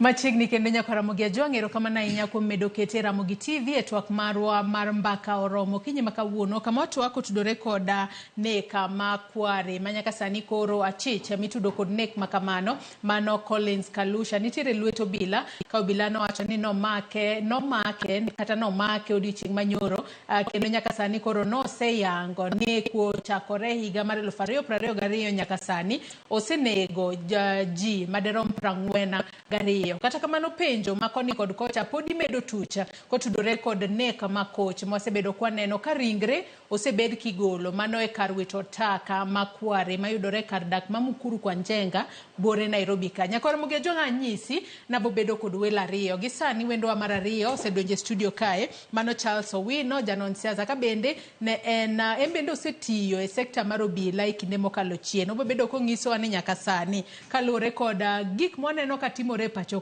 nyalo bedo no obila okaso timo nonro margi ahinya kose gigo ma obila timo gi sani owinjore kendo nego bed ni chik ikaw kore ahinya ne achich makoro nyaka sani osemaki oyore Charles Ichio nado kinyi makawuono kendo machiegni twak achiew ka tegno mitain amba chiew maber machiegni erokamano mana yudo ga kapok wadhi mbele to ahinya kod twak maro kinyi makawuono kalone koka ne wakaw mana yuyo marwa mokwongo kata kamano watwak otudore koda neka ma wasebedo kwaneno ka ne waneno kosegol ringre mathoth ringre apare kar wito taka ma Kware bore Nairobi kae odiochieng' manyoro ka jatenda okwach kich mano Mohamed Amin ne loso wacho ni ne gisemaka achich makamano nitiere gik mathoth mano yud e od achich makamano ang'eni in achiel kuom jogo mosebedo e sekta mar arite pacho kae bedi paro ni malingling kata report ma obila osegolonwa en gino ma jopiny nego kawe gadiera kose nyaka sani jopiny osebedo kod to moro ka giwacho ni oyo gini otim mapiyo ahinya kalore ni nitiere jogo mosebedo ka neko kata jogo ma itudo kod neke pacho ka to poko makgi to ma ng'at ma wacho nochako neko e higa mar 2022 nyaka sani higa mar 2024 to kaw mana ndalo achiel kende mondo obila omake. Erokamano. Ing'eyo ni pok wabedo gi hera e kind obila gi japiny. Ni kwop obila en ng'ama orubeni rito japiny. To nitie kuonde moko mobila be seche moko ok tim maber seche moko inwang'o ka obila seche moko be thagore gi japiny. To kaber ahinya orubeni nitiere hera e kind japiny gi obila. Nwach kobila onge e kor gweng' kata ok ni machiegni tachije mang'eny manyalo hinyo ji. Ang'eyo ni wach Mukuru kwa Njenga ji mang'eny mapenjore ni to ang'o momiyo nokawo polis dakika matin mako achich. Seche moko ndalo mang'eny kalure gi weche mag nonro mag timbe njori kata crime onge ng'ama timo tim marach to kowe gima jamzungu luongo ni trace. I don't know kaka ibro luonge gi dholuo. Nyaka ng'ato we gimoro. Koro investigation ni ne jogi obedo gi haw maber ni nyako mane onego last ne okawo pesa mo transfer e simbe. Kabero koro be nwa discuss mano nwach en evidence but mondo jopiny obelieve ni haw maber nokawo pesa ogolo e simb nyako cha okete e simbe. Koro king'iyo simb nyako cha neno ka nogol pesa odhi kanye transaction moro manatimore around sama nonegi cha. Koro ka polis luwo to nwang'o ka ng'ani neno manopira. Koro bedo mayot kuom obila mondo oyude. So seche moko obila bedo gi haw maber. Cases mang'eny mobila yudo en mana ni moko yudi eminong'o ka ji o ahinya nwa ji goye koko to moyudi to jo goye koko.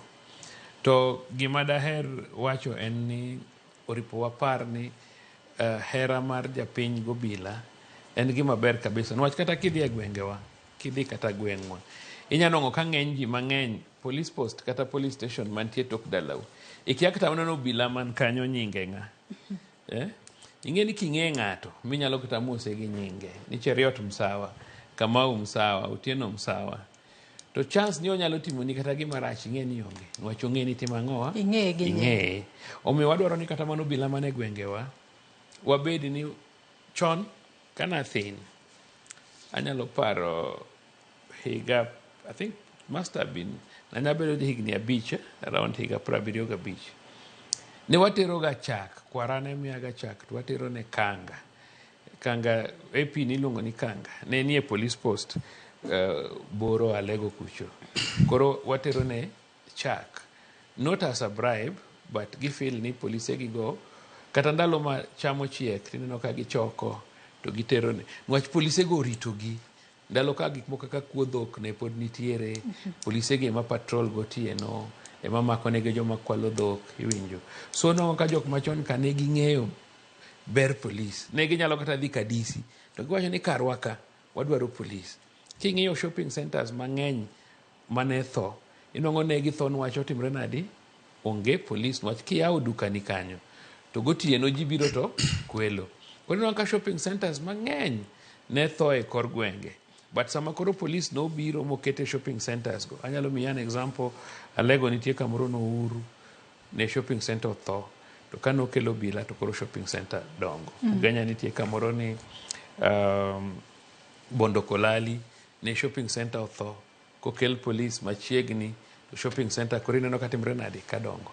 Omiyo jopiny nyaka chak ng'iyo ni to role mar police e community en ang'o to en yo mane mano miyo kani kelo nokel gimoro concept moro ni community policy ni idwaro ni jogwenge bedo together kata mane constitution 2010 ne nitie gima nokel mane dwaro ni mondo county governments obed kod a form of community policy mane miyo koro inwang'o ka in an area okaw japuonj moro okaw jachach moro okaw johala gin gi committee margi mang'iyo wach security e gwengegi.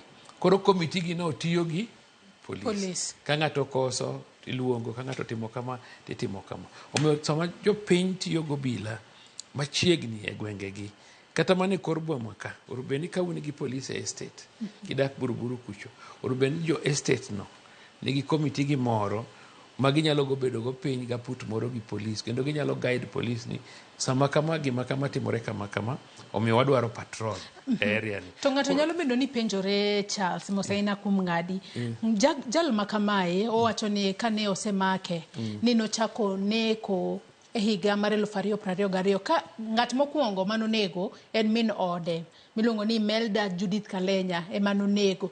Bang'e kochakore higa mar 2022 nyaka sani higa mar 2024 emomake. Nyalo bedo ni obila emane ninde tich to ka seche moko familia mar Imelda ni nogoyo report ni nyargi olal. Nyalo bedo ni obila emane ninde tich momiyo chakre higa mar 2022 nyaka sani ok nomake mochwe onego ji 42 mane osewacho ni emosenego nyaka sani. Nakoni ni hera mar police gi jopiny ok ber.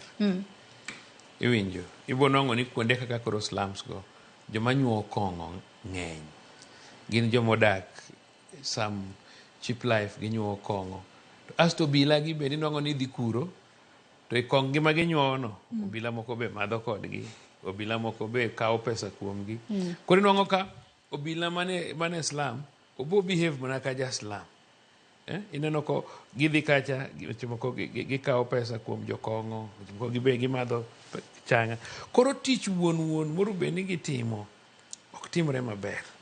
To mar ariyo obila nigi kidienje mang'eny obila nigi intelligence obila nigi CID intelligence miluongo ni special branch then obila nigi police marwako uniform miluongo ni general duty gi chon ka nondikwa tich inwang'o ka nidhi area moro kama nitie OCPD inwang'o ka OCPD ni piny mare nitie ja CID piny mare nitie ja intelligence jogi tindone e madaraka koro gokinyi to giromo to gigo mbaka to wacho ni ja CID kes ni tek mae kaw kes ni mae kaw ting'e ni kanene ochopo higa 1999 1999 to intelligence no gol kuom commissioner mar police koro gibedo independent koro nwanka gitiyo kendgi ma sometimes ok gi brief kata mana police gima timore. Jo CID bende kancha Constitution 2010 obiro bende obalo ni gin gitiyo kendgi. Koro nwang'o ka institutions mochung' ne investigations kaka CID gi intelligence gi general duty gitiyo parallel. Koro because gitiyo parallel ng'ato timo tije oinga ma is bothered about the other one onge central command. Gima timore koro en ni ibo nwang'o ni koro jogi ok timre nadi ok ti kanyakla kamoro achiel. Koro information ok wake yo maber. Ominya no ka gimoro makamano nyalo timore for a very long time. As Kware kae kama gine bede deposited ni. Jiwite gik mang'eny, jiwito nyaka guogi motho kuro, jiwito nyaka ng'o. Onge ng'ama is even bothered. To be neno ka en kama kata na donje is not easy. Ok en kamoro mibro romo gi dend ng'ato kowite yo. En kamoro miwito gigi. Ineno ka gicha en Kware ma deep. Ng'ama donjo kacha neno mana kodonjo. En ng'ama looks like a specialized person. Madonjo mana kotweye gi gik moko. Iwinjo. Ng'ama be nyalo dhi e Kware kanyo ni koro dwa ng'iyo nta ang'o mane Kware. Be seche moko bedo matek. Unless maybe en kamoro makata chokora gi ne choke yugi, it's a different case. So it's possible ni gik makamano nyalo timore to ng'ato kong'eyo ni to en ang'o matimore e gima kamano. To ng'ani be ng'e ni tiyo kende. Ogiti ji ariyo. Maybe oluwa nyako odhi kode asto nege. So mago gin gik matimore. Ochalo Satan modonjo kuom ng'ato. Ni en gima more en nego nyawadgi. Mane gima more. So gik makamagi nyalo timore. And mane momiyo wacho ni dware ni mondo wa improve hera ma kind obila gi jopiny magitiyone. Mondo ji understand ni tij police. Ing'e ni historia mar piny wacho niya. Ni chon ne wachala kaka le modak e bungu. Ne onge sheria, ne onge sirkal. So ka ng'ato koso ni kotong'i tibe itong'e atong'a. Then bang'e nene jopiny mamalo kucho. Ne gin gi gimoro miluongo ni Westphalia Treaty higa mar 1647 ema nolosi e sirkal. Koro sirkal ni bedo gi miluongo ni executive ni eman kod police, to bedo gi joma loso sheria e bunge, to bedo gi joma tweyo ji mane e doho mane court. So ka un kod system machalo kamano mokune state of nature, to rubeni institutions gi perform. And mane omiwa wacho ni nyaka watem kabisa e gwengewa ni mondo wabed machiegni gobila mokelnwa, mondo kik bed mana ni samo kosni kokiringi dhi kobila. Be wanyalo ng'eyogi, be wanyalo tiyo kodgi, be wanyalo dak kodgi kaka owetewa ma nyalo tamo gi timo ne ng'ato gima. To kata kiwacho ni onego bed ni wadak kod obila e yo makare, inyalo yudo ni seche moko idhi kata goyo report kata sendo obila, to nyalo bedo no obila nyalo duoki kata e yo ma ok ni kare. Nikech kata kwa tiyo kod ranyisi, nitiere familia mathoth mane wacho ni ne gisegoyo report ka obila kotudore koda joge gi manolal. Bende obila no kao lai makare, kose obila onego bed ni kao lai mane. To ka ng'ato segoyo report ni ero ana wat na makama kama olal. Ing'eyo dhano onge chip e dende. Minyalo wacho ni ka ng'ato lal tinyalo trace.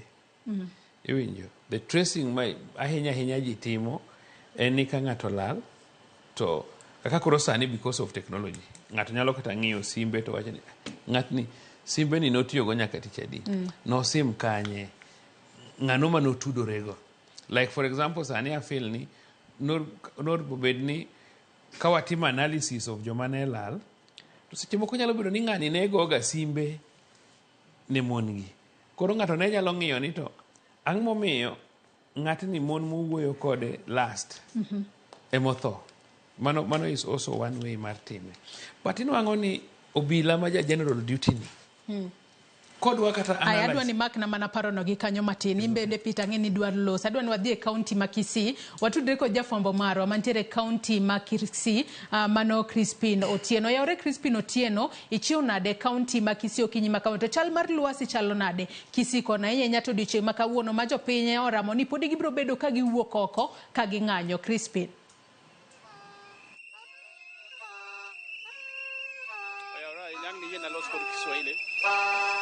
Hapa nilipo ni katikati mwa mji wa Kisii ambapo tayari tunaanza kuona vijana maeneo mbalimbali wameanza kufika hapa wakiwa wamebeba firimbi kama njia mojawapo tu ya kuashiria kwamba tayari wanaanza maandamano yao siku hii ya leo. Hapa nipo katikati mwa mji wa Kisii, katika wakati ambapo tayari tumeshuhudia maafisa wa polisi wameletwa hapa kwa wingi wao, na unapotazama hapa wananchi tayari wanaendelea kuimba nyimbo zao za amani kudhihirisha jinsi ambavyo hali itakuwa katikati mwa mji wa Kisii siku hii ya leo. Vijana hawa wanasema kwamba hii leo hawatakuwa wanaruhusu wale vijana ambao ni wahuni, ambao wakati mwingine walionekana wakiwa wanaharibu biashara za wafanyabiashara katika mji huu wa Kisii. Nataka tu nizungumze na hapa waweze kutuelezea tu hisia zao ni zipi, na vile vile kiini kikuu cha wao siku ya leo kufanya maandamano haya. Tutakuwa naanza na huyu kijana hapa. Unaitwa nani? Kwa majina naitwa Rochas Mti. Ni mkazi sisi leo kama agency hatufurahishwi na serikali ya Mheshimiwa William Ruto kwa sababu maisha yamekaa magumu. Wakati alikuwa anafanya kampeni, alipromise mama mboga, akasema bodaboda, akasema ni asala. Alikuwa anatumia lugha tamu. Lakini wakati aliingia kwa uongozi, hiyo lugha yote ilipotea, akaanza kuchukua pesa na maisha imekaa ngumu. Ombi letu kama Wakenya ni hili. Rais William Ruto kama hawezi kufanya kazi, ajisign, afunje bunge, aende nyumbani, tuende Tebeni kuchagua ambaye saidia Kenya. Kwa majina mimi naitwa kama Obed. Mimi ni mkazi wa hapa. Ni kwamba kama kazi imekushinda Mr. President, uresign kutoka kazi. Nakumbuka vizuri Mr. President, mimi niliamka saa 12 kukupigia kura. Kwa maandamano mimi ndo nilikuwa wa kwanza kupigwa risasi sababu yako wewe mheshimiwa. Naomba mtapigana baka ya mwisho hadi utoke kwa hicho kiti ama utufanyie kazi kama sisi wa Kenya. Uweze tuua sisi wa Kenya kama sisi ni wanyama. Sisi pia ni binadamu, tunahitaji haki na tunahitaji kufanyiwa kazi. Ndio hiyo tu Mr. President. Naomba niongee. Tafadhali, naomba tafadhali. Wakenya wenzetu, kuna maneno niko nayo kama 3 ama 1 ama 2. Mwanzo, hiyo utaongea. Mwanzo, tunapoandamana, tuandamane kwa amani. Tufungue barabara. Fungua barabara kwanza. Usafiri ende kwa Pili. Naongea. Pili, wacha kuharibu mahali ya watu. Asante sana. Tumepata ujumbe wako kaka. Wacha tupate wengine pia. Kwa majina Dansan Olina mji wa Kisii. Je, nataka kuambia rais, si eti kazi imekushinda, already imekushinda, toka ofisi. Ajia mtu mwingine mwenye anaweza kazi. Na sisi majenzi hatujachoka kuandamana, tutaandamana from January hadi utoka ofisi bana. Wewe tutakukujia hapo, hebu toka kazi bana. Umetuteza kuanzia tukiwa wachanga hadi sasa tuteseke. Wote watuteseke tukikuangalia. Hatukuangalii, next tunakukujia wewe. Kitu kingine nataka kuambia Mr. Rais, mimi kama jensi hapa Kisii atoke kwa ofisi, alafu hao wabunge kutoka Kisii wote waende nyumbani, tuteue wabunge ambao watafanyia mwananchi kazi, kwa sababu hawezi pewa milioni 2 waende wapitishe hiyo kitu, alafu inakuja kutumiza baadaye mpaka ikachukulia vijana wenzao wakapotesha maisha yao. Sasa kitu anafanya arisaini, atoke kwa ofisi, aende nyumbani mapema, tukue na serikali mpya, serikali ambayo inajari mwananchi wa kawaida, arudishe kila kitu yenye mwananchi ambaye ameiba. Kwa majina ni Omari Maze. Wananchi, Ruto must! Ruto ndenga tafadhali. Tunaambia Ruto hivi, anafaa kutoka kwa kiti. Mbona wakati yenye walimu wa JSC hao wenye wanafaa kuajiriwa pesa hakuna, lakini ikifika mawaziri wao wanalipwa pesa mingi, wanaongezewa mishahara. Watu wengine waajiriwa, madaktari wapewe pesa yao, lakini ikifika kwa zao wanawawekea pesa kwa vile. Ruto must go. Ruto must go. Alafu kwa hii wakati wanataka kuiregesha tena. Mbona kwa wakati katolewa Ruto aende nyumbani? Wakenya haki Ruto. Mali ni yetu. Ni Isaya kutoka hapa maeneo ya sema ndio tumesema ndio mjinga kwa sababu promise ndio mjinga.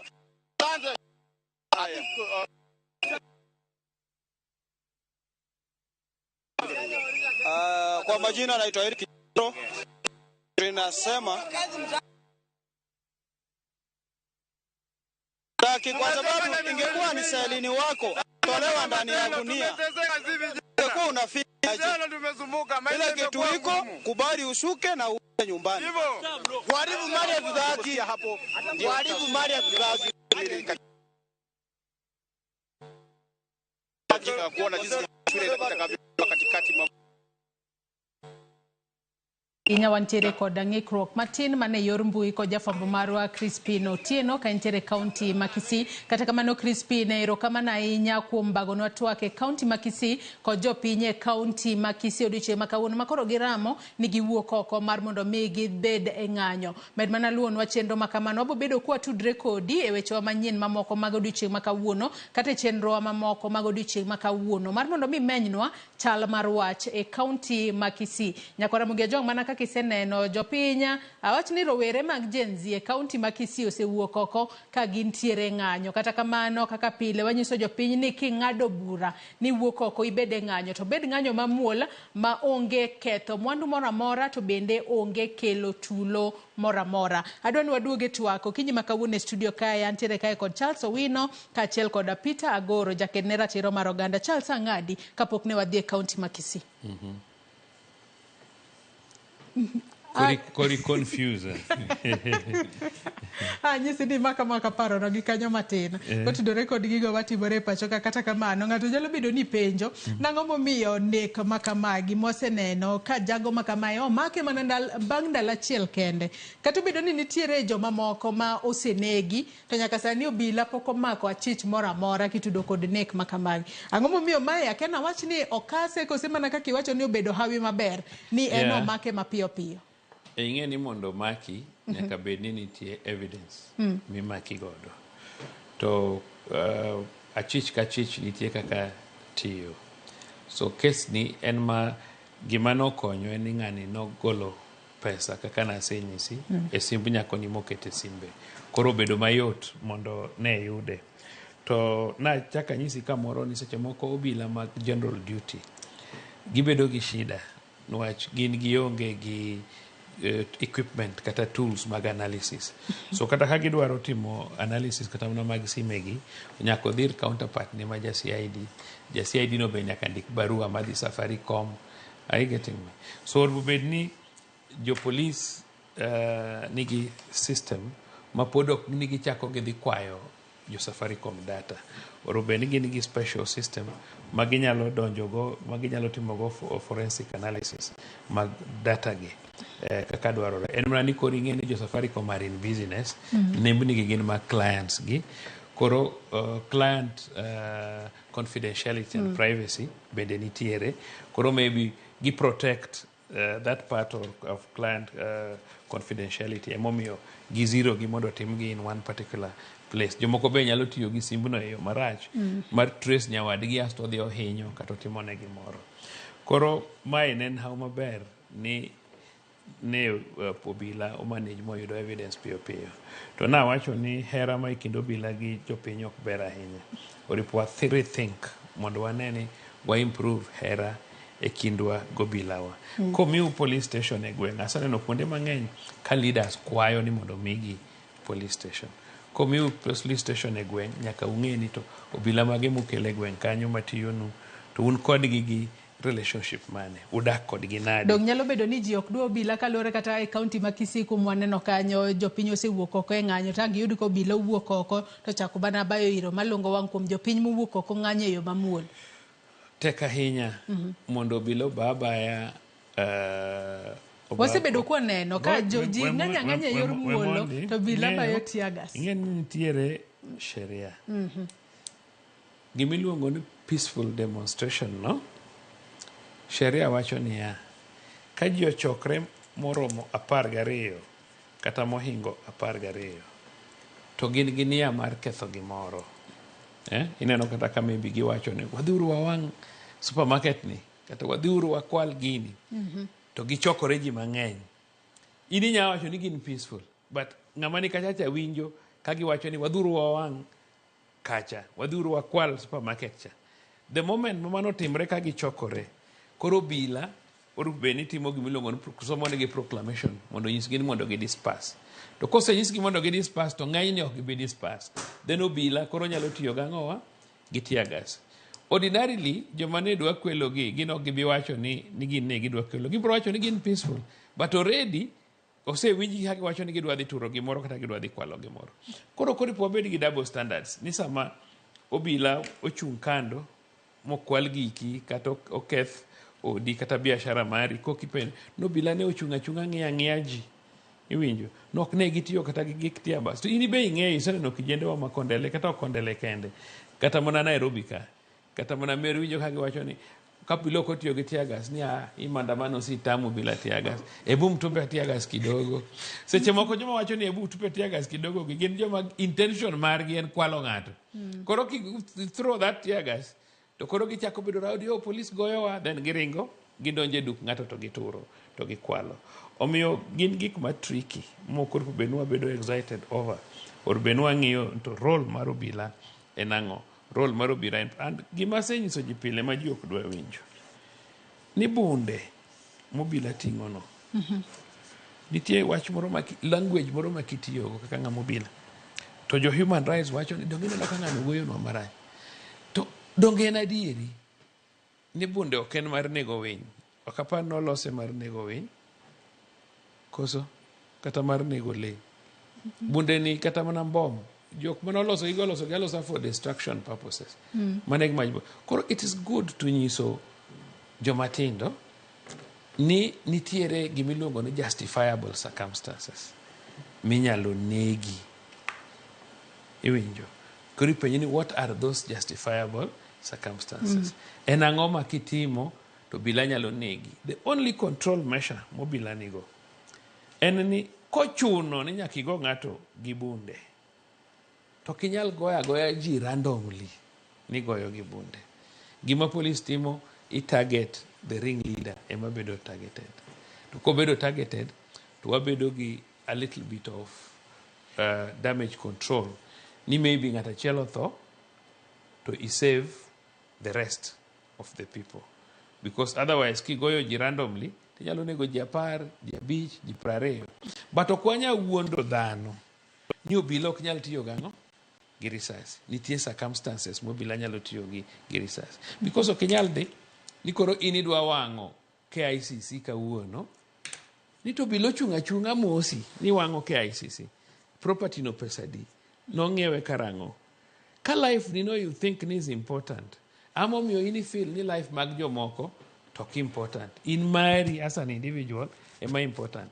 Idhi e hotel mar ng'ato, inong'o ka ji chiemo, ikwelo kuro, iwang'o hotel no, iwang'o mtokni man kanyo. Iwinjo? Magar not good things. To nyaka wanyis, there must be, in a community, there must be fear as a matter of truth. Because ratio mar police is about 1 to 500. Because one about 50 million plus. Police gin under 100,000. To bende, kata sani nitie riot, police moko nyaka bede police station. Police ete ok nyal di riot. A small percentage ema di riot. Now in event, ni koro police en achiel against ji 500. Like police moro mane igoyo bondo nyocha recently chande. Gima no konyo, ne en gi gimiluongo ni gas gana. No onge live bullet. Sama ne joka goye mogoye pinja, no bedi gi live bullet ne do nego ng'ato. Wawinja ne Peter just a minute. To kano nego ng'ato, mane gima ne ji dotimre nade? Do pick. Ni obila otimre nade? Omiyo wabedi gi luor. No, Article 37 ma activists gi. I don't know that he's also an activist. Jo gine. One gi Bill of Rights chapter 4. To Article 37 a Bill of Rights ni thura. Nitie gima musungu wacho niya. Ni oyieni bedo gi freedom mari. To Bill of Rights ni has limits. The major limit en ni sami enjoy your rights and freedoms. Okinyal prejudice rights and freedoms of others. I demonstrate, I agitate, I wacho ni Ruto must go. But does it mean ni dhi wang' kiosk ng'ato? Kiosk no pidho ji adi? Kiosk no opidho min gi, opidho nyithindo madhi e skul. Sami wang'e, ncha neno ka jotije moko mane tiyo hotel magawa moro Mombasa ywak. Ni koro wang'o tendgi. Obro chulo rent nadi, nyathine bro dhi e skul nadi. Nwach nyathini dhi e skul, oting'o break. Iting'e gi ndudhi, gi pikipiki. Are you getting me? Itere school, iduoke. Kochopo miso dwe, ichulo rent. Dhako be iwe ot, dwa chiemo. ng'ato bose odhi owango kiosk magine duk ng'ato okinyal yudo. Koro nyaka wabed reasonable. Okinyal prejudice rights and freedoms of others to inti expect mondo mosi gi gloves. Wan gi reason momiyo wan gi police to protect everybody. So wacho ni police motimo marach madwa nego ng'ato kiholela ento nyaka make matere doho matweye. Tango mimi pok waneno mora momaki nikech kata e kinde mag ng'anyo mag kinde mokalo naneno ka police moro ne chila ji gi magena kata bed ni nenda ata closely nen kuma chiegni ahinya to uniform bende no onge godo kata mago tango mimi pok waneno kata komaka kata kamano kapok iduogo wami ane picha goro bende time mar mondo mi en bende olos. Chaso wuoyo to nitie clear contradiction e gima wacho. One, owacho ni mondo mi police oti maber nyaka bed kod fear. At the same time, owacho ni ati nego bende bedo community policing ma wabedo friendly to police officer. How do you become friendly? Ne ng'ame onego bende instill fear in you. Emo mi wawacho ni ati inyalo yie na penjo no ma practical. Yes. Mana mapiyo. Yes. Babau en ng'ami chayo kose en ng'ami luoro? En ng'ami luoro in terms of respect, not fear. No. There's a difference between respect. Baba iluore, but onge luoro moro ati iluoro ni baba unyalo negi cha. Ok negi. Let's assume ni nyathi modak dala gi wuon gi. Iwinjo? Inyalo wuok tidhi thum gotieno ikalo chiel idhi thum gotieno tigaja class a beach. What must be there en ang'o? No, that interpretation is very important. As much as there's respect, which police bay must be respected. But nyaka bede luoro moro. Ok ni luoro police. Nyaka bede luoro moro. Ni gima police nigo ni nyalo nega katimo the right thing. Koro okinyal bukri bunde ma police ni tirego. Yes, okinyal bukri ni ya ni in as an activist idwa dhi wuondo nyathi moro ni in the ni gima police nyalo timi onge. Mano miriambo bwana. Gima nyaka wawinjire ma en adiri makende. Ne rights comes with the responsibility. In ratiro mar ng'anyo. To sama in ratiro mar ng'anyo does not extend to maybe wango property kata timo gimagala. Mano we all agree. But we must also agree that use of fire mo wacho ni onego bede nitie gimiluongo ni proportionate force. Kaka student of law magi gik mwang'eyo. Ok nyalo biro ng'ama nigi kidi kata ng'ama nigi lwete mang'anyo mana gi bandera. Igo bonde nikech in police. So you expect this person to relate well with you. Mano is wrong. Emo mi owacho ni onego beni wabedo one police osewuok e police force, sani wan gi police service. Koro nitie that mentality ma police mang'eny pod ni godo ne wan e police force machon cha. Onego bedi gi ng'ene culture mar police force cha. Jo Kenya nosaweyo gi the old constitution. Sani wan gi police service. Police onego beni ati gi relate gi jo piny maber, otiyo tije. Your right, every right must come with the responsibility. Onge ng'ama nigi right mar ketho gir ng'ato, onge ng'ama nigi right mar nego ng'ato, obed police officer kata mana ng'ama chal nade. Though nitie sama police oyiene mar tiyo gi extra force. Police ma well trained ok nyal go bonde ng'ama oting'o kidi. Ok nyal go bonde ng'ama nigi bandera mang'anya ng'anya igo bonde nikech in police. To ne waneno police brutality kata ndalo mar maandamano. Adier makende ne wane protest na aneno gima dhi mbele. Nyithindo gi Gen Z protest gima ne gi conduct protest makata mana politician pok notime Kenya ka. It was very peaceful. Mane kane gineno ka ng'ato kwalo. An aneno ka nyathi moro dhi otemo no okawo poch mar nyako moro. Jopiny gi wegi nomake mokwere ni gima otimo. In fact no goye. Ma jopiny ema jako nya kikunegi nektoraj. Koro police onego beni gi ng'eni ati mentality machon mar force cha oserumo nyaka gi relate gi jopiny. Koro Mr. Chaso wacho wach mar technology mano konyo yud kijana ma allegedly wacho ni onego gine. Koro technology ni no ko biro nyoro. Technology ni nitie kata 2022 mi wacho ni the first victim no negi. The same technology was there. To ka ng'ato no report ni ati ng'ato olal. To police station, at police station level, what do you do? This the same technology. Ngani nen gi phone, nen gi sim. Ibro ngini sim to ngama no wuogo last en nga. Last time ing'yo network no en kany. Koro watene gini tete ka the police ni serious, magin jomo ng'e tijegi. Gini doko gi ke level. The same technology mo wachene no konyo maken. Don't call immediately mangato report at police station level. Nengani no wuoyo gi ng'amo gik, nen kanye mogik, te yudo tich police ok en mako ng'ato mosenego ng'ato. En geng'o tho mar ng'ato. Koro nyaka wang'e ne to gini kata ka wawacho ne ti dhano oherre gi police. Wadwaro the truth en ati jitedo warelate maber gi police. But timbegi ma police onego gigol some rogue elements within police service. Waseneno police mane shoot protesters. Pokwa winjo no make. To picha nitie everywhere. To waseneno protesters ko make otere court on just trump up charges ni wacho ne ati ng'at no ne Ruto must go.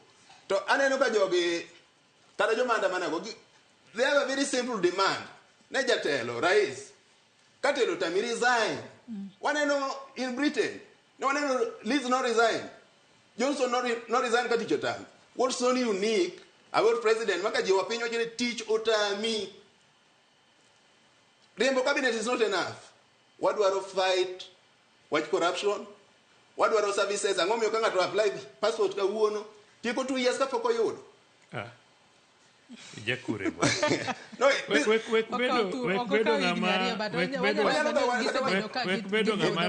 have a case in point. I can even call him now. No apply passport. Send this 1 year. Yeah, 1 year. What is the difference between a year and 2 years? It's almost the same. Why do you apply for something you pay for? You wait for 1 year. Do we have a government? Cabinet corrupt. They were incompetent. Isakigi. So you are equally incompetent. These people are just like you. Resign. What is so difficult in doing that? Koro wawinji kwa majogi kan ng'anyo mamul kaka gitimeno teach police and they kajeke police give against that. Gima jogi advocate gi en ratiro nyaka mar police gi. Ging'ene jogi timo konyo gi gembe. Giwe nego gi ka police moro neko wadwane no police monego ng'ato. Ene court kaka joma moko gi. Mano koko wabiro wene ne koro kindwa gi police bedo maber ka gitiyo tijgi to jopiny tiyo tijgi. To kamano ok timre tabane gima wacho ni pod ok bibero machiegni. Ilero kanyo makara ahinya to Charles bende abi right of reply to bende penji ne ang'o monego bende polise moko maneno ka chielo kata gima gina jogo mang'anye yor muolo at a close range mago to nego bende kawo negi okang' mane mar chikalo ne nyaka sani onge mora mora mosemak kata bedo ni wasebedo kwa neno kata ka pichni magi nitiere mbui e yo makare ahinya. Mokwongo owacho nens either student of law or maybe you have now Sani koro in advocate or you are a lawyer. I'm a lawyer. Adwa penji. Wago mbaka. Maika wago mna mbaka. Mondo wakonyo oganda. Ere pogruok mar robbery gi robbery with violence in law. What distincts ang'o in law mamiyo iwacho ni ng'ani you commit robbery with violence to ng'ani to commit robbery. There are just two elements en mane gi mane. Kaka ng'amo timo sheria. Element. Wachadwa duokie wach kidini. Yes. Mapogo robbery with violence to kod robbery. Robbery with violence, but in one, nitie aspect, nitie force. Mangani no tiyogo kakao gima iwacho ne okawa. Mano must be there. There must have been force. Mano tigo. To robbery, nikech openjo robbery with violence. Robbery, inyalo bedo ni ikawo gir ng'ato without using force. But still is robbery. Ino duoko page. All robberies, there must be force, because robbery is different from just stealing. But robbery with violence, the person uses force and he must also be armed. If he's not armed, then there must be 2 or more people. So wanyalo biro to wamai sime to wanjia diwa ariyo. It qualifies robbery with violence whether ne in gi kidi or ne in gi pala or yongego, as long as 2 or more persons watiyo gi force wamai to one more than 2. Kan ng'ata achiel tabiro mai atiyo gi force tamai, it just becomes to aonge okan armed and we are not 2.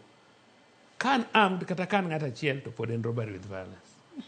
To kata ko kan armed ka wan ji ariyo, and consequence mar robbery with violence mani miyo ji either life sentence or you are sentenced to death is the same whether you are armed or not. Okinya wacho ni kidi is not an arm. Because kan gi bunde itingo na kidi inyalo go wiya mapodh piny mikao bunde nano minego kata ji. Iwinjo. So gima dwaro ni ng'e anyisi from that person as a practitioner. A practitioner. Most a practice. I've taught law for a number of years. I've practiced teach police. I've prosecuted people. I've charged people in court. I've given evidence. And asebedo japuonj mar jo CID for 5 years. Iwinja. So I'm very particular about the element of the offense. And anadwaro ni mondo wapuonjre kaka joma tindo. Okawacho ni police odhi oneg ng'ato. Tadwa na puonja piny ni nitie gimoro matin minyalo assume to nyalo miyo police negi. An ok adwa noneg ng'ato kata di. Achiel, ahero mondo ka ji ok ohero ng'ato to ji demonstrate. Mar ariyo, gimiwinjo ka wamilore ka mwawacho ni wanyalo kata mana golo president. Nitie 2 presidencies mwaset. The first presidency niya, kidhi Somalia ka, ni ji ogolo side bare. Kigolo president ka onge structure, ji biro chako gore gin giwegi ka gimanyo president no. Mane momiyo our constitution ma provide for elections is very important. If not, kun laki ka ji okogore, to biro develop a dictatorship. Sani Museveni koro sebete kom higni adi. Sani bwana morocha bedo ngeno cha komedo kendo other years bwana man Rwanda. Omiyo nyaka wang'e ni democracy wani is very important. Kwero president okraj, nyaka kwere, nwacho yiere gi jopiny, ku feel ni president okti maber, to it's a right moro mondo kwere. And adwa pimo ni gimoro. Ka an mana organize this demonstration, na nyalo kawo ji, tateri neno yo madhi State House cha. Takita ji ninda piny, e yorno maonge kama ji dhiye, kata kigoya gite yorno ninda piny. Wachako wadhi, all roads lead to State House, wanyalo nindo piny mwalor. Aso wanyiso president, ya kawuono kiwuono. Atodonka ji onindo piny kanyo to bilabo tiyo gi tiagas. Excuse me. Tiyo gi tiagas okrash. Waweya gi tiga ang'o? Gi tiagas. Ing'eyo ni mae momineno ka nitie resilience, samu manyo change. The problem manya bedo marach kabisa. Kendo at that time ko bilo negi. Kata mana international community will come in. But the moment maybe loro ndara. Kaka koro thurwa, every time mane wan ga gi violence. Kaka koro mahiga morocha. Masani ni nyocha bit berber. Moro mane after election cha. Ino kaka moro kaka do airport kacha. Gi loro ndara. Nyaka sa chelo tiyo no imayo ng'ato simi. Gi protesters. Mano ken gimi nyalo encourage. Every time kiwuoyo kaka ng'ama osomo sheria, encourage jowa mondo gitim demonstration ma peaceful, ma unarmed. Ma kata ka ng'ato negie. Nwach kata mana ndara, inwang' ka ji wang'o ndara. Ndara en Ruto. Ndara koso ni ang'o. Ka Ruto mifil no koso ni, ndara to koso. Iwang'o ndara nang'o. Ndara miwang'o no bro loso pothole. Pothole no, kiny ka nyathi umoro riembo ndiga ka dhi e school, tax mgine mtoka moro, bro hepo pothole no, bro tuomo nyathi bro nego. Iwinjo. Nitie basic things manyaka wang'i. Koro wano kwa wach ni ya, an asebedo police for higni mang'eny. But an gi nyithindo ok gin police. Chiega ok en police. Wedena ok gin police. Ok gicham tij police. Are you getting me? Koro kanyal advocate no neg jadalawa, kata mondo neg ng'ato. But advocate for decency. Nyaka wati mariek. Iwinja. And bende asekwero ji mang'eny. Ni kwani Kenya ka, wan joluo kende mwanyalo loso pinyni. Ko uru obiro, wan mana Gargwings Kodhek, maja game. Ema yalo uru. Ng'ato kende mosomo law that time mano a Britain. Yalo no Kikuyu from 1952 nyaka 1960. Gargwings Kodhek. Kachopo 61, jo gine miyowa uru, miyowa loch. Jo British. Jaramogi bukore gi chuny joluo maler ni Kenyatta nyaka wuoge dela. Ochako kelo Kenyatta, Uhuru obedo delayed up to 63. Kachopo 66 gitijwa mwa wano kwa dwa kwelo to jomoko dwa kwelo, dwa pogre sembni, dwa kwelo, jaluo dagi kwelo. Odhiri yambo dinga limuru ka, idwaro president. Adwa ni ng'e history gi kaka ng'ama tin. Ibiro nyiso ji ka wan wasedhi. Idwaro presidents abirio. Idwaro presidents from every province aboro. Kachopo 67, agwengi manoyalo nigi bura, onegi. Kachopo 69, Mboya manochung mateke wach mag trade unions otho. Wachako wabiro kachopo 2002. Raila bukre to wacho ni Kibaki tosha. Kibaki kose tosha, wayudo gine sirkal 29 December 2002. Jiwer malich ni yote nawezekana bila Moi. Kachopo 2004, Nyaseda Jacob Belie, giriembe tich kaka Commissioner of Police, gi prepare wango Raila mondo Raila we tich. Raila kao sirkal kucho odhuro, oringo wene gi sirkal. To sirkal ema nitie chiemo ma ji chamo, ema ji develop go themselves. Iwinjo. Kachopo 2007, lango gi okonyowa. Mwariembo kuyu kabisa, ema wange sirkal mar Barwa Barcha. Iwinjo wuoyi matin. Adwaro ni mondo unge history gi. Mondo unge ni nitie kabila moro Kenya ka. Mok nyal riwo kodwa lwedo. Omiyo ka gigore gi jalango ni ok wanyal riwo kodgi lwedo. Akwero. Chieng' moro history no jajwa marach kabisa. Omiyo amor kabisa gi jakom. Nwa jakom na nyiso ni jakom na biro ka. To jianya na nyiso ni jakom biro e sirkal. Iwinja. Wadwaro ni jakom obi e sirkal wati gi jalango ni. Gik migone jalango ni sani wuoyi matin. Ok gin mistakes mage. Miwacho go ni Ruto must go. Ruto nyocho chulo kae gowi mar $2 billion ma Eurobond. Mouko no nyiswa no kone any project manotim gi Eurobond no. Ja Eurobond to weyo chiemo chwe dalagi. To wuod Sugoi matemo loso nu government to ugoyo. Iwinja. Sani wachulo gini na nyiso ni chalo fuliza wuoyi matin. Ma in gi siling 30,000 limit mari. To wadu maduong' miluongo ni Kibaki oholo siling 5.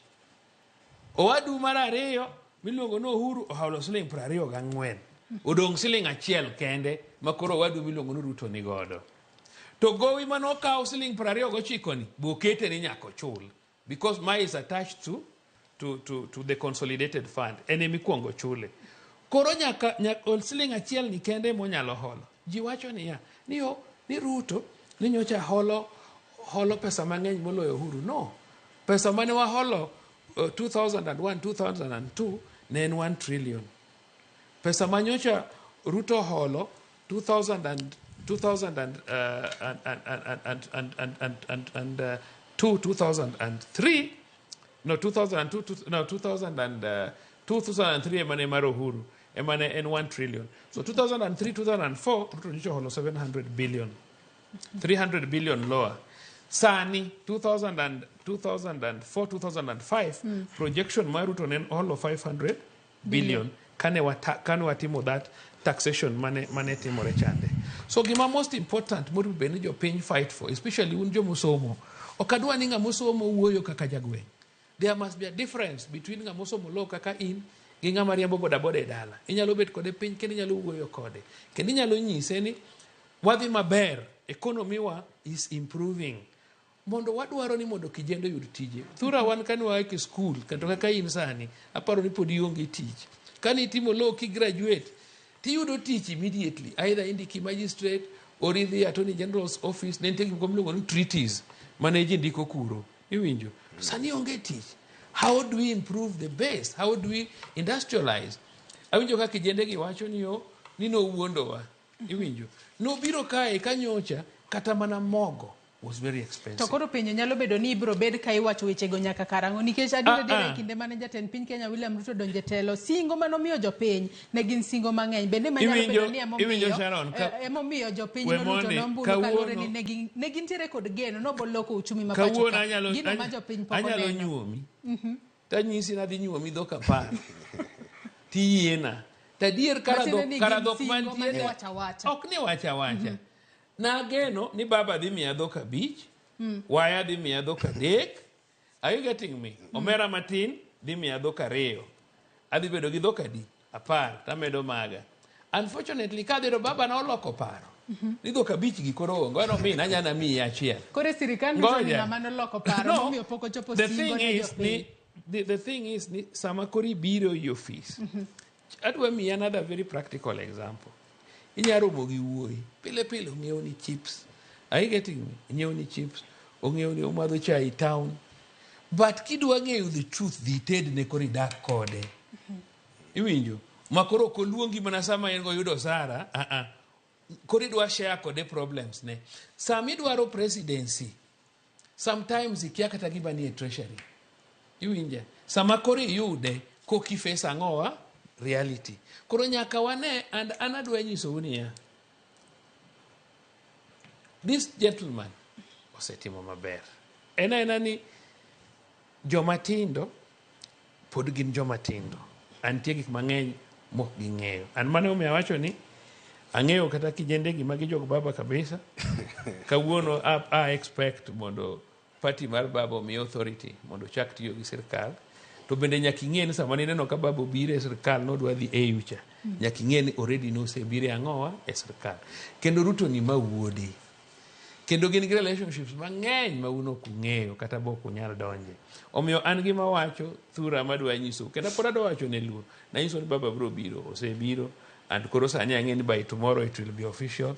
Some of these MPs kia ang'o manchineno ka yanyo Ruto ma joluo gi some of them moko dhi kata bedo ministers, iboyo nitie by election Ugunja, kia nitie by election Kure, ji odonje ang'o? To mayudi ema nyocha wuoyo ne baba marach bende bowe. Yeah, tok ni wuoyo ne marach mondo bi e sirkal. Ok ne wadwa nogo sirkand osiepne manomiye prime minister. Ne wadwaro ni kosiepne ni noyombe ma ng'at manomiye prime minister ni. O support mane wadwaro. Omiyo wan kosebiro we don't have an issue. Gima nyaka wayiere ni ati grievances ma protester ni godo gi. They goes beyond tribal lines, party lines. Kata wabene wawuone ne baba nodonje sirkal. Gima ne wang'iyo ne wach corruption ma ok wanyalo wacho ne nikech adieri makere ne jatend ker masani no kodonje sirkal kawuono. Ma ng'ama no kongo bedo deputy president for the last 10 years. Magimora mora mwanyalo wacho ne blame the last regime. It was part and parcel of it. Koro kane waneno gimane waneno koka no rule for 2 years. Te waneno jika tingo pesa gi bag 20 million. Ngama just 2 years ago ne ok nyal golo kata 100,000 mararambe. Koro gimora ira ni okidwa ne ati ni wacho ne ati wawe dhano oyak yige jopiny. Ne koro wajo luo wang'i. It's not about wanjo luo. Ka wang'i over taxation. People ne bedo overtaxed. Ma en gima affect ji te kata wawuone kata Raila bede sirkal kata onge gigi grievances gi kanyalo bedo addressed. Nyalo konyo jopiny. Koro wang'i grievances are they legitimate grievances monego bene bedo addressed? Yes. How do we address them? Do we need a dialogue to fight corruption? No. Okay, do we need dialogue to fight corruption? Wang'i those who are corrupt wajene ne waneno kata mana nyoro court no wacho kaka ne KRA boss chairman kaka no be appointed was irregular. They already nengi corruption cases to the same person as the appointing authority. No appoint ngamunge maber ma corruption history was in the public domain o yer mobedo KRA. Ang'o mano timo KRA kacha? Joma no yer koro wajene ati ne gin atwara kod jogi. Wan kare wan stake kumaro nikech wambo wachulo tax. Emo mi wajene nyaka wa reform entire system. Mode ng'ato obed atwara obed wabed gi equal footing. Ng'ato nyalo benefit as a real. Nikech wakiane to kinyo ok nyalo bedo tune wang'iene baba wachango. Wang'iene to grievances mag joge are they legitimate? How do we address them? Ana yie kodi e wach achiel.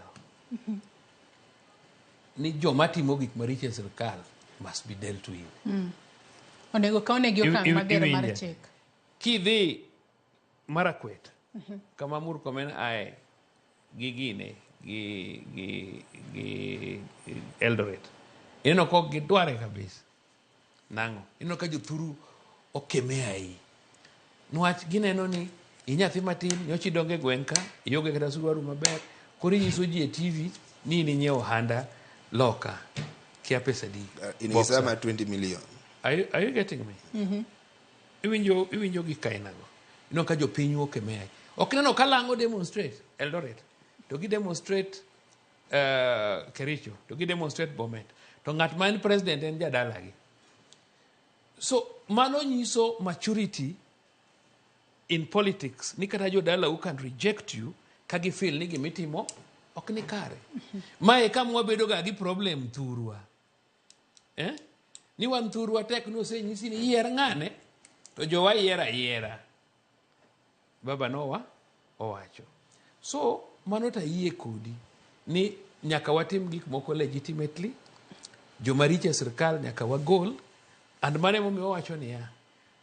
Wanyalo gore gi Ruto kabisa mwanyise ni gol ministers maricho. Donge ne ji obiro modhaw mogolo.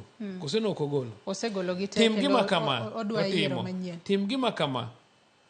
Mano kore kaka wa grow democracy. But okinya wacho niya. Ni wadhi uru State House. wamukuru State House wagol Ruto. Mano is unconstitutional. Iwinja, mano wabro promote gimiluongo nang'owa anarchy. But wanyadhaw kode. Gima kama dhi marach, that is allowed. And mano kora yie kodi. Mano kora is now, you are growing.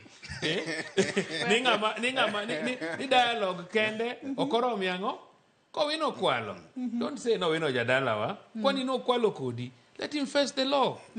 Iwinja. So mano tayiego. Wasoma nemo kuom ote majoneno magwa chwalo ikinde madhi mbele kotwak marwa kalono dichieng' makawuono bedo kwa menyo ni chal mar wache counties mopogore opogore odichieng' makawuono. Geoffrey Onyango odhi wacho ni DCI must be responsible because their statement is not clear. They are challenging us with the killing while we think these people are the one they think these people are the one killed in protest according to how we studied their statements deeply. Mano go tudore kod nek makware. Wilfred Mbao wacho ni Joyce aneno malera ahinya ka an Homa Bay. An gima wacho en ni nyaka bed ni Kenya ka Illuminati ng'enya. Mano emomiyo nek ng'eny e Kenya ka awuoro. Odija Brighton wacho ni gini ne adagi mana e sama ne DCI ogolo wachni. Mokwongo gima gitim gi Mark Collins ginegi ka jopiny neno kasto gidog ground mondo gimiwa duoko. Calvins Dulo wacho ni jogo okawo mfungwa mar kamiti mondo wuondgo jopiny. Mago mana moko kuom pach joneno mago. Mondi Oula wacho na Mogi TV an omos apenjo niya ng'ama ne golo joma notho to en mane ang'o momiyo sirikal tugo gi wi jopiny. Sirikal owek nego ji to iriambo ne ng'ato achiel nosemi achijno pesa mondo oyie ni en ema notimo kamano. David Owuotho wacho ni an wach mar nek why just women nyaka wanene maber. Wilfred Mbao kendo chak wacho kanyo ni Joyce Anopio Mbao wuod Nyakach Kandaria awinjo maber ahinya ka Homa Bay kendo aneno live to iwinjo an gima nyalo odhi mbele. An gima nyalo wacho en ni telo mar Ruto owe wuondo jopiny gimanynwa jonek jogo ng'eny ok ng'at achiel. Wovin pesa wacho ni government owek pimo wiwa jal mitang'o ni onego ji 42 no chal ng'ama ochiwore kendo ochul mondo res sirikal e yor penjo mang'eny. Engineer Lazaro Kanyambok wacho kanyo ni some theories doesn't add up nyathiwa. An kaka local political analyst in various media platforms odhi mbele wacho naneno ni sirikal ne harakisha timo gima kisungu luongo ni damage control. Koro ne ok gitime kod haraka ma ok owuok kama nyalo convince kata nyathi matin.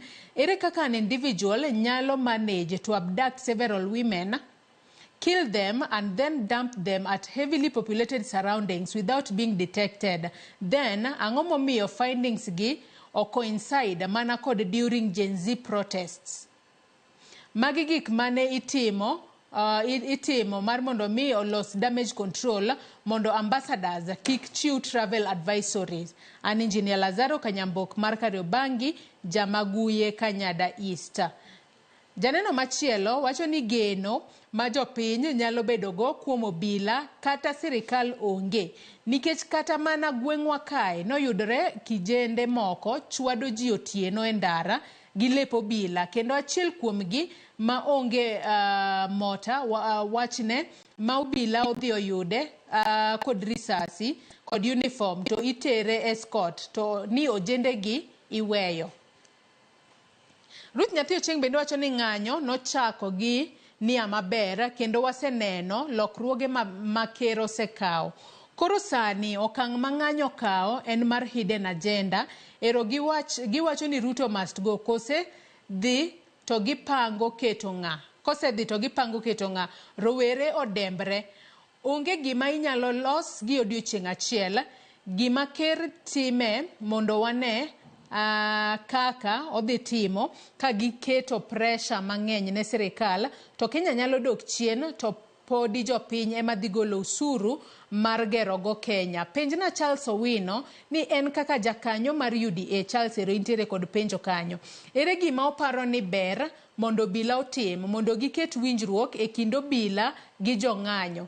To bende chik oyiene obila mondo okaw ngima japiny mogika tok gik ma osetimore te nyaka ng'anyo chakre?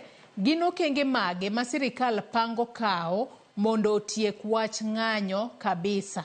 Aluo twak ka an Umoja. Charles Owino ageno ni winjo penjo ma Ruth Nyathi Ochieng' openji kanyo ka intiere Umoja. Kata kamano ang'e ni ndiko gi pinya. Adwa ni wadhi Mulolongo e kaunti ma Nairobi ka watudre kod jafwambo marwa Walter Nyambaga. Yawre Walter Nyambaga ka intiere Mulolongo. Kinyi ma kawuono chiew nade to chal mar lwasi chalo nade Mulolongo kama intiere gi sani kamiluo ng'anyo mar rowere mag Gen Z chano bedo godo kawuono? Nyambaga. Erokamano kiyie na ibiro neno kit chal mantiere kaendi nikech apaya mowuok e dier boma kadire kochomo e gwenge mag Kajiado kata mamono mowuok e boma mana geche makage biro no kawuok kendo ridore yono makare. Makana ni apaya mabathe kocha chonde jogo madonje dier boma to gi seche gi onge chenro madhi nyime.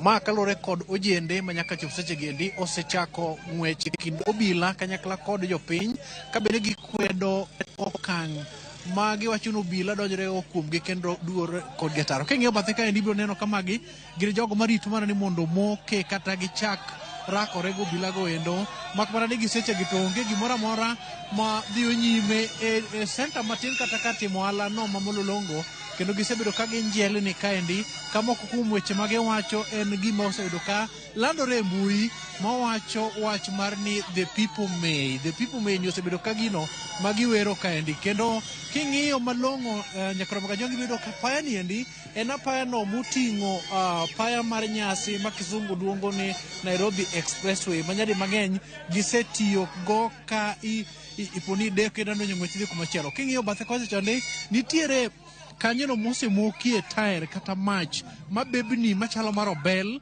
ma bende giseche gi wang'o tie geche moko kanyo endo to kod neno ni obila obedo machiegni mar neno ni girakore kod jogo manyalo kelo tulo. Kopo ni nitiere nyamburko moko makalo machiegni kaendi mawuok e diere boma kocha chonde tigo koko kigone mau kidwa ni mondo ochunge kata dige mokwongo ne mano obila wantiere godo ma bende gi seche giendi okawo thuolo makende mar mako apaya ni endi mar neno ni onge gigo mibi kethi kaka osenore kitime ng'anyo mokalo.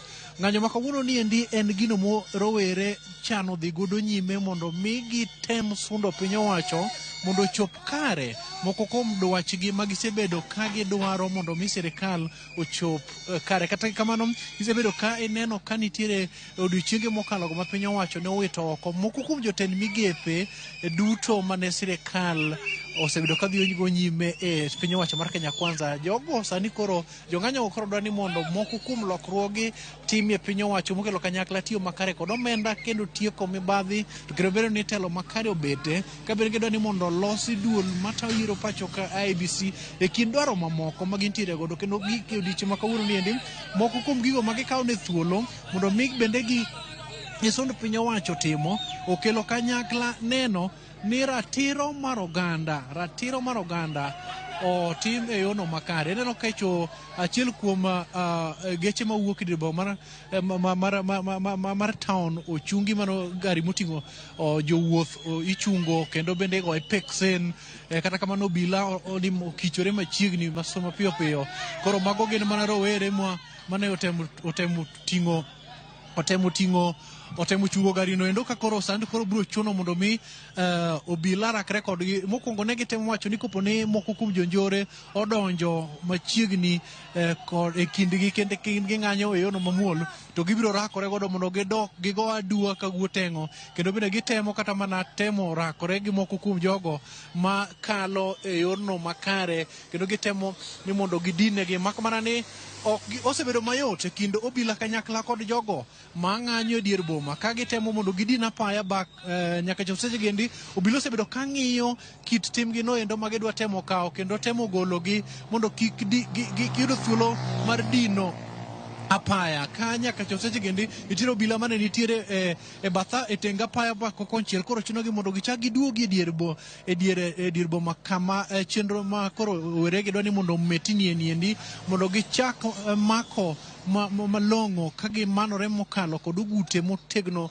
gi ludhe ma ginyalo nyoro godo rawere ma seche moko bedo lep mar rocho chal mar kwe nyaka chop seche gino osebedo kotimore yono mar kwe mak mana ni nitiere moko kuom rowere moko mapang les man kod ledhi moko madwani mondo tem muomore kuom jopiny ma seche moko kalo madhi nyime kod chenro gi mapile ka pile mar manyo mogo mondo giketi mesa mondo giroch ratiro magi gimwachak waneno ni nitiere moko kuom ohelni mathoth ma iyawo e dier boma ni ma Mlolongo mak mana ni nyaka chop sani onge moramora ma bende koro dhi nyime chakruok kodgi kanyo endo kidiro kuomgi idiro iro ma ilongo wang' mok gin bende giyudo ni mondo gichak diro kite kuom obila koro en achiedh nade momako dier boma ni endi maduong' ma Mlolongo ma nyaka chop seche gi endi en rakruok ma ka kod kacha nduru ma nyal gidi kendo iyudo ni mondo donjruok gi obila ka nyaka chop seche gi endi itemo e yono makare mondo mi gin bende tem ketgi mondo kik gidin apaya bed king'e ni tung' e barabara konchiel ne gisimoko mach mabebni kendo din apaya no endo ma jogo matiyo kod apaya machalo kaka jogo madwano donjo e dier boma chunogi mondo gimany yore moko machielo mok gitiyo kod apaya maduong' ni ka gidonjo e dier boma kata gikalo oko mar dier boma ni endi ka Mlolongo obedo kanyono ma ne kwe nitiere mak mana ni ka koro dakika ma osekalo gi endi oseno ka rakruok e kind obila kanyakla kod jopiny osebedo ka dhi nyime pod in kod penjo mane chal mantiere kaendi mak mana ni jotim ohala duto ng'wono piendegi mana kaka oting'o tieng' kendo ayo mapiyo mane chal mar lwasi mantiere ka abiro medo thuolo mar mi pichano ma chalo kaka chenro nitiere nikech ok an kenda ne an manore ka kendo abedo akicha kendo kata kit kaka kawuono obedo en ni nyaka wang'i konyi mondo ibed kod ng'eyo kit kama seche moko kidi nyalo pilore godo kata mana oponi kod iro moko malungo wang' to in bende nyaka ipisri mondo ibed kaka jalno ma bende biro kelo yudo weche gi endi e yono makare moko yudo hinyruok koro mane kaka chal mantiere kaendi kendo wadhi nyime kod bedo akicha mar neno ni onge gimoro amora mobawa kata matin e kinde ma ng'anyo makendo kod mane biro dhi nyime abiro weyi mondo japicha no temi chal mar picha madhi nyime kaendi mondo ibed go gi ng'eyo kaka chal osebedo e dier boma nogo ma Mlolongo ka kinde ma polise oikore kendo dhi nyime kod rakruok kod obila gi seche gi endi Sharon.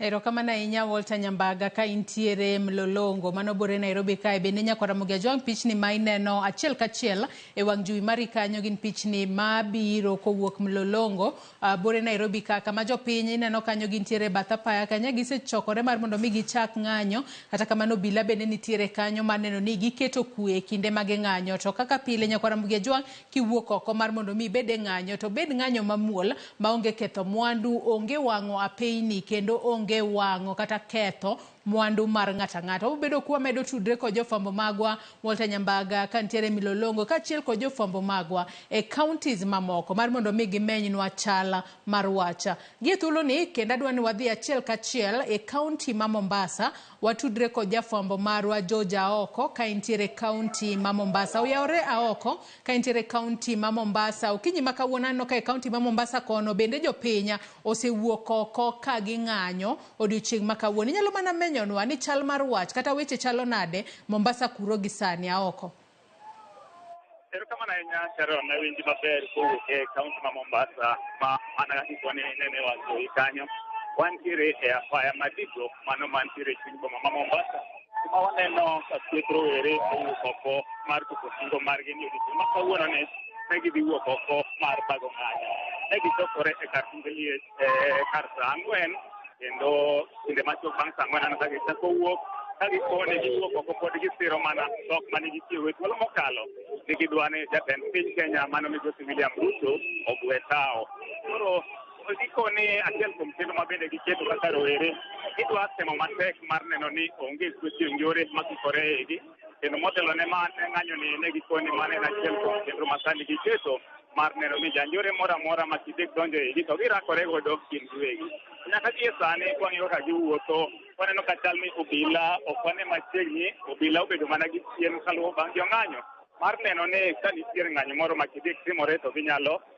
ka nitiere rochruok moro amora mar rita manyalo timore to ginyalo rakore gi jogo mabedi ma samoro nyalo keto kata nyalo rocho kwe lakini gie sani nyaka ne ochakre waneno ka gikoto mana ka gin kod kwe gitimo mana mavango matemo kwedo piny owacho kama duong' ma giwacho ni en ni Ruto must go. Koro walorore watimo alwora ma Pakistan ok wang'e ni gichano dhi nyaka kanye to an mana kae mar hiso janeno mar Ramogi TV kaka weche medo dhi nyime e kaunti ma Mombasa kotenore gi wach ng'anyo ma kawuono waneno ka giramo ni jatend piny nyaka Sao Sharon.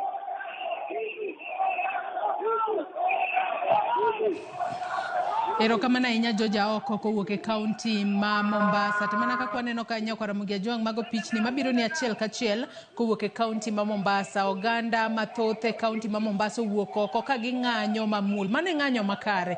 Kalo ni giwuok oko giting'o mana plakats e lwetgi to giwero mana gigo ma giwero ka gidwaro mar mondo mi sirikal otima. Kata kamano onge rakruok moro amora kod obila mwaseneno e kaunti ma Mombasa matiende ni en ng'anyo mamuol. Wabedo kwa tudre kod jafwambo marwa Georgia Oko kendo e kinde modhi mbele kod chenro mar mondo mi omed menyonwa gigo matimore e kaunti ma Mombasa odiochieng' ma kawuono. Wabedo kwa menyo ni pichni ma kama Nyako Ramogi Ajwang' e kinde modhi mbele odiochieng' ma kawuono e kaunti ma Nairobi ka bende wasemenyo ni Mlolongo, kaunti ma Mombasa bende ero jo Mombasa owuok oko. To pod antiere studio kae kod Charles Owino kaachiel kod Peter Goro. Charles, kapok ne wadhi tudre kod Nyambaga kaachiel kod Aoko e kaunti ma Mombasa, nitiere janeno marwa Ruth Nyathi Ochieng' openji moko kuom penjo kata ne nitiere kod moko kuom penjo ma bende no penji e kinde mane oro ote mare. Ng'isa kae kanyalo mana somo ni ote no kendo nyisa kae ni penj na Charles Owino ni en kaka jakanyo mar UDA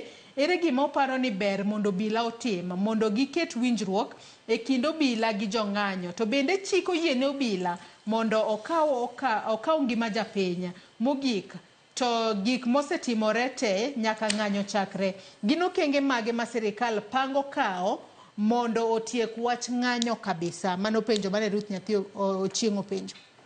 Mokwongo e weche mag ng'anyo onge kama UDA donje. Nwach sani koro wan gi sirikal. UDA en mana party. Chalo ng'ama idho mtoka madhigo Mombasa, ng'at moro idho train, ng'at moro idho ndege, ng'at moro idho parties gi are just mano meno king'iyo jotelo gi inyanwang'o ni 2007 Ruto donjo gi ODM, 2013 akia ne gi party man URP 2017 Jubilee Corona Jubilee 2022 UDA. So kata mana 2027 okapar ne UDA no maybe there, maybe obrobedo kendo kata mana party moro. So it's not about party. To obila to en gima nyaka chieng' no bede. Nwach obila ema itiyogo e weche mag maintenance of law and order. Kawuono ka onge obila to ji wuok bira dala to kwalo dheru achiel kata dho ariyo man kanyogo. Kata ng'ato bira e odi to kawo giri to dhigo.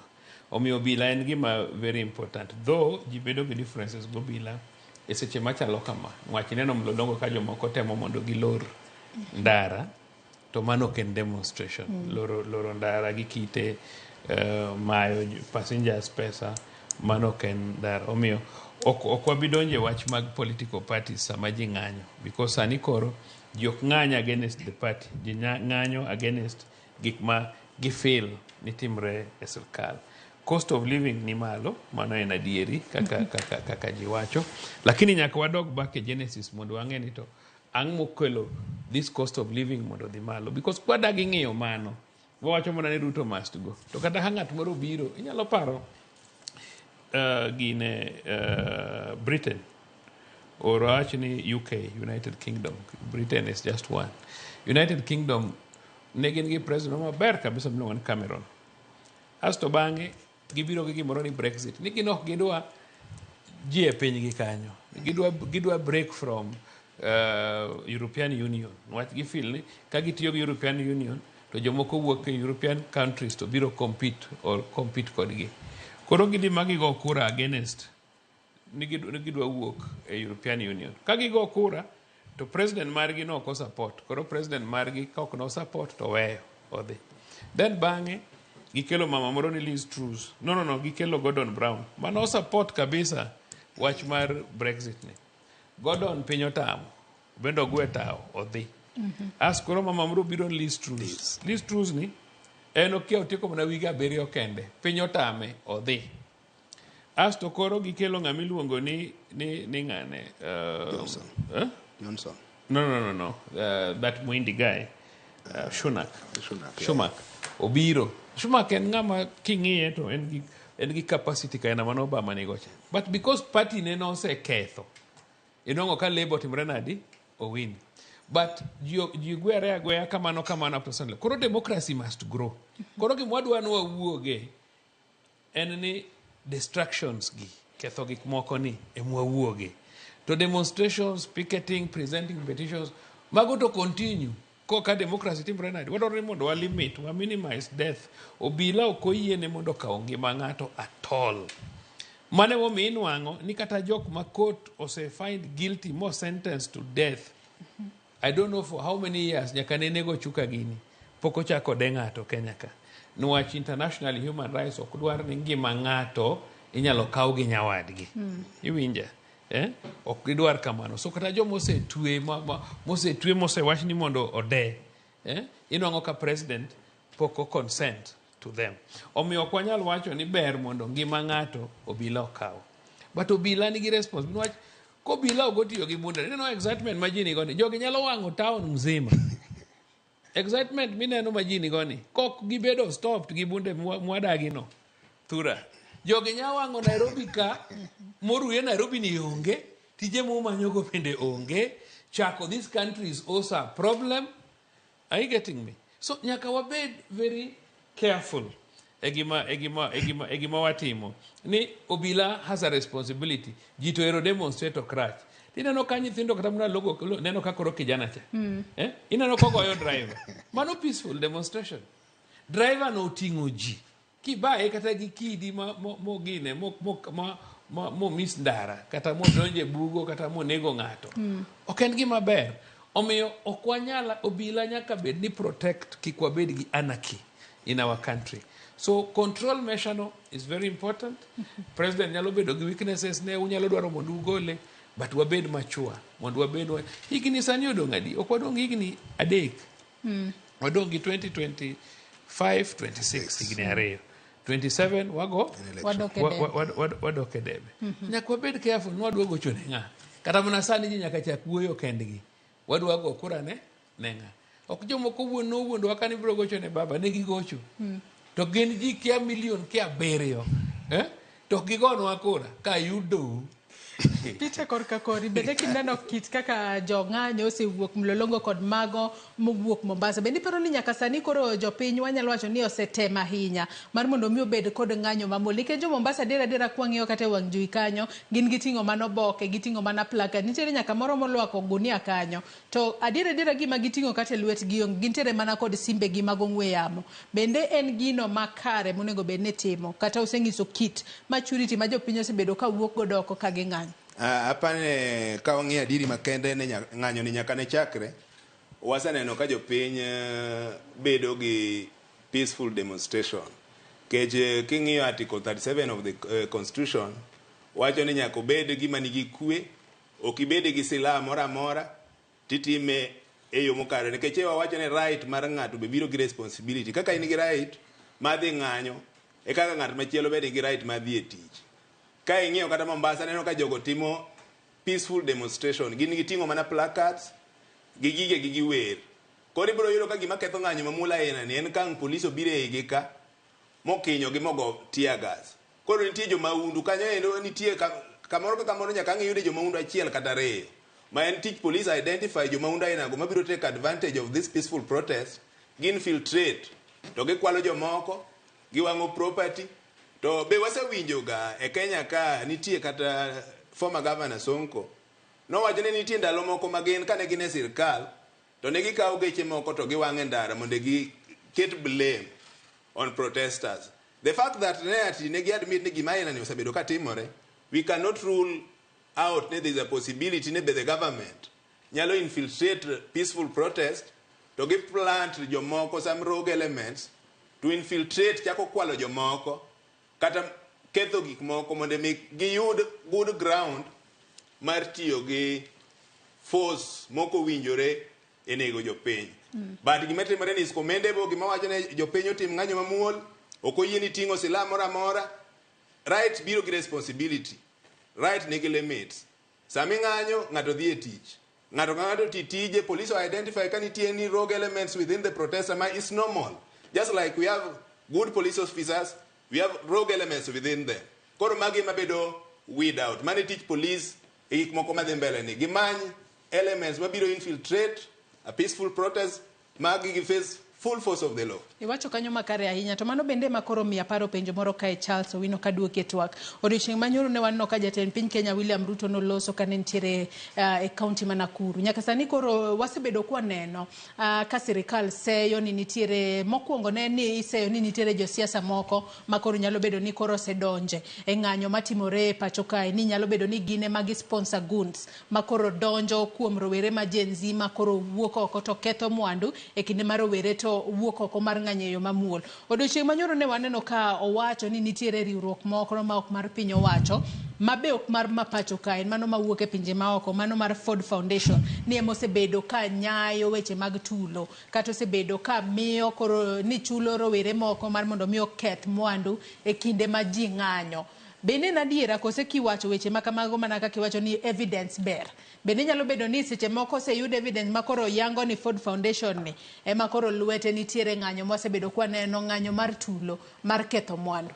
Ing'e ni president ok en ng'ama tho wuoya nwach en ema en symbol mar unity mar the country. Gimanyo president owacho en ni higa budget mar 2022-2023 mar jo Ford Foundation mane gimiyo human rights ne ni piny. Sani nyocha koro higa ni 2024 gikele momuomo gimiyo human rights groups pesa mang'eny mondo jo human rights utigo instigation mag violence. Mane gima nowacho and aparo ne en factual gima owacho no. Ni tang' momiyo nyocha no gimi human rights pesa, but jo human rights ka jogi bro wacho ni wakwa pesa wacho aneno ka rights mang'eny bedo violated. But penjo bende nyalo bedo ni gin gi interest mane ka ng'anyo medo dhi mbele pacho kae. Well, mzungu en mzungu. Mzungu en mzungu. Mzungu pok nodwaro ni pinje rateng' odhi maber nyaka nene. Iwinjo. Ing'e Africa ka ema gi depend on so many things magitimo.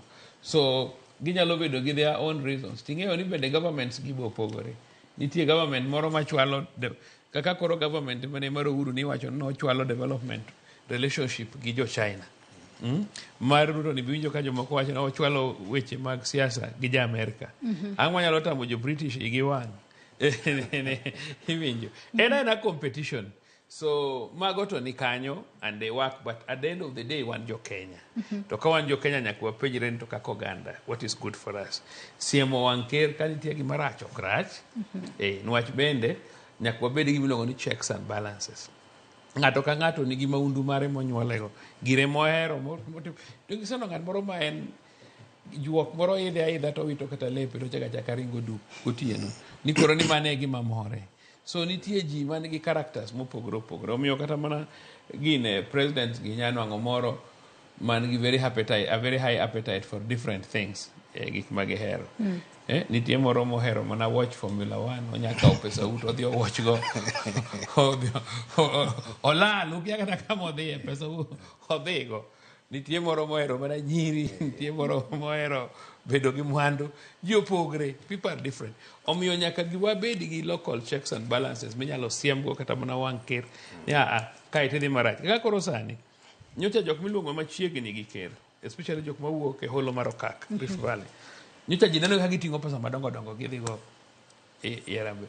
Mineno ka ker koro nokelo sheria ni public servants otam gi public officers timang'owa Harambee. Omiyo some of these things ok rich ahinya. Inyacha nyiso ji akianan apa nane station moro ma Citizen. nawacho ne ji ni ka nitie ng'ama gini okonyo en ker. Okonyo e yo machalo nade? Ing'eyo gimomiyo gini konyo ker en kama. Ker kane higa moro cha itimo yiero, an gi chunya ma iye nang'e ni ker to ne timo yiero, lakini gimoro nodhi yudo to ok ne en sure. The way ng'e Raila ne sure, monida ninda oleko mana ni koro osebedo sworn in. Nwach gicha ka koro sirkal imiwacho ga ni Raila ng'ama very popular. To ka koro in gi sirkal kata mana wan mwabet kaeni ne wang'e ni gini wang' ni baba chamo. Iwinja? Kaka ne gini olal, we didn't know. Koro ing'e ni Ruto nwang'o sirkal to joma ne en go ne tin. En ga Aisha Jumwa, ma jomoko kwer ni sombe ok ber, an akia. En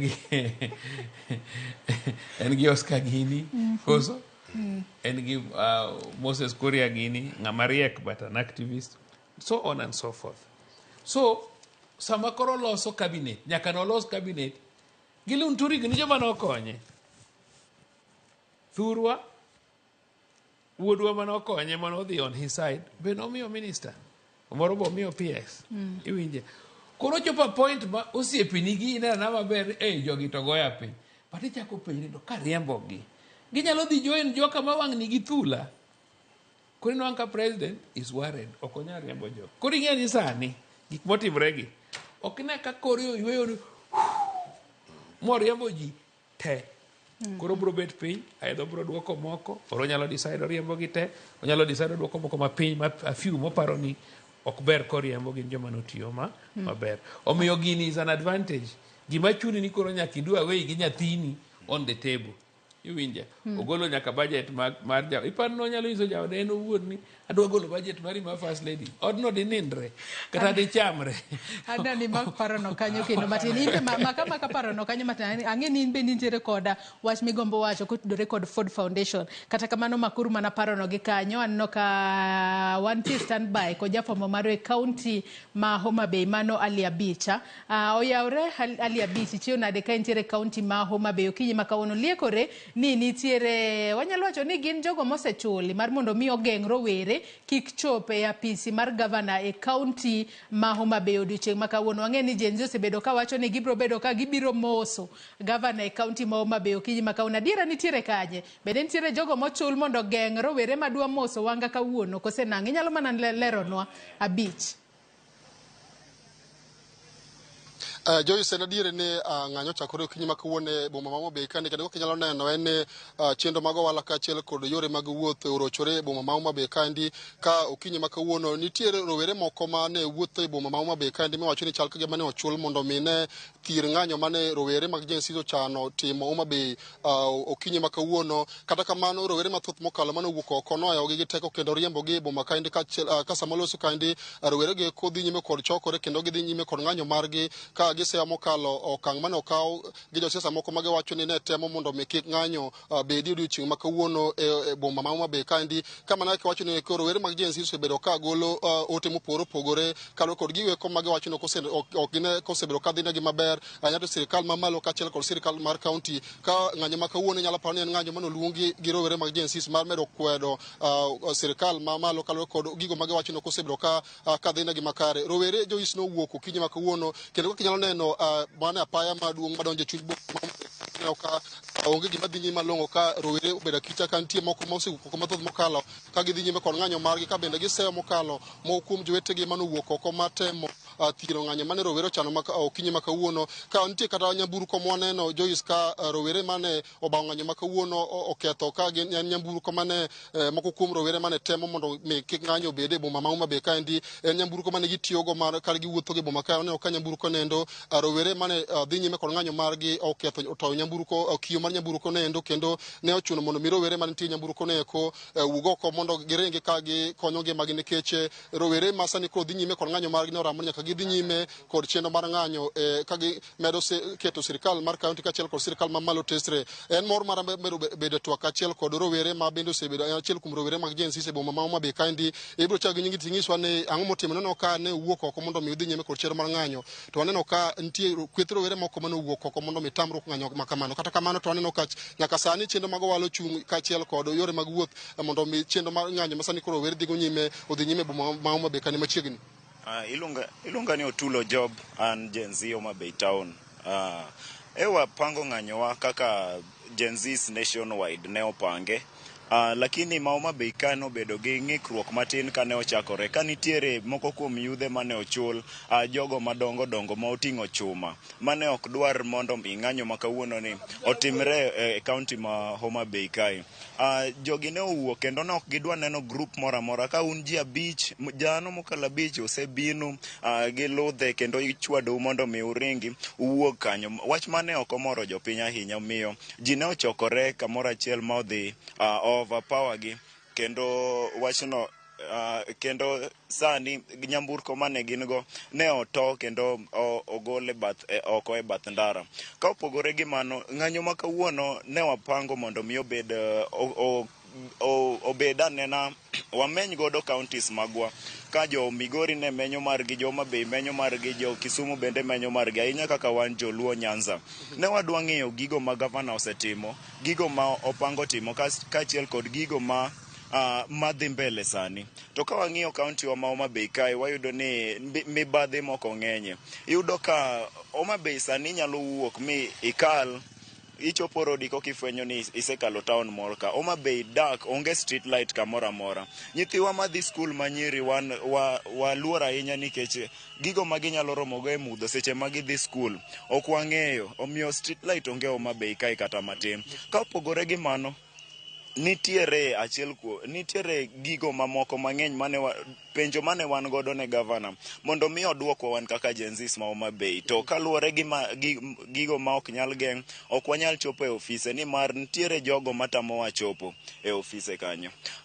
Ka opogore gi mano, nyako Ramogi Ajwang' ne wadwaro mondo wang'e watamre ahinya wach mar dialogue ma Jakom Raila dwaro mondo wabed godo Gen Zs kaachiel kod jopiny obed godo gi ker. Wayudo ni chien kane ji ng'anyo ne nitiere mapek ne uchumi kendo niwacho ni jowuok gi sufuria, jowuok gi oluth kuonde. Bang' mano ne oluong bipartisan talk. Bipartisan talk iyudo ka sitting allowance kende ne en siling 300,000. Nyisa anena result mane owuok mar bipartisan talk. Nyaka kawuono ok wang'eyo. To mano ne gima baba owacho ni ati wadhi yudo result kowuok kuom bipartisan talk. Kendo sani be odwa chako luongo talk ma wan Gen Zs watamore. Nyisa anena ka talk moro dwarore mondo mi identify police ma shuto jika. Nyisa nena tok madwarore mondo mi luxurious life ma politicians live gi odog piny. Nyisa nena tok ma wadwaro mondo mi pesa mar japiny obed well managed. Nyisa nena tok ma wadwaro mondo mi wang'i kaka wanyalo duoko piny ushuru gowi ma waolo oko. Onge gini dwaro mana kwan. Omiyo wan kaka Gen Zs ma Homa Bay, tok ma idhi bed godo ni mokwongo idhi chul sitting allowance. Nyisa nena sitting allowance ni dong nyalo chulo nyalo gero chone skul moro, nyalo gero chiro kamoro. Jogi kang'o bedo piny dhi dwaro chiemo bang' ka gise go ai dialogue ni. Pesa ma onego nyiew gi chiemo ni dong nyalo gero ne mama moro ot, nyalo gero skul moro kamoro. Omiyo ok wadwa pesa moro amora madhi into waste. Governors wasani wamenyo gi ahinya kendo wadwa mondo wan gi penjo kama onego bed ni wabedo kod gi piny kendo giduoko wa kachiel kachiel. Ka wayudo ni nitiere kata jok ma Homa Bay sani wawacha adieri luonge ni County of Endless PR. Iwacho ni tiyo gi nitie ka jopiny ong'eyo ni governor tiyo, lakini tich maber ma itiyo e ground to onge. Omiyo Gen Zs wawuok oko mondo mi wameny gigi kendo jopiny ong'e gimoro amora madhi mbele e county wa ma Homa Bay. Kamano ibro chago nyinyi tilo kaka achiel kuom Gen Zs mowuok oko ma bawo ng'anyo mar ng'anyo chalo na doching ma kawuono ne ok antiere rowere mane owuok oko batemo mondo mi ng'anyo kik bed e boma ma Homa Bay kaendi. Chalo na nyaka ne ng'anyo chakre. Okay, nyinga Simon Owino Wang, ajadak ma Homa Bay ka. Gima ada wacho ni mar achiel, ng'anyo ni wada bage yo mamuol. But governor ma Wanga chulo jomoko kwang'egi. Ma jogo biro each and every point mag suspect ni jing'anye to gichako kelo tulo moko adwa. Iwinjo. To giloro gimiro ma wan go sani mar kaka piny chalni. Ose trigger anger mag jopiny. Koro aneno ni pesa ma Wanga ketho mag miyo ji gotieno miyo ji. Pesa no dako miyo street beggars ma wuotho oko gi. Pesa mo ketho miyo ji osemiyo jo ng'anyo. amino chulo ji mondo jogoji pesa miketho no pesa no ng'enya kiteka moro ma nya konyo kamoro mbele koro akwa wangania ken gavana ma wiye sharp otingo jopiny dwaro ya koko nyal to ling obed piny mos kaka tich osetame already koro time niya owe wati tijwa kaka youth nikech ma nation wa ok nation kia leaders ndeso ket ni mondo ritwa omiwa gik mwadwaro ochalo ka nyithindo to gin jonyuolwa ka tich osetamogi ang'o mono kawo tich e lwetwa ya Joyce mano ne mawere mag Gen Z skinjo kage wacho moko kuom ng'ur magen go kalo kod ng'anyo masani koro gidhigo nyime e boma ma Homa Bay kae ndi abiro duoke achiel kachiel studio ka wando pod wang'iyo ni to gin ang'o gin mabiro wuok kalo kod ng'anyo masani koro gidhigo nyime e boma ma Homa Bay kae ndi Joyce. Erokamano ahinya Ali Abich ka intiere kaunti ma Homa Bay wawinji kanyo yo makare kendo wawinjo kaka rowere kaunti ma Homa Bay oloso odiochieng' ma kawuono. Mak mana in bende dagom mar penji Ali kapok aweyi mar mondo mi med luonwa chal mar ng'anyo. Bende useng'weyo maling'ling ni nyalo bedo ni ng'ama nooro gunsa mar mondo mi oketh ng'anyo mane rowere chano bedo godo mamuolo odiochieng' ma kawuono Abich? Nyalo bedo ni lalo Ali Abich walalo yore mag tudruok kod Ali Abich obedo kod ng'ikruok matin kata kamano bobedo ka wabomedo manye mar mondo mi olernwa matut kotudore kod gigo motimore e kaunti ma Homa Bay odiochieng' ma kawuono kama rowere ochano mar wuok oko ka ging'anyo mamuol mak mana ni nitiere jogo ma ichich ni nochuli mar mondo mi oketha ng'anyo mag rowere. Gino ma en gino marach ahinya ka rowere go wacho ni nitiere jomoko mane wuok oko ka goyo gi nyaka ka ok gidwa ne gibag ng'anyo. Kata kamano rowere bende owuok oko e kaunti ma Homa Bay ka koro gidwaro ni gi hold accountable mano tenda kaunti ma Homa Bay manyaka sani koro giwacho ni nyalo bedo ni nitiere ni ok ti e yo makare. Pod wamedo menyo ni chal mar ng'anyo e counties mopogore opogore kinde ma bende pod wadhi mbele kod twak e studio ka. Kwa dhi mbele kod twak mar Peter Goro kapok ne wadhi e county ma Homa Bay. Wach mar Ford Foundation manyaka sani koro liekore ni nyalo bedo noolo pesa ne riwruoge makedo ne ratiro mar oganda mondo mi ng'anyo dhi mbele. Bende nadiera ahinya in kaka jala mawuok e riwruok makedo ne ratich oganda. Adieri makende manyaka wang'eni Ford Foundation no kochakore kawuono. Ford Foundation nochakore early 1960s. E Kenya ka ne gichopo 1963. 1963. Ma gi joma gisebedo yes Ford Foundation golo pesa. To gigolo pesa ne weche mopogore opogore kaka good governance, gin gi gik migawo mopogore opogore. Ma en pesa mosebedo kata somo. Nitie pesa ma gigolo mag yore mag somo. To nwawinjo ka the deputy president owacho ni gik mane timore gi the failure no blame Haji. Kowacho the National Intelligence Service no komiyo jatend piny William Ruto report maber gimomiyo ji ng'anyo ka en owuon no confirm ni gimomiyo ji ng'anyo en burden over taxation. Ok nyal blame Ford Foundation no kokelo housing levy ne okelo fuel levy. These punitive taxes ogin mar Ford Foundation. Magi gin gige rudo. Koro magi are just scapegoating things. Onge kaka inyalo wacho ne watch corruption. How does Ford Foundation come in? Sama ne yiero joma image gi already tainted gi corruption.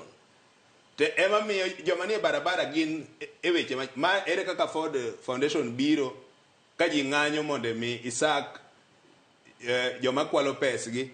Ka ji wacho ne ati gichulo tax to kuma tax gini dhi ok ginene kech kane gidhi osiptende wakata ng'eny gi yudo ka onge yedhe. Gik mang'eny mane timore gi ok inyal blame ng'ato ma koro en mana ng'ama manyo iwacho ni ng'ama thothopi imanyo nikech ka jalup ker wacho madong onego bedi kare ka gidwa riambo to gibi gi miriambo achiel giwinjire ne to line mane ma gidwa uso ne jopiny ok onego bedi ati Gachagua wacho ni ati National Intelligence Service no fail miyo gi true picture mar reaction ma jopiny e wach finance bill 2024 ni to at the same time sani koro nyisowa ni ati the course of Guinea ne jomoko no bedo sponsored kata finance gi Ford Foundation. Ford Foundation osebedo katimo gigi pile wawacho ni mago distraction tactics ma president tiyogo ong'e grievances mag jopiny ma giwacho ni ati joma corrupt gi tetete osetiyo gi cabinet secretaries koro wadwaro permanent secretaries ke jogi nitie ma wang'eyo ma gin gi tainted gi weche corruption. Wawacho ni ati the president ing'ama ber inyalo tiyo ne jopiny. But ng'iye joma kwalo pes jopiny gi gol gi ka iwacho ni nyaka warit mana 5 years koki ginene. But manwa jomoko matindo makwalo wage nikech kineno kata mana gima dhi oko accountability ni ok en mar national government kende. Kata county government joma kwale counties wage. Gimo nego bende gi ok onego bende ati ng'anyo ber mana katimore Nairobi. Ng'anyo kaka ber Nairobi, e kaka ber Homa Bay, e kaka ber Siaya, e kaka ber Migori. As long as the legitimate grievances magidwa ne government olosi, be it county government kata national government. Awino neno ka ng'ato Dennis Omondi wacho kae ni Ruto must go on the following grounds. Mokwongo wacho ni Haiti deployment, unreasonable funding model of higher learning, deceit, moketo kanyo in bracket ni tutatenga, tribalism, overtaxation, and lastly, which is main failure to uphold independence of the three arms of government. Bedi paro ni mago gin gik ma oyango kata romo mar mondo mi jopiny owuog oko ka ging'anyo mondo jatend piny Kenya William Ruto owuog e telo. Ano kapar ne ji dwaro ni mondo the objective mar Gen Z en ni Ruto mondo owuog e telo. It was ni mondo gik matimre maricho mondo losi. Telo ok wanyal gola president anyhow. Ok wan jomofuo, wan piny molony. Kendo wang'eyo consequences mag golo jotelo e loch e yo mok ni kare. Mane momiyo wan gi constitution marwa. So kata mana wach mar Haiti mowacho no, owuoya to kia gima Haiti no en. Jowa sani koro osebedo Haiti almost 1 month and gisetimo maber kabisa. I wish kata kamano donge do no dagi ni ok onego bed ni gidhi. I wish ni mano was resolved. I wish ni no bedo resolved yo machalo nade. I wish ni ne wanyalo bedo gi onge kaka sirkal nyalo deploy ji kanitie gima doho dagi. Those orders can be stayed or whatever it is. But gima wacho en ni so far jo Kenya osetimo maber Haiti. Population mar jo Haiti modak America gin 5 million. To chakre Kenya Airways land Haiti, capital city mar Haiti. Inuango ni jo Haiti mang'eny masani koro duogo. Nitiere institutions, hospitals, schools mane jonjore go mako masani jo Kenya ose manage ma ogologi konde go dhi maber. An gi piche mag gik matimre Haiti chakre kaka ne gidonj nyaka sani patrols magitimo en ani na ng'e chon ne da mi gi mondo utem mondo unyis jopiny ka mondo gine jowa ka patrol Haiti. Mayo ken mara mar Kenya dhi oko e lwenje machalo kama. Jo Kenya nose dhi nyaka kamiluongo ni East Timor. Ng'ato nyalo Google mondo ne East Timor ang'o mane timore. Jowase dhi Bosnia Herzegovina. Kata samwa wuoyo ni since 2013 polise ma Kenya nitie Somalia. We jolweny moko paro jolweny kende mantie Somalia. Polise nitie Somalia. Be pok walus even a single person. Samwa wuoyo ni polise nitie DRC Congo. Ok gin mana Haiti kende. So awachoni it is important mondo ji obed properly informed, mondo ging'e gima timore, mondo ging'e kaka itimo. Tadwa duoge wach mar Ford Foundation. Ford Foundation en organization mosekonyo ji mang'eny mose kata bedo sponsored through Ford Foundation to do their masters, to do their PhD. But gima ne kero yuago en ni yes mach liel thurwa to jo Ford Foundation ka petrol to ole koro bibni. Mane gima president yuago min. Okowach ni it is wrong mondo ji demonstrate kata mondo ji otimango. To wacho ni awa jo Ford Foundation. Machero liel dalawa. Tu ka petrol tu ole. Kar mondo gikonye simo mach gito koro gichwalo mach. Gichwalo mach. Mane lweny. Ok ni Ford Foundation rach. Ford Foundation osebedo kama ber, osekonyo ji weche mag somo. Ford Foundation osekonyo ji so many things. So anyalo wacho ni mach miole no. Ichalo ng'ato dhaw gi chiege.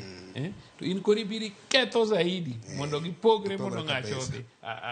Ok wadwa ni mondo wapogre gi sirkal, wadwa ni mondo wati gi sirkal, to kama sirkal kose to be nyaka kwer sirkal. Onge rachne.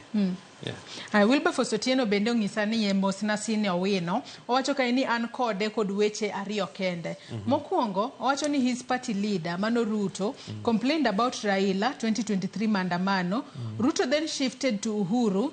Sani he complains of Ford Foundation. Him oketo kanye in bracket Owino as a professional? Why is he supporting an incompetent leader? Mara ariyo wacho ni penje Senior Wino ni who is his party leader calling for dialogue, and yet we are only having governance problem, not political challenge. Mago penj ariyo ma Wilbur Fosotino ngisana penj.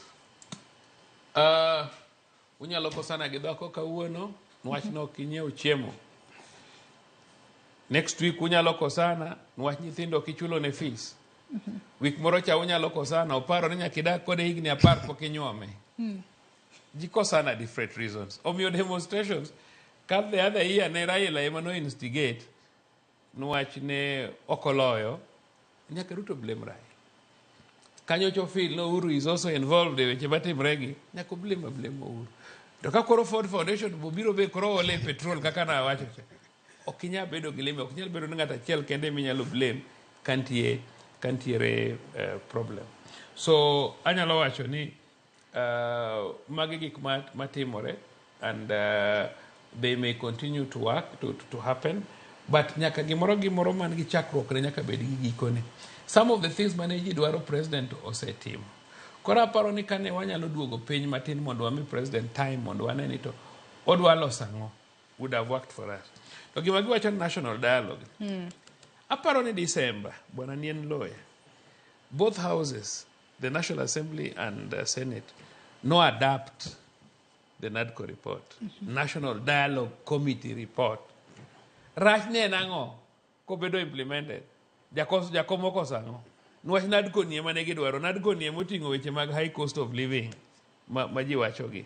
Electoral injustices, IEBC, gite gine this NADCO. So demonstration do the other ambele NADCO bot manadi. National Dialogue Committee bot the other ambele. Mondwane nito through National Dialogue Committee bende wanya yudo gimoro weche mag high cost of living ni wasolve nadi. Weche mag inclusivity i government mondo wabed gi government of national unity wayudo nadi. Weche mag IEBC wayudo nadi. Iwinjo. Koro kwanyal dagi NADCO for the sake of ang'eyo ni nitie jomoko mane nigi some small feeling niyo no bro they to ariembo Ruto. Ng'amo gidwaren Ruto. But I can tell you with this economy mano uro weyo nwani kata ni kele mna Yesu Kristo gi Mohammed cousin mare mwach gin ka Nyasaye kucho giritowa. They cannot solve this problem man Kenya ni. Uru no we ka gowi marom gi liech maru Ruto ng'ang'ana go kweli kenda ng'en kama entio nyera ka kori wacho nwani pes Eurobond ji kia kata ni no dhi kure mane mo mine no kanyo cha Ruto kelo committee moro kae mondo gi national debt mondo nyis jo piny the truth. National debt makamano dong no wach ni ochuo gi ataro mar chik tich makamano ngo be ni en mar onge ataro mar chik. Yes, Auditor General emang'iyo weche mag national debt. Iwinjo. But okotamo president loso committee. For example, ukono ndiko to wacho ni ya kaen Auditor General ni pesa ni Eurobond ni to bira diere treasury lakini okanyal neno development projects motimo. So gimoka koro committee gi mobedo formed gi unyalo mora kata bedo gi public ni makoro inyalo luong joma nie treasury ni koro biuru nyiswa uru ni ya ni pesa ni mimo uko wacho Auditor General wacho ni no biro ni iwinjo ni no kodhi ayeni project nyiswa uru project asto gichako escalate onyalo kata dhi EACC to pesa ni no dhi kanye nwacho kuno nyal biro treasury to nge account modhi ting'e ni kata investigating account mari okanyal timo unless police oswear affidavit iwinjo mondo account mari obedango kata mana Ruto oknyal investigate accounts mag jomwa paro no kao pes jo Kenya go koko dhi through a process iwinja tin wango ni sometimes jo LSK mane dagi you never know suspicion mara en ni to kopo ni seche moko ng'ato nomiya pes campaign to ng'ani emidwa lawo donge nyaka withdraw kopo okawacho ni ng'ato nomiyo ng'ata ni kopo ni ng'ato nomiya pes campaign kamanyo go kom tayudo to chako luonga ni bwana ina mi pes campaign pesa mineno midwa lawo gi gik mana mika inang ni dhi kuro okang ni wacho it is unconstitutional mondo nwang yo mi hepogo but onge giman constitutional kanyo. To achiedh nade mar telo ma wantiere godo e pacho kae ma ok en mar weche mag siasa inyalo loke yo machalo na nikech Wilberforce wacho kae ni problem wantiere godo dialogue kati luongo to yet challenge wantiere godo en governance to ken political. Adwa nyisi gimoro. Governance problems go gin political. Ewinjo. Gin political. Governance problems. Adwa mana chako kodi e weche mag siasa makaluo. Ang'o miyo ji dere nyaka gibede chama mar ODM? Nwach mang'eny kiseyudo chama mar tigoni anga kura. Ding'eny kata in sani ka MCA madala ding'eny nyalo kia. To ng'eny kura ni kura Nairobi ka. Sharon adwa chako kodi. Ni kura Nairobi ka. Ang'eyo ni kura no kijal go kura dala kalure gi tijini. Ni kura e constituency man. Ikaw kura kanye Nairobi ka. Nyisa. Nyisa Sharon ikaw kura e constituency mane. Adwa chako kodi. Wachino igo kura e constituency mane. Kura nwasegoyo. Adwa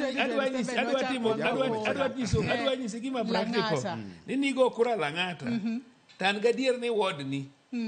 Niga kura ne ja ODM to kata mana nyingano ikia. Mar Jalango ting'eyo nwache MP.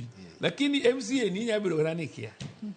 Iwinja. And it happens to so many people.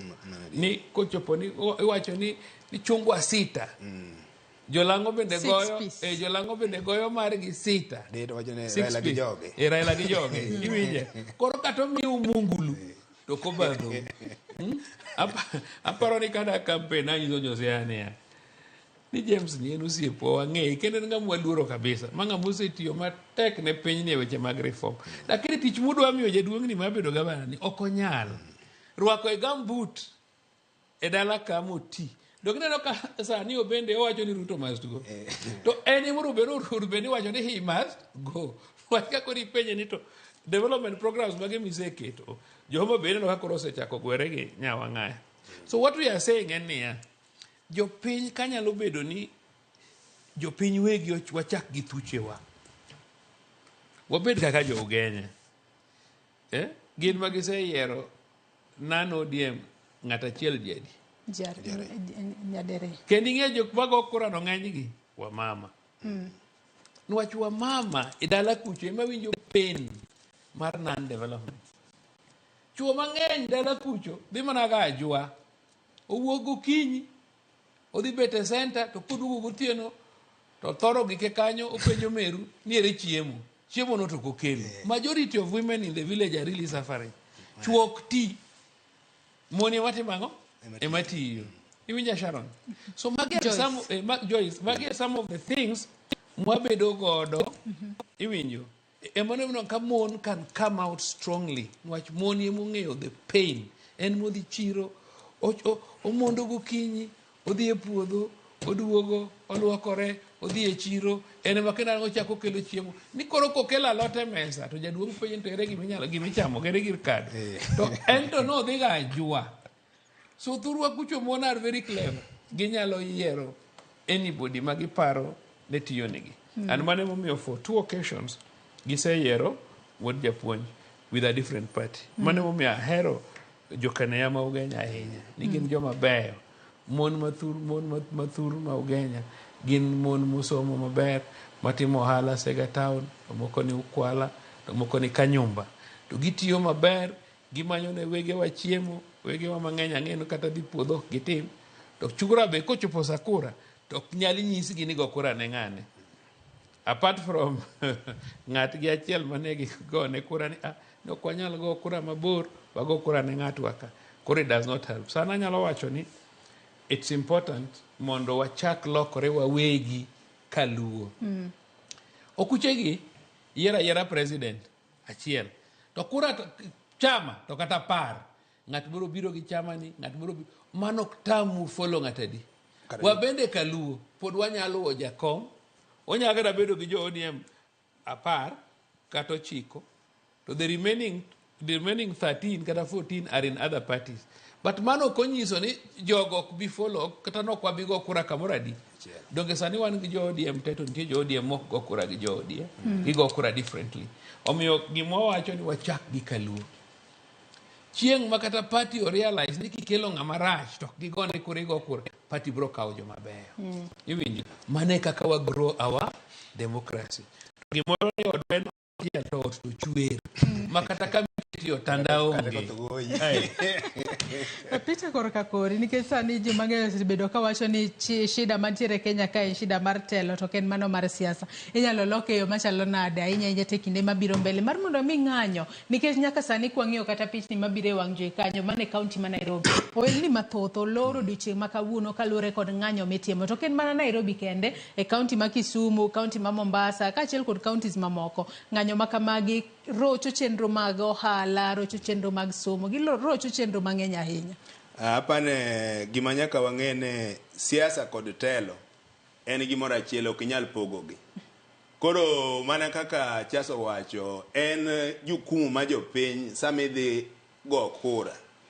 Ting'iyo ni to ng'ami gone kura ni en gi credentials machalo nade, kata osetimo ang'o, ng'ama chal nade. Nikech ki same igo ombulu marach, kata igo siasa marach, ema koro wabiro wacho ne governance bebedo marach. Ochakore at political level. Koro onego beni wabedo gi proper civic education at grassroots level kata at ward level.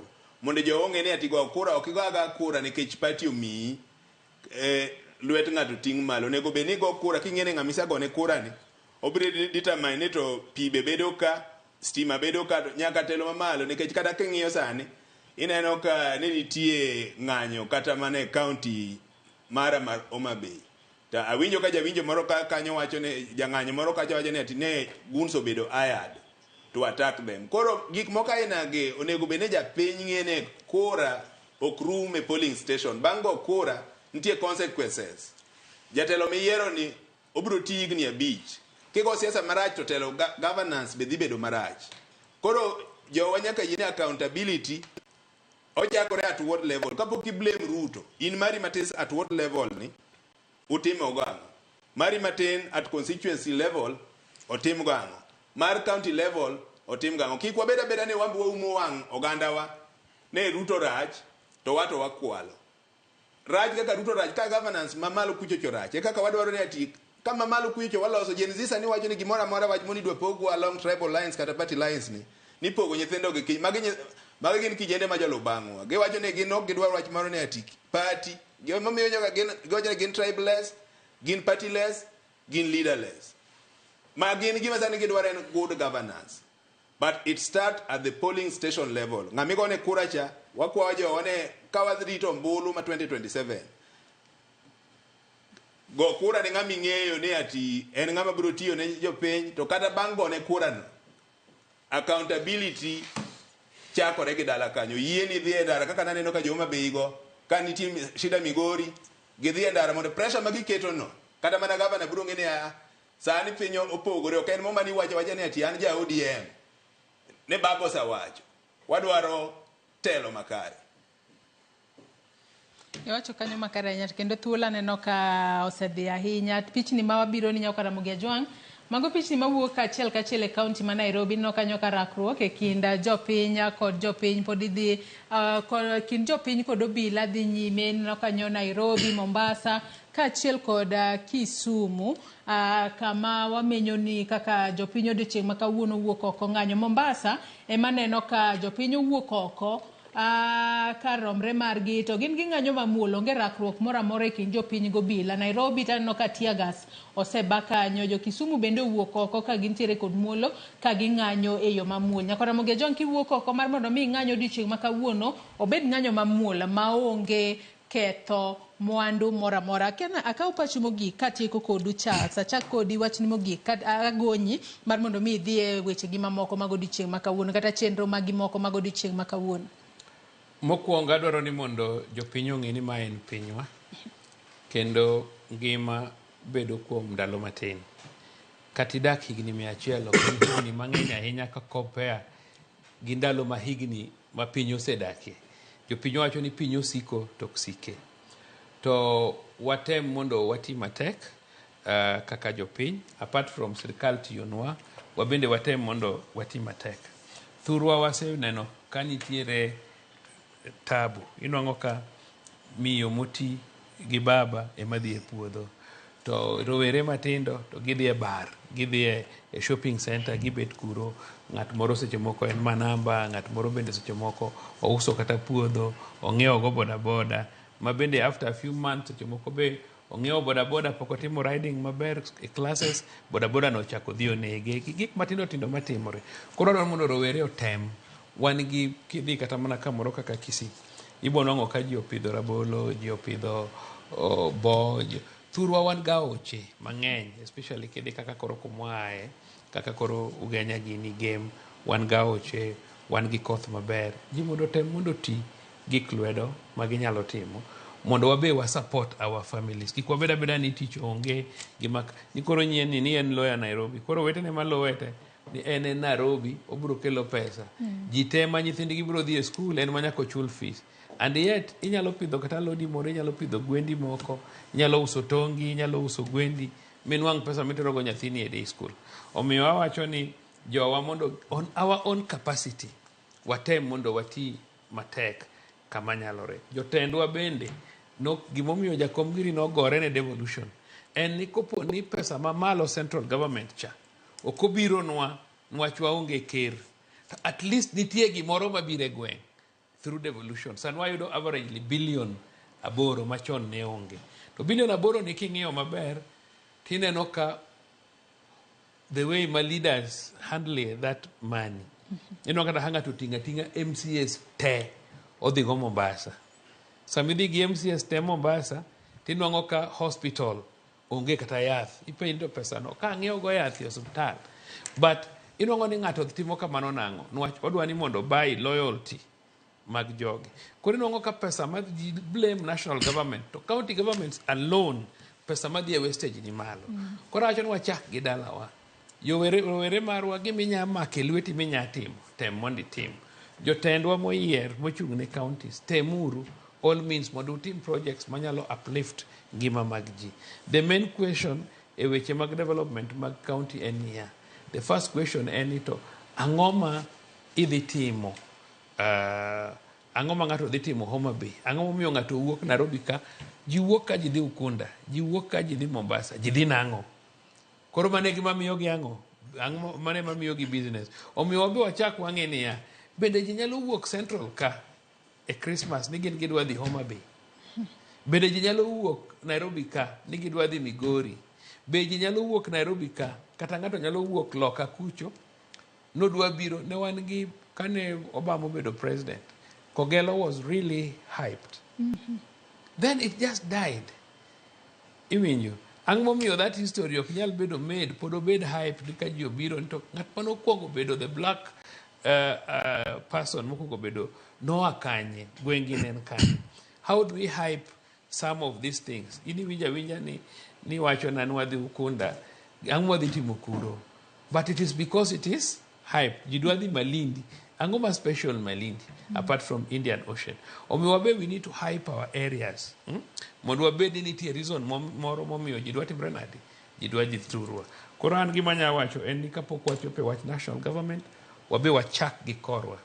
No wachna ni in the 60s, early 60s, 50s, ni Kisii yen mwane nogo neonge. Nena ena savana, godego negina lum. Iwinjo.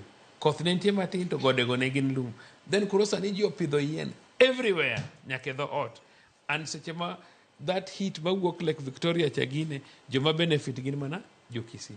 To wan king'iyo godwa mowuok Moroni kata kidhi gi ndege, both of you have used aeroplane to Kisumu. King'iyo ang'iya kiwuok Kericho godwa manandino, mobira mochopo nyaka Vihiga, mokalo Kisumu. Godwa no is empty. Onge yien. Ai ben wanyalo pidho yien kanyo. To kiland ichalo mna ng'ama land Zurich. Nwach Zurich man gi gode to nigi yiende mabeyo kakineno no. To wan but nam, wan kama ber, wan kama inyalo timie a lot of activities. So wachak gi thurwa, so that samwago koko Nairobi, to mathurwa ni bende is fixed. Then from there, asekoni siemo wang jatelo krach. Kantie gimo matimre marach, jidwa ketho pesa okrach. But okwanyati mepile, waketho economy. Iwacho ni the last 2 years, NSC marwa no shade off 75 billion. And business never lose time, that was about 70 billion. Kawuono ben again we will lose some money. Again the moment molo giokongeo implication, the moment ma oya uduka. to gik mineno mana e duka go nigo osuru. Kata ing'iewo mana sat nitie osuru. Kata ing'iewo mana long nitie osuru. Osuru no mawuok e business no, kata idhi mana e supermarket, ing'iewo gik moko siling 5,000. Sani bodongo osuru kanyo kata mana 1,200. Osuru ne midhi chul japuonj. Osuru ne michulo laktar. Osuru ne miloso ni goyo. Koro kiloro business for 2 weeks. Do we say ni ji kik cham osara that month? Are we looking at it kamano? Ni gik mwatimogi nigi implication. Ok wanyal ng'anyo throughout. Erokamano. Erokamano ahinya Charles Owino. Peter Goro wachni mogik ka imbe ndawe thuolo. Apane wach matieko go mogik en gima nyaka wang'e ne Kenya sani we have the best constitution e Africa ka sani. To wawacho ne telo en ma jopiny. Jopiny ong'e gima gitimo e debe. Ging'ene jotelo gi kosagochne gi ombulu magi jotijigi. Ma kindiko jatiji onego bed ne timo gimoro kaluwore kod winjruok ma un go. Koro it's normally a contract. Kigone ng'ato ombulu un kode gi contract ne wadwaro yo, wadwaro yath. Ka jatelo ne ok tim gima uwinjoru kode no, kaka jatiji nitie yore mang'eny minyalo handle go mano, kaka ma joge timo peaceful protest ni. To wawinjire ne ati ketho gir ng'ato kata kisa miwang'o ndara to wan wate wadhi asara kaka oganda. Sami kwalo gir ng'ato ma duka mar ng'ato eme no struggle mondo mi yaw duka no, mano en mamau, en watni moro, waketho gige wawegi, wakwayo ni ng'anyo kaka dhi mbele, odhi mbele yo makare within the confines of the constitution. Kik ng'ato tim gimoro ma extra legal, ikwalo ng'ato, igo ng'ato, iwang'o ndara, mago waketho gigewa. But wawinjire ni ati gigi te biro nekech siasa. Wakwayo oganda wan ndalo koromo mar yiero jatelo, yier jatelo ming'ere ni jatiji mabiro tiyo tich mowinjore. Kik i vote to blindly ne party kata ng'ato owacho. Vote joma ung'eyo, uvet gi maber mondo gik moko aina gi, nikech adieri makende ne ati kirito mondo kivote ng'ama rach to gik moko aina gi waketho economy be. Kawuono Tuesday ibiro yudo ka ji mang'eny manie ohala biro dhi asara. Koro to avoid this, wachake e debe, wagochne jotelo makare mawinjowa mondo mi kik wabed ni ati kawasagocho ne jotelo marach koko wabiro watimo ng'anyo. Apane mane wach makawuono. Erokamano ahinya Peter Goro, jaked ne ratiro mar oganda, kaachiel kod in Charles Owino, janeno weche mag siasa, kuom kawo thuolo maru odiochieng' makawuono mar mondo mi ubi watwage kotudore kod gigo matimore e pacho kae odiochieng' makawuono. Nyakora Mugia Jua, ang'a pichni mabiro ni kanyo, pod wabo medo menyo ni gigo matimore e counties mopogore opogore, county ma Kisumu, county ma Mombasa, kaachiel kod county ma Nairobi kae, pod wamenyo ni chal mar ng'anyo. Yiena mar mondo mi akaw yueyo madundo gi sani kae taduogo adhi mbele, kik idhi mabor.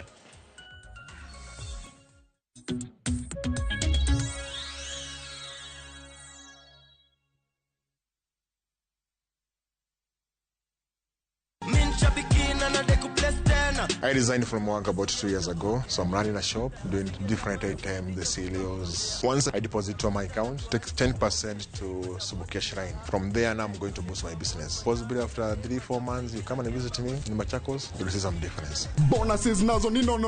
Kwanzia 12, 13 and 14 correct predictions. Unacheza na 99 bob tu. Chukua simu yako, ingia www.shabiki.com. Fungua jackpots, click on super jackpots. Chambua game zako safi, review bit slip yako, ukiona iko sawa, place bet. Alafu sasa unategea games zichezwe. Shabiki super jackpot, ni time yako. Mina dai wote twende hivi to bet. Not for persons under the age of 18. Shabiki.com is authorized and regulated by BCLB license number 587. Our Father, who art in heaven, hallowed be thy name. Your kingdom come, your will be done on earth as it is in heaven. Give us this day our daily bread, and forgive us our trespasses as we forgive those who trespass against us. And lead us not into temptation, but deliver us from evil. For thine is the kingdom, the power, and the glory, forever and ever. Amen. Dial *811 *495# to get Our Father.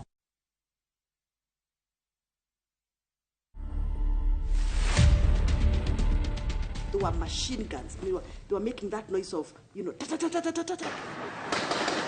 When I saw those children lifting their hands up and saying, we are peaceful. To Kowengi, we are peaceful. I'm sorry. I feel we need to heal as a country. Yeah. To watch this story and more, download the Citizen Digital app today. Kenya's #1 app, Citizen Digital.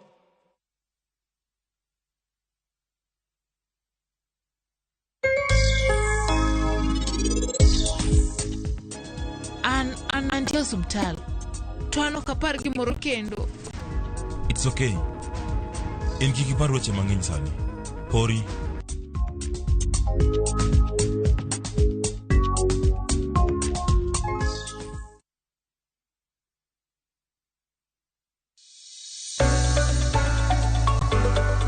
E piny kae, tije mag andika medo bedo manok kendo e okang' mamalo. Dhano koro manyo yore manyien mag tiyo gi nyalo magin godo mondo giyud omenda maginyalo konyore godo e ngimagi mapile.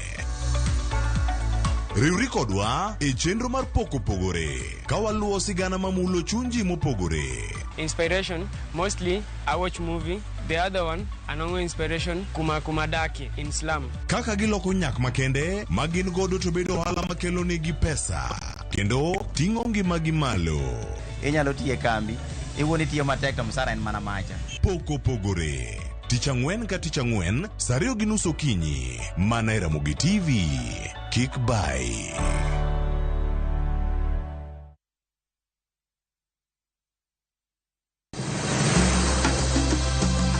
Nyakwar Ramogi, bende ing'eyo nonro mar gweng'u? Jakawine manochako ya mulo. Kisumo en kama ne ji biro dwere, ati dogo ni biro sumo. Kata mana kaka ne ochakore. Chakruok mar got Ramogi nowuok Uganda, kaluwore gi kaka ne Ramogi owuotho.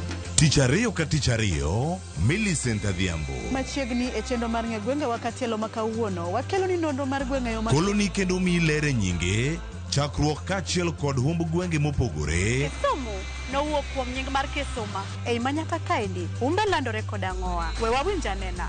Saa 3 otieno, mana e Ramogi TV.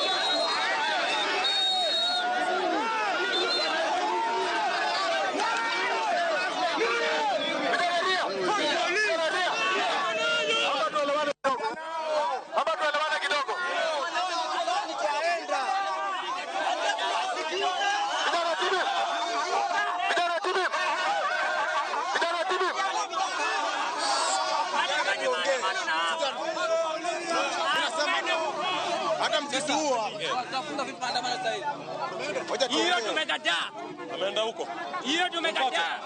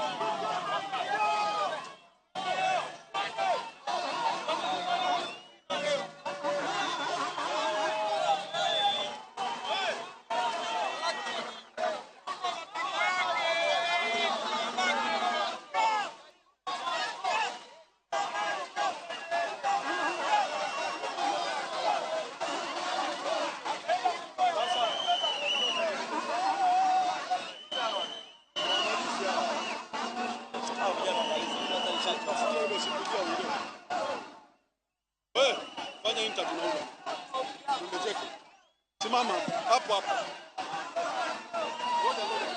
Nikagere sasa.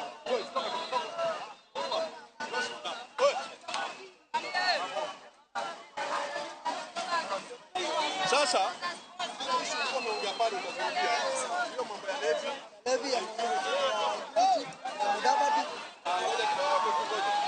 sauti yako.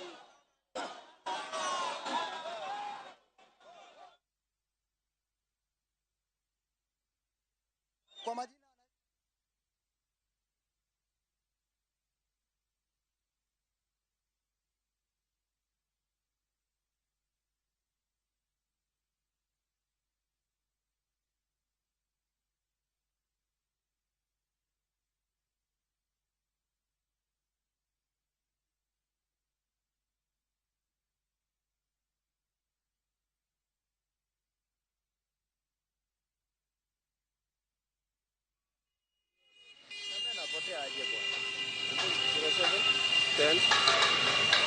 About 0726 10 63 29. Weka hash hapa mbele na upige. Weka hash hapa na upige. Ukipiga inapo. Okay, sawa. Anakutumia tu pesa sasa. Kuna wenye ananingojea hapa sasa hivi. Kitu yenu.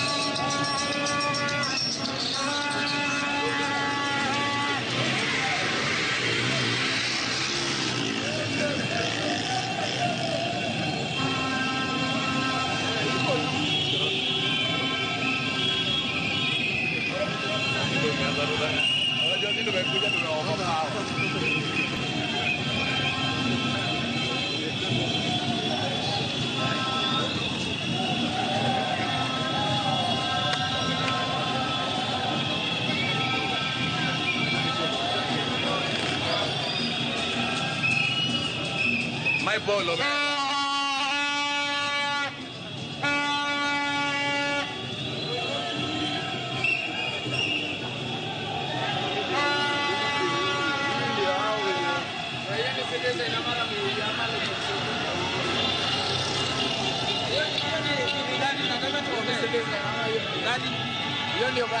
Barazini unasema Ruto bwana, mimi nataka kiangazi. Bwana kanyang'anya wana hawatoka.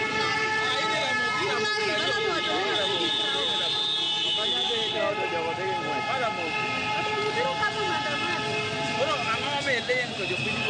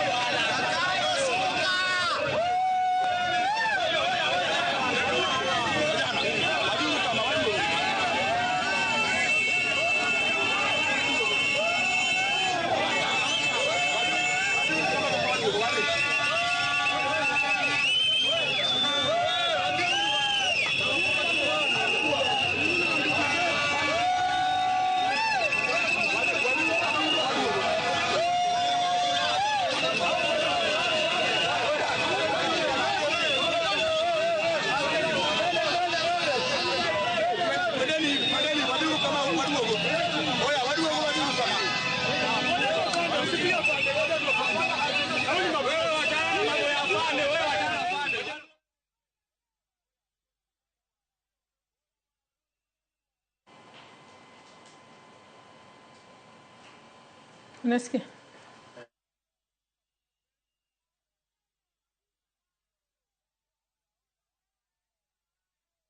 Nyakwara Mugiajuang pichni mineno kanyo gin pichni ma biro ni achiel kachiel kowuok e kaunti ma Kisumu, Nairobi kachiel kod Mombasa kama rowere odiochieng' ma kawuono wuok oko ka ng'anyo en mano mar sundo piny owacho mar mondo mi ochop dwaro mopogore opogore kata singo mopogore opogore ma rowere nitiere gode pacho kae. E kaunti ma Kisumu mana kaka ineno Nyakwara Mugiajuang en ng'anyo mosebedo e yo mamuola kendo onge rakruok moro amora moseneno e kind jopiny kod obila odiochieng' ma kawuono. Kaunti ma Nairobi kae mwaseneno ka obila osetiyo kod iro malungo wang' e keyo moko kuom jopiny mane owuok oko ka ng'anyo. Kaunti ma Mombasa bende ne waneno ka jopiny nosechako ringo, rakruok matin bende nosechako e kind obila kaachiel kod jong'anyo e kaunti ma Mombasa. Kata kamano ne giwuok oko ka ng'anyo e yo mamuola ka gidwaro ni sirikal ochopa dwaro maggi. Mana kaka inene kaunti ma Nairobi kanyo bende obila ema koro wuotho e moko kuom apeyni ma kaunti ma Nairobi kae ka gidwaro mar mondo mi giket kwe ka kinde ng'anyo makamago. Ok gidwa ni obed ng'anyo manyalo kelo kata kethruok mar mwandu mora mora. To mana kaka pile nyakora Mugia Jwang ka wanyisi ni kiwuok oko mar mondo mi ng'any obed ng'anyo e yor muolo, e ng'anyo mamuol maonge ketho apeyni, onge ketho mwandu kendo onge timo gimora mora manyalo miyo obila tiyo kod teko mathoth kuom jopiny. To mana kaka ineno kanyo e kaunti ma Kisumu, jopiny wuotho mana mos kanyo, nitiere jo apiko mariembo mana apiko margi mos mos.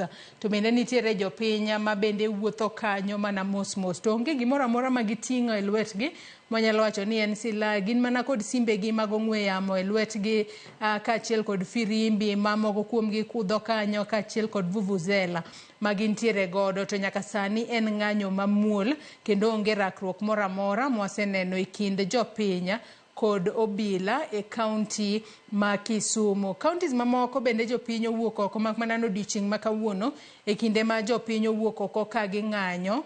Ohelni mathoth odiochieng' ma kawuono koro lori, chenro mag wuoth bende ong'ukore moko kuom counties ma pacho ka e kinde ma jopiny nitiere oko ka ging'anyo. Chenro ma kamano Nyakora Mugia Jwang podi waluonu e counties mopogore opogore ma pacho ka. County ma Mombasa piny kanyo kakineno sani koro obila ema nitiere apaya. Ne waneno kanyo ng'wecha mar tienda gima chama tuoni mar jopiny kane gichako ringo ka gihepo obila makoro nyaka sani koro nitiere apeyni e kaunti ma Mombasa kanyo ka gitemo keyo jogo mane ogudore ka ng'anyo. Kata kamano ne en ng'anyo mamuol. Kineno kanyo e obila ringo, nyalo bedo ni gineno joma ng'anyo kabiro koro giringo mar mondo mi gikegi kata gigolgi kuonde ma koro odiochieng' ma kawuono ging'anye. Kata kamano Nyakora Mugia Jwang pod wanyisi ni kiamua ni wuok oko mar mondo mi ng'any to bed ng'anyo mamuol maonge ketho gimora mora, to bende onge ketho mwandu mora mora, onge wang'a peyni. Kalore ni gik makamago ka uketho to mago gin gik makonyo jopiny. To in kaka japiny mibo bedo kiyudo achiedh nade ka isewang'o ndara e kinde ma idhi e wuoth to ndara ka ok nitiere yo makare, to in kaka japiny ema ibo bedo ka iyudo mago masira mora mora. Nyakora Mugia Jwang yiena mar mondo mi watiek gi kanyo. Kata kamano chenro makamano podi wamedo luonu e counties mopogore opogore odiochieng' ma kawuono. Yiena mar mondo mi atiek gi kanyo Nyakora Mugia Jwang. Erokamano ahinya kuom bedo kod odiochieng' ma kawuono. Nyaka ne wachak chenro marwa sa 12 mar okinyi, sani aneno ka odong' mana dakika machuok kende, dakika madirom 15 to chopo sa 7 mano mar odiochieng'. Abo bedo ka aweyi kod pichni ma bende wamenyo ni kowuok e counties mopogore opogore odiochieng' ma kawuono. Kwa menyo ni chal mar ng'anyo odiochieng' ma kawuono. Jofwambo magwa bende obeda kicha e kor gwenge mopogore opogore, kaunti ma Nairobi kae kaachiel kod counties mamoko mar nyisi kaka chal mar weche chal ahinya te kinde ma jopiny owuok oko ka ging'anyo. Riti masani Nyakora Mugia Jwang, nyinga Joyce Oduor. Bende ibo bedo ka iyudo weche moikoni e weche manyien mag migago.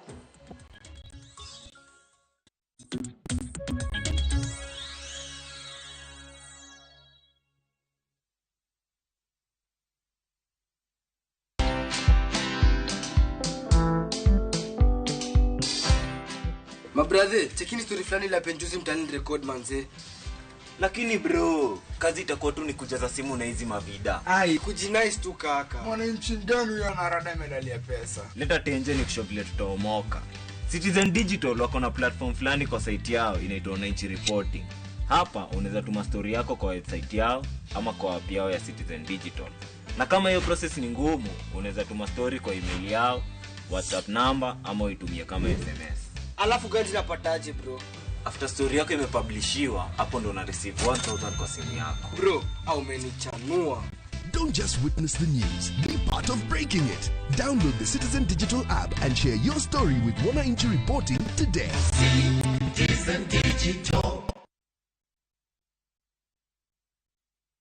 Kati ya watakaofutwa machozi na mimi nimechaguliwa. Kilio changu cha muda mrefu amekisikia. Kumbe tena cha mikosi ni kufanikiwa. Bwana Yesu asifiwe. Naitwa Komando wa Yesu, mwimbaji wa nyimbo za Injili. Kupata wimbo huu kama sikiza tune yako, bonyeza *811 *381 #. Sikiza na Citizen ni nyumbani kwa wasanii wote. Asante sana.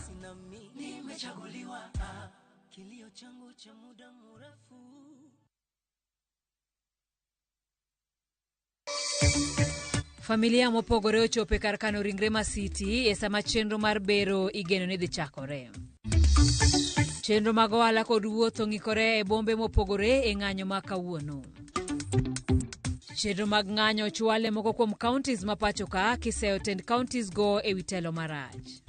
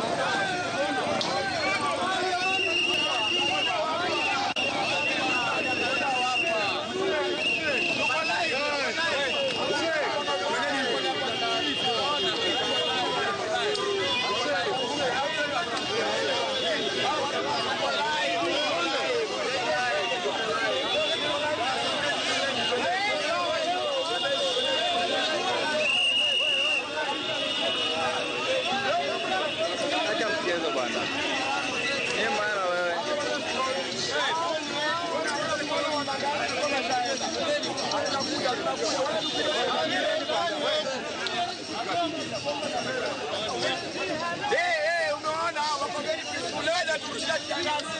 Japhet Koome ndiye alikuwa na wadanganya na shaenda. Sasa unaona wako peaceful.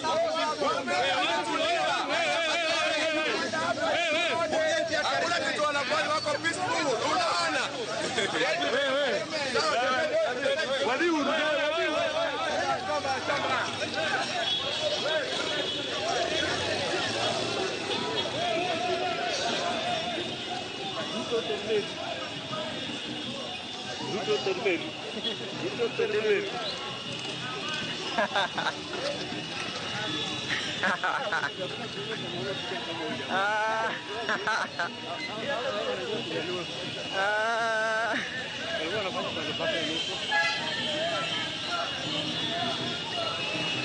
Tao ni mbali.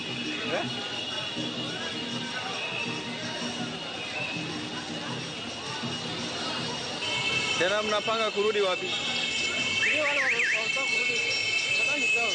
Ni town.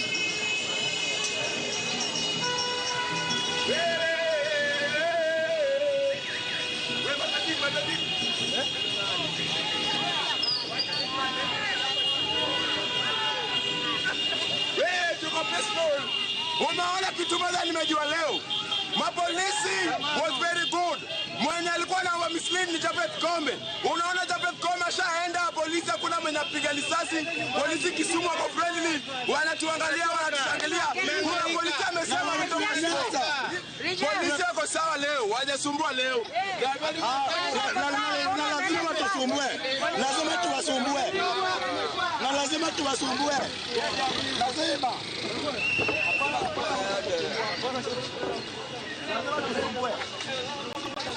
Kuna stress, hakuna pesa. Tutakula tu jaba. Wanabani mpaka jaba. Tutakula. Tumechoka. Ngoma yake.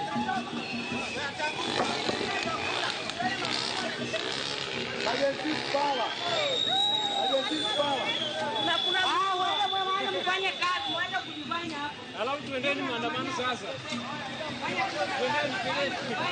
Twendeni bwana, acha ufanye bwana. Mtu ndiye atawata ufala. Yao miwa. Hapana maandamano. Tutaenda, twenda na kwenda.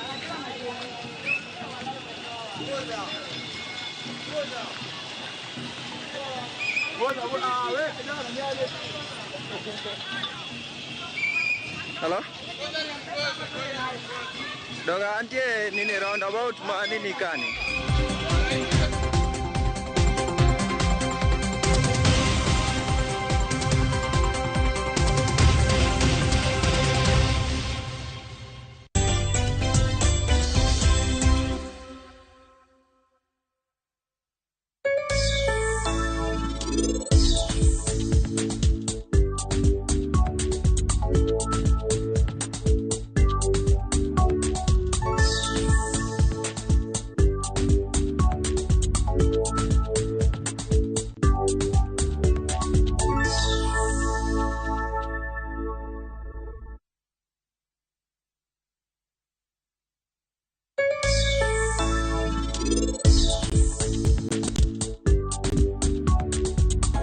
Mkopo hadi milioni 1 kwa kiwango cha 1.2%, ulipe ndani ya siku 1, siku 7, siku 14, siku 30 au mkopo wa muda mrefu hadi mwaka 1. Bonyeza *522# au tumia KCB app leo. KCB, for people, for better. Sheria na masharti kutumika. Inadhibitiwa na Benki Kuu ya Kenya. Win big in seconds. Shabiki nikajaribu mara ya kwanza nikaweka shilingi 100, kaliwa hiyo 100, nikasema nikakufa moyo. Hii mara ya 4 nikaweka shilingi 100, kaona napanda yapanda ikafika 500,000. Nikamhusisha msichana wangu mkubwa, akaniambia dadi, toa hiyo, usiache, toa. Nikasema wacha tu niendelee tu kucheza. Ndio ikafika 1.4. Nimefurahi, yani hata nimeona ni Mungu tu. Kuna mali nilikuwa nimeshikika ofisi hivi, alafu na mjengo wangu kidogo ambao nilikuwa nimeuanza, na vieta ni iko sawa kabisa.